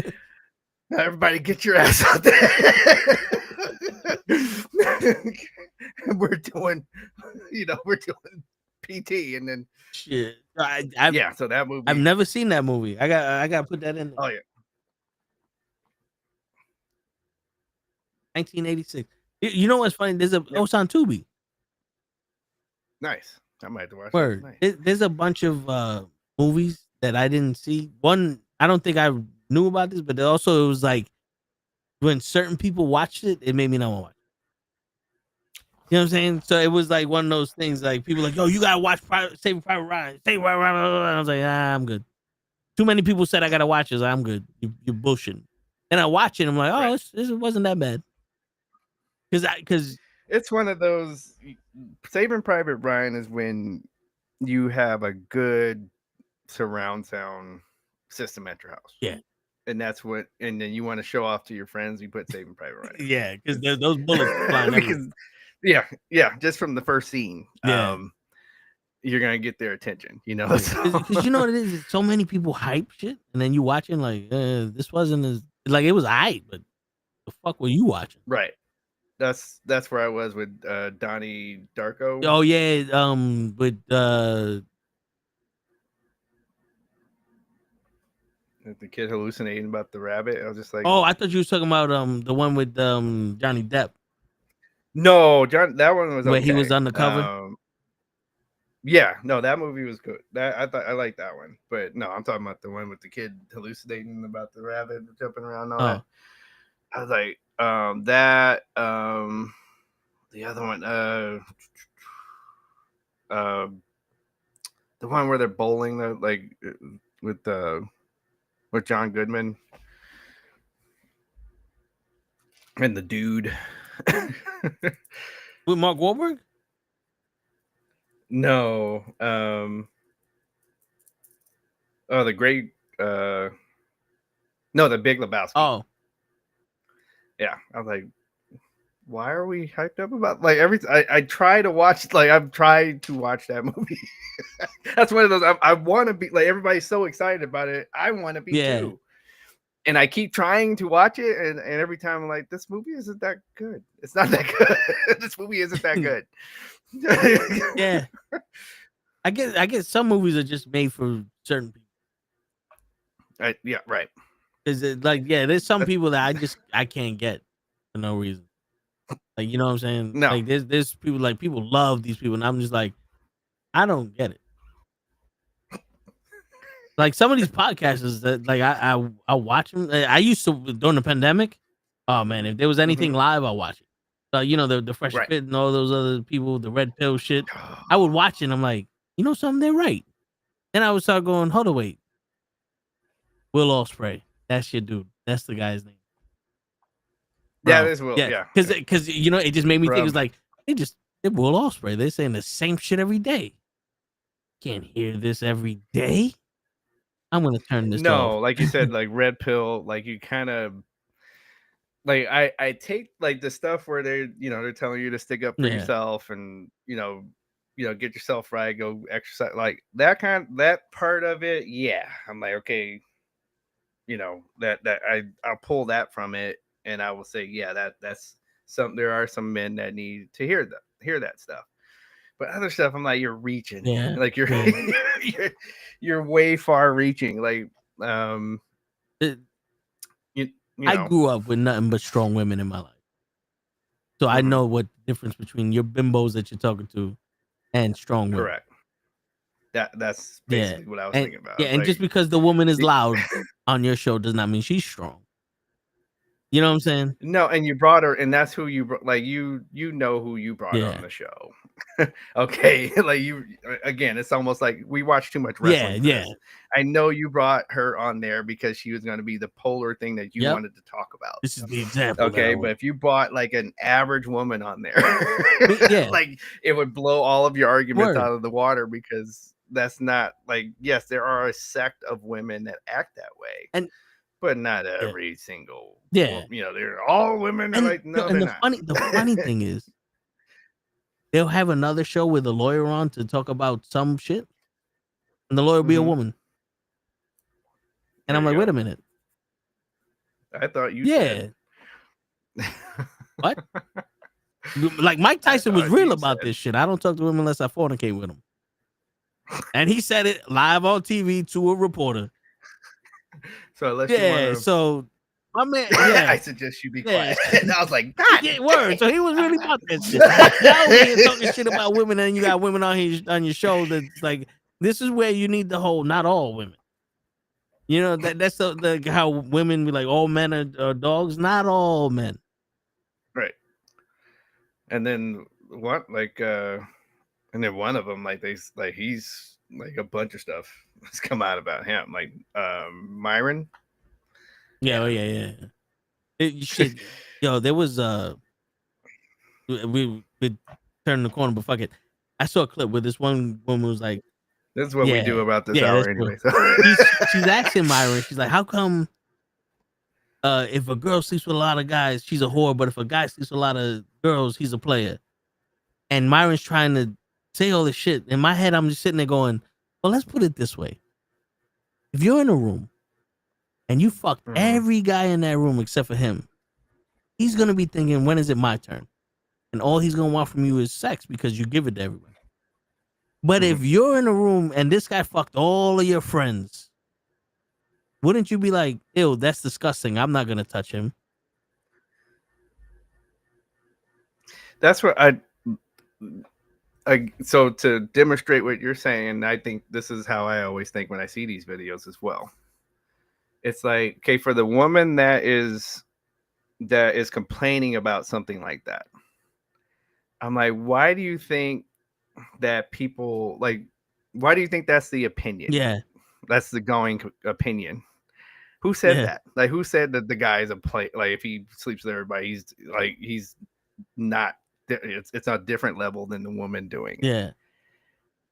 Yeah. Again, normal people don't say that. Okay, we also look at the guy that has slept with everybody. Like, dude, yeah, you have your own cup, right? Yeah. Like you.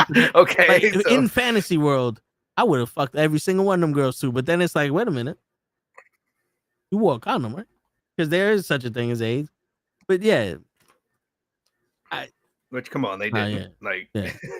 But then you also look at them as like, if you're a guy that has some kind of morals, and then it's like, well, you got a girl and you fucking all these people, it's like, you ain't treating your girl right. Like you're cheating on her.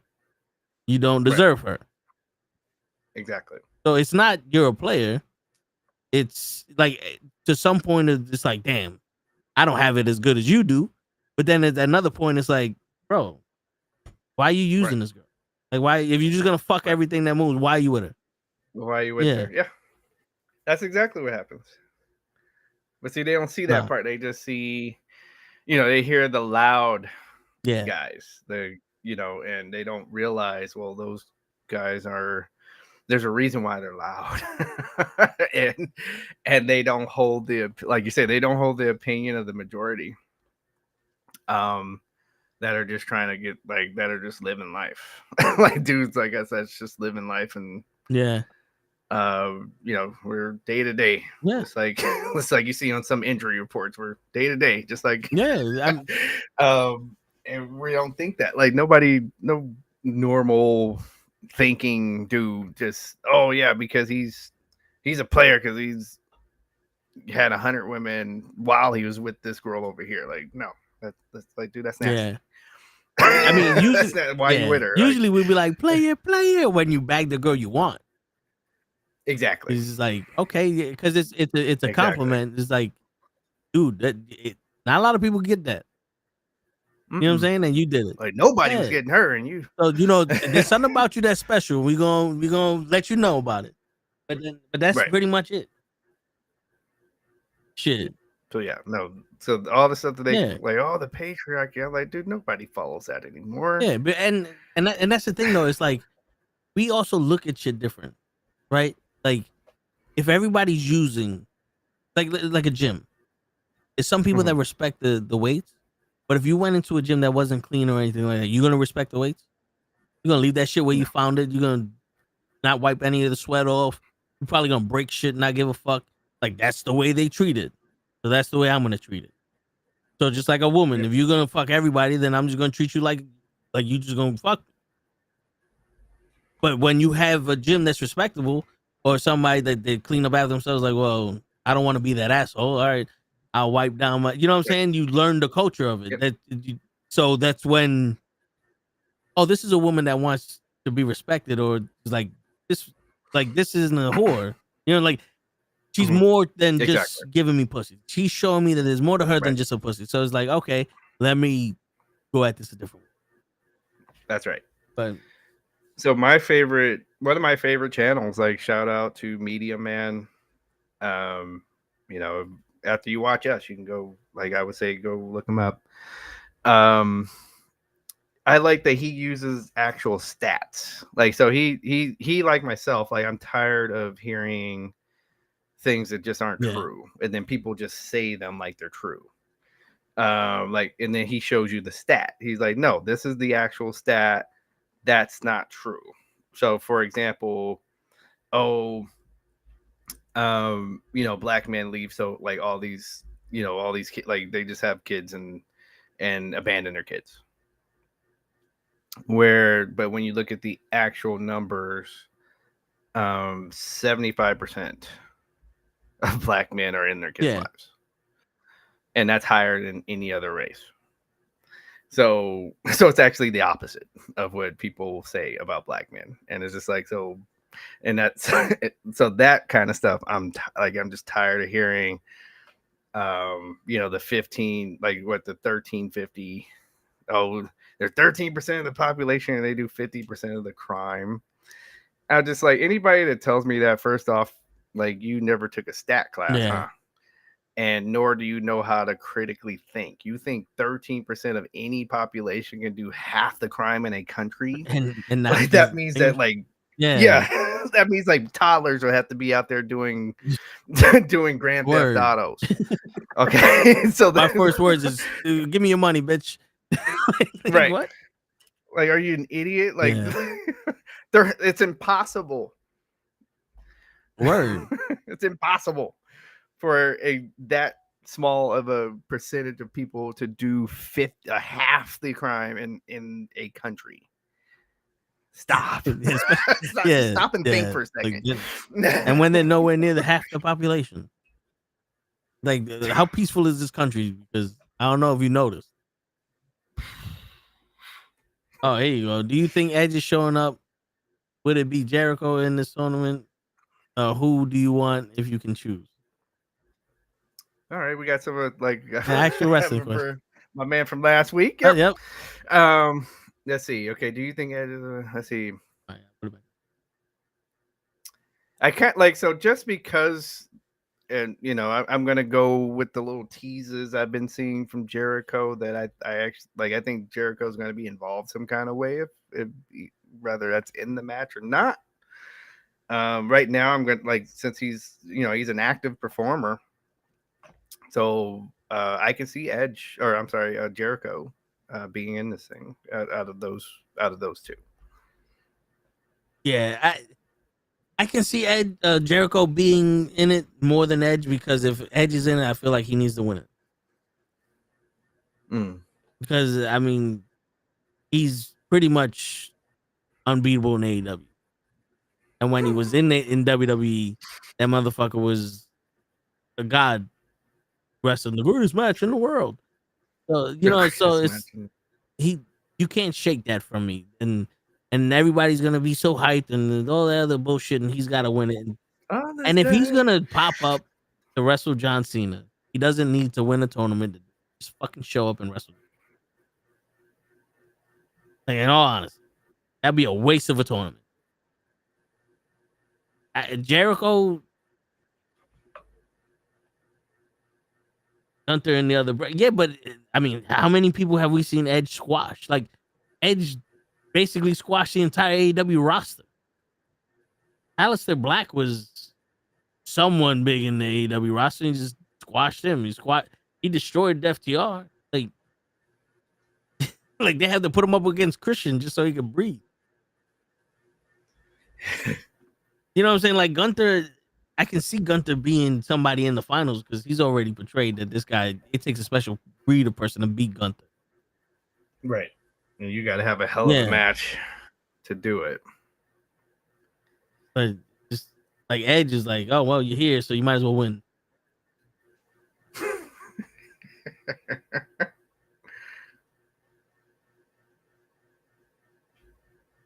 You know, this is the craziest. This is what I don't get.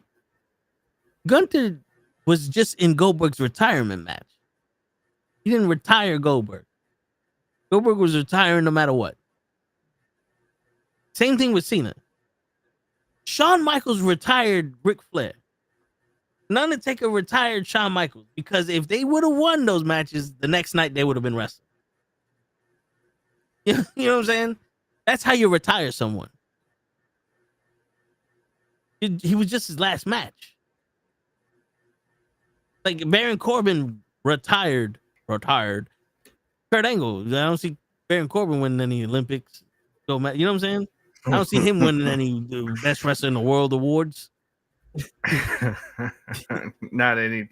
You know what I'm saying? So like, I just like, well, if I'm gonna be 100% honest with you, I give a shit about this tournament. I don't care. I'm waiting for the 14th of December so that way we can be done with John Cena. But my bad. The only thing about Gunther's tap, and we've talked about it, is how fast he did it. He should have, like, kind of like Stone Cold in the sharpshooter thing. Like, let him struggle. Like, let it be a struggle that he's doesn't want to, and then right before he goes, okay, I'm not going to give him the satisfaction of him knocking me out, and then he weakly taps after fighting. Like that should have been the end of the match if you were going to do it that way. Because I guess you kind of had to do that. Like I see the thought process. It's like, okay, we've seen Jay do every move to Gunther at this point, and he kick out. So what's something? Okay, so that means he's got to pull out something else to win this match. So how about we have him? He's gonna choke. He's gonna rear choke. All right, but not like he puts it on in immediately. That's what that was to me. That was the only problem I had with the finish. Word. And no, I don't think it made him look like. No, I don't think long term that makes him look weak at all. Like, well, people already forgot about it because they already ruined Jay's run.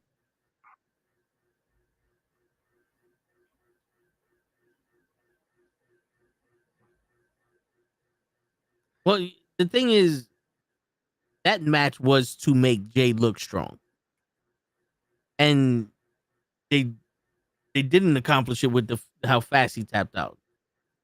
Because to be honest with you, I think. I'll do you one further, the DJ.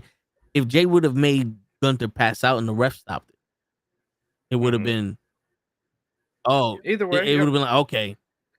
But give me a struggle. Yeah. I'm saying. Like even if he passed out, like give me a struggle, not just he got it on me. Yeah, it's like how weak is your throat that he did that and that you had to tap out instantly.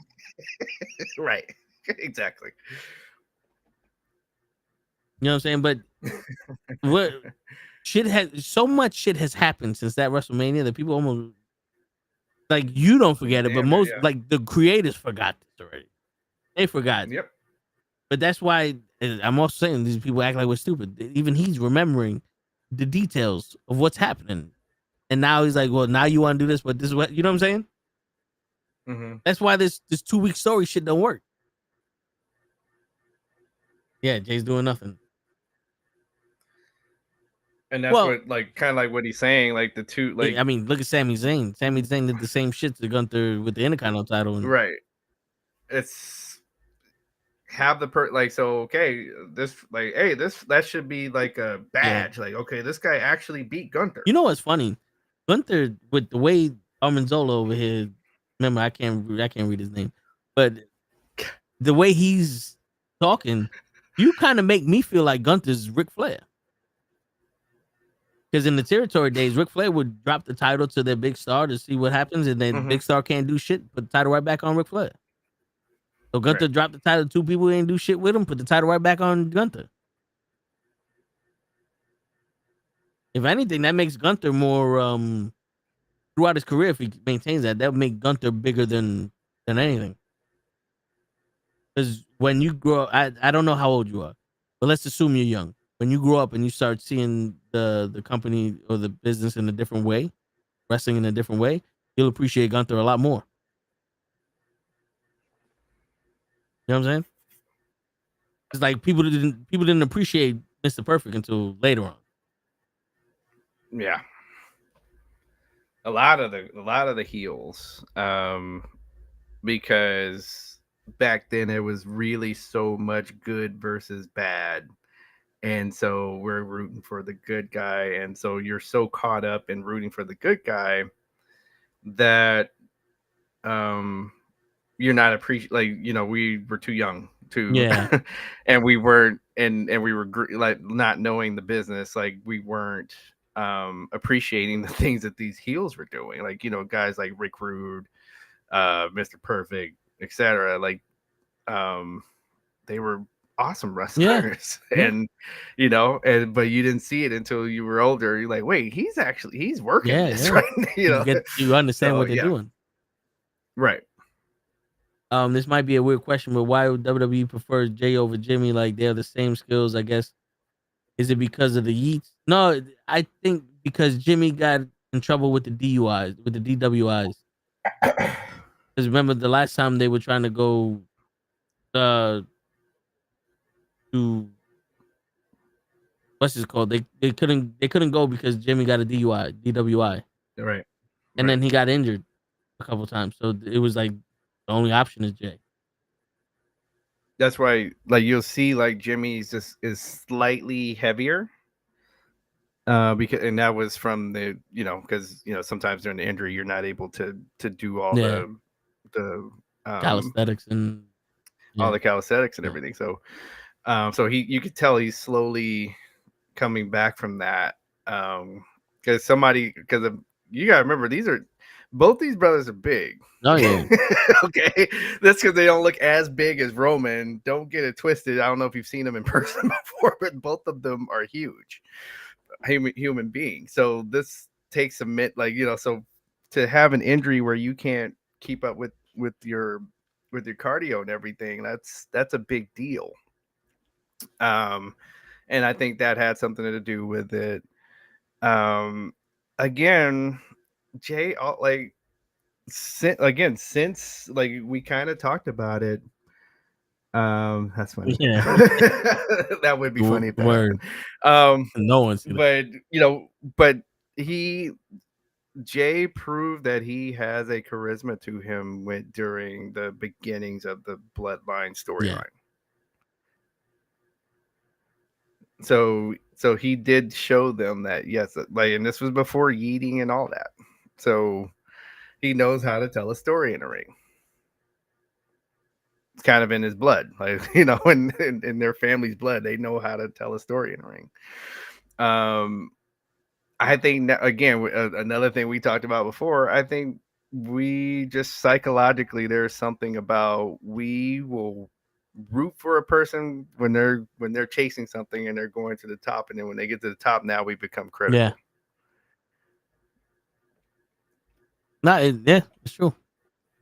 And I hate the word fickle. And I hate the word fickle because Bryan Danielson said it. The only reason why I hate it. But then, because he said it and then everybody else said it. But it's, you know, but fans have become that petty.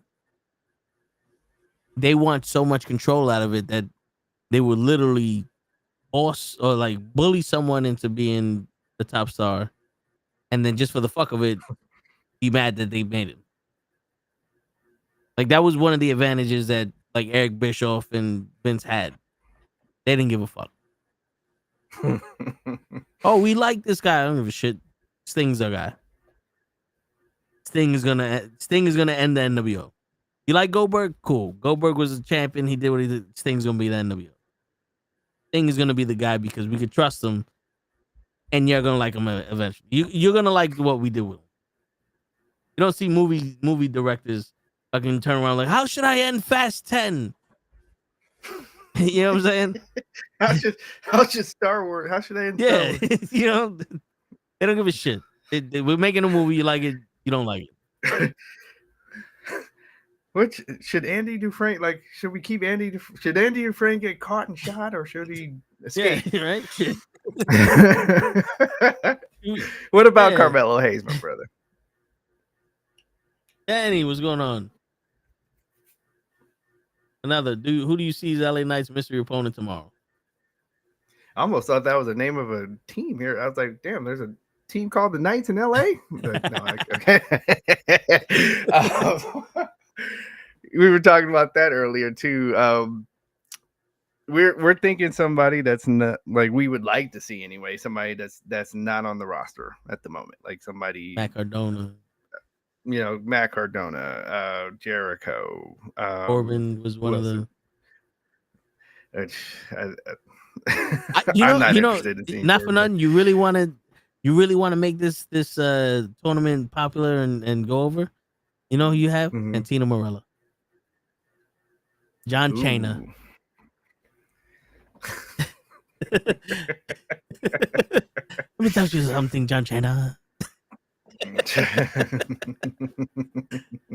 that would turn it on its head for sure. And let R-Truth be in this fucking. Give Truth a chance. Shit. They don't call him the Truth for nothing. Let's start a hashtag. Hashtag give Truth a chance. Why isn't Austin Theory getting a push? At some point, he beat. Isn't he injured? Good question. Because I know him and Ready Player One split up, but I'm gonna look it up. And then so let me just to gauge here, how much are you into Austin Theory? Word. Because are you saying that you want Austin Theory because people now are saying that he should have been with Division, or do you actually like him? But yeah, he's still currently injured. Okay. Let's see how Jericho is still under contract or not. He is. Oh, okay. I didn't see that, Danny. But it would be like, so, you know, it'd be kind of a good, you know, like Lex Luger kind of a thing. And keep in mind, they've done things with Jericho while he was with AEW. Like he did didn't he do a Broken Skull? Yes. So, you know, while he's wrestling with AEW. So, you know, this ain't Vince anymore. So I can see them, like, especially for like storylines such as this, like, hey, well, you know, here's some money, whatever you want, some money or something, like, just to have, we just want him to come over for this match, just to give it a little something because this guy's retiring, you know. So I can see them doing that. So yeah, his contract expires in December. I don't know when in December, but it expires in December. Jericho. Mm-hmm. But I mean, listen, it only does AEW a favor if Jericho goes wrestle John Cena. Especially if Jericho signs with AEW and then he's like, yo, give me the permission, and they do it's not going to be interpromotional shit, but Jericho versus John Cena. Like, whoa, look at Jericho. Where he's been at AEW. What's that? Boom. Yeah, I agree. Austin does have some good heel psychology to him. Like he just has a personality because I don't think he would work as a, like, it's so much. I don't even know if he'd work as a babyface. Like, it's just he just seems to be made to be a heel, which is something for wrestling. That is something, like, that is you know, you want people to feel something one way or the other. I think he was leaning towards becoming a face when he was with Grayson Waller. But like, let's see if it works. Because Grayson Waller was that was the asshole guy that was putting Theory in all these positions, taking advantage of his stupidity, and then like people started to like Austin Theory, and Austin Theory stand up for himself. But my thing is, why does Austin Theory always need to be stupid? Oh, and then so we're gonna be officially waving our hands in the air. Oh yeah, looks like. They signed Joe Henry. So no, but you know, so yeah, that is some pretty interesting timing. Yeah. I'll admit that as well. Yeah, but it's like because Austin Theory is a good wrestler, and you know he could move. Like, why you can't have Austin Theory almost like another Mr. Perfect type? He has the body of an Adonis. He has the skills of any other wrestler in there, and he already shown that he can play dumb with when the way or whatever the fuck he started doing that stupid shit with Grayson Waller. He was out of his depth with John Cena because they're writing for him. John Cena they don't write for Cena. Cena writes what the fuck he wants, says what the fuck he wants. It's just this man needs to figure out a way to stop being stupid and become him, and it will work. You know what I'm saying? Either stop being stupid, like listen, if that's who he is, if he's just a goofball, that's fine. But you're gonna have to figure out a way to be not a goofball. Because like I can't get past the fact that you keep acting stupid. You know, and so to talk about the Mania, like so I actually went to that WrestleMania. Yeah. And that was the first time I saw John Cena, and I was like, you know, this is the first time I'm going to say he looks old. Yeah. Like, I'm like, he looks old. Like he was, I would say Austin was 3 steps ahead of him. Like there was times in the match that I can see that he's waiting. Like he's in the spot before John. Like John is lost even, and he's waiting for John. Like live, I'll just say it looked bad. Like the match looked bad live because you could see, like, even my daughter, who, you know, is not as, you know, she hasn't watched as much wrestling as we have, and she's like, something's off, you know, as we're sitting there. She's like, it looks off, like something's off about this match. And that's what it was that he was running circles around John. Like he was way too young for John. So yeah, he, like, if John won that match, I think it would have even been worse. Okay. Yeah. That's how bad it looked. So yeah, I get it. He beat John Cena at WrestleMania, but what else were you gonna, like, you had the young stud going against this guy who just, like, you know, he's years old. Like, he's well past his prime, and he doesn't even wrestle every week. So that, like, and I get it. I'm not saying he should be in catering, but that is not one of the things I would have a building block on, is him being John Cena at WrestleMania. Well, you know, the crazy shit is, like, I don't think people realize this, but it's not about the wins and losses. It's what happens after the win. Like, Brock Lesnar was already a beast, but he beat The Undertaker. And after he beat The Undertaker, Paul Heyman ran with he's the one behind the one of 21-1. And then what happened? They made Brock Lesnar seem unbeatable. He was the monster. Right. He's the man who beat The Undertaker. Now it's like, okay, he won. He beat The Undertaker. It's like they did something with him. The Miz beat John Cena at WrestleMania. Nothing happened after that. Austin Theory beat John Cena after WrestleMania. Nothing happened after that. That match, those 2 matches do not matter. That's the sad part about it. You can sit here and like, Austin Theory beat John Cena. Doesn't matter. they were on the card at WrestleMania. just like how you're sitting there going, "Yo, Jay made Gunther tap out of WrestleMania, made him look weak." It doesn't matter. People, the creative team have forgotten about that and have repainted Gunther to be the guy that he was before he lost to Jay. They repainted John Cena to be the guy he was before he lost to Theory. Nothing changed.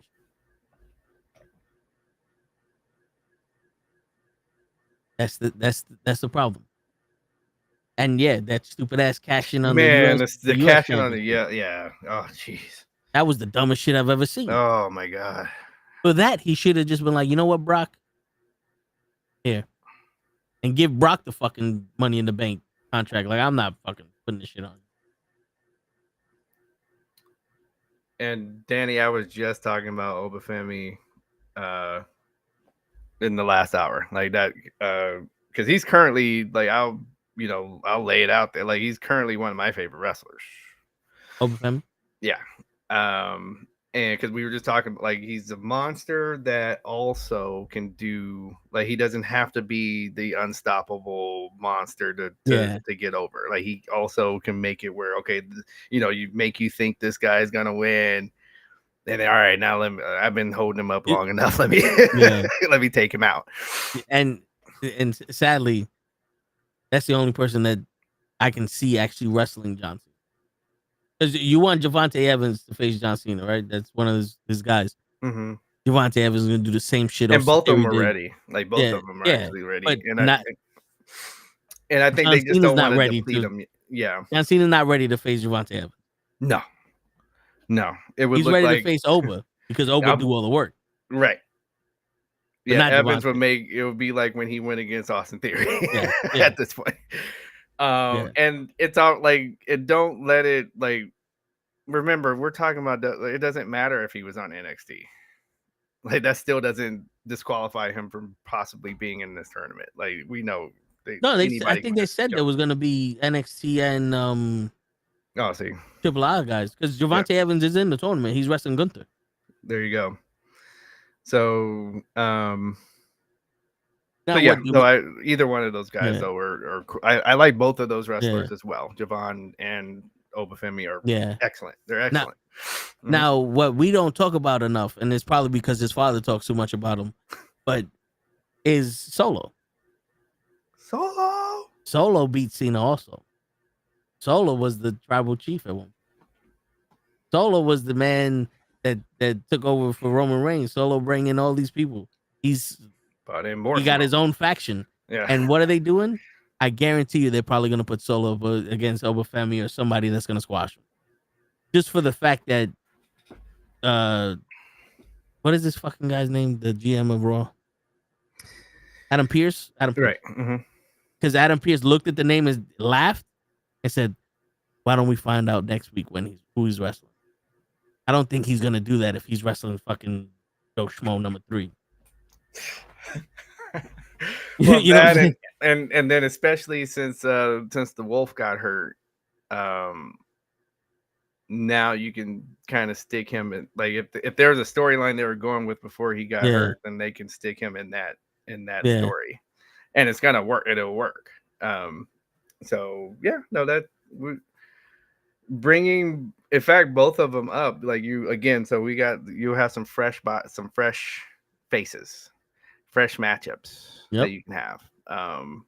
So that's the other reason why I'm kind of rooting for them to be in the tournament as well. Like not just for the tournament, but for the longer term. Now, they're both ready. They're both ready to be on the roster and do some stuff. Yeah, isn't Javante Evans on SmackDown in a tag team with somebody? Or was that just like a one-time? He is. I know he was in a tag team match with somebody on SmackDown. I don't know. Right, if that's gonna be, well, that's remains to be seen, I think. Yeah, because it's kind of like when they put Ricochet and Aleister Black together. Like, what? They didn't even know each other in NXT. Now they're tag teams. All right, that's how that works. But yo, listen, man, we always have a conversation. We can literally talk all goddamn day. If this show was on Friday, we could talk until Saturday morning. You know what I'm saying? But for me over here, it's 1:30 in the morning. I got work tomorrow, and then Ray's event is tomorrow night. Wow. So it starts at 8:00 Eastern Standard Time. It should be on his YouTube channel, Respect the Craft. So if you can't make it, you can watch it on YouTube. Give it likes. Give it the watches, please. It's a very I was watching I was watching him and Gigi, and it's a very they went through the card, and it looks like a very good card. Yeah. For us real pure wrestling fans that don't mind seeing something that doesn't have all the lights and fireworks, come watch this.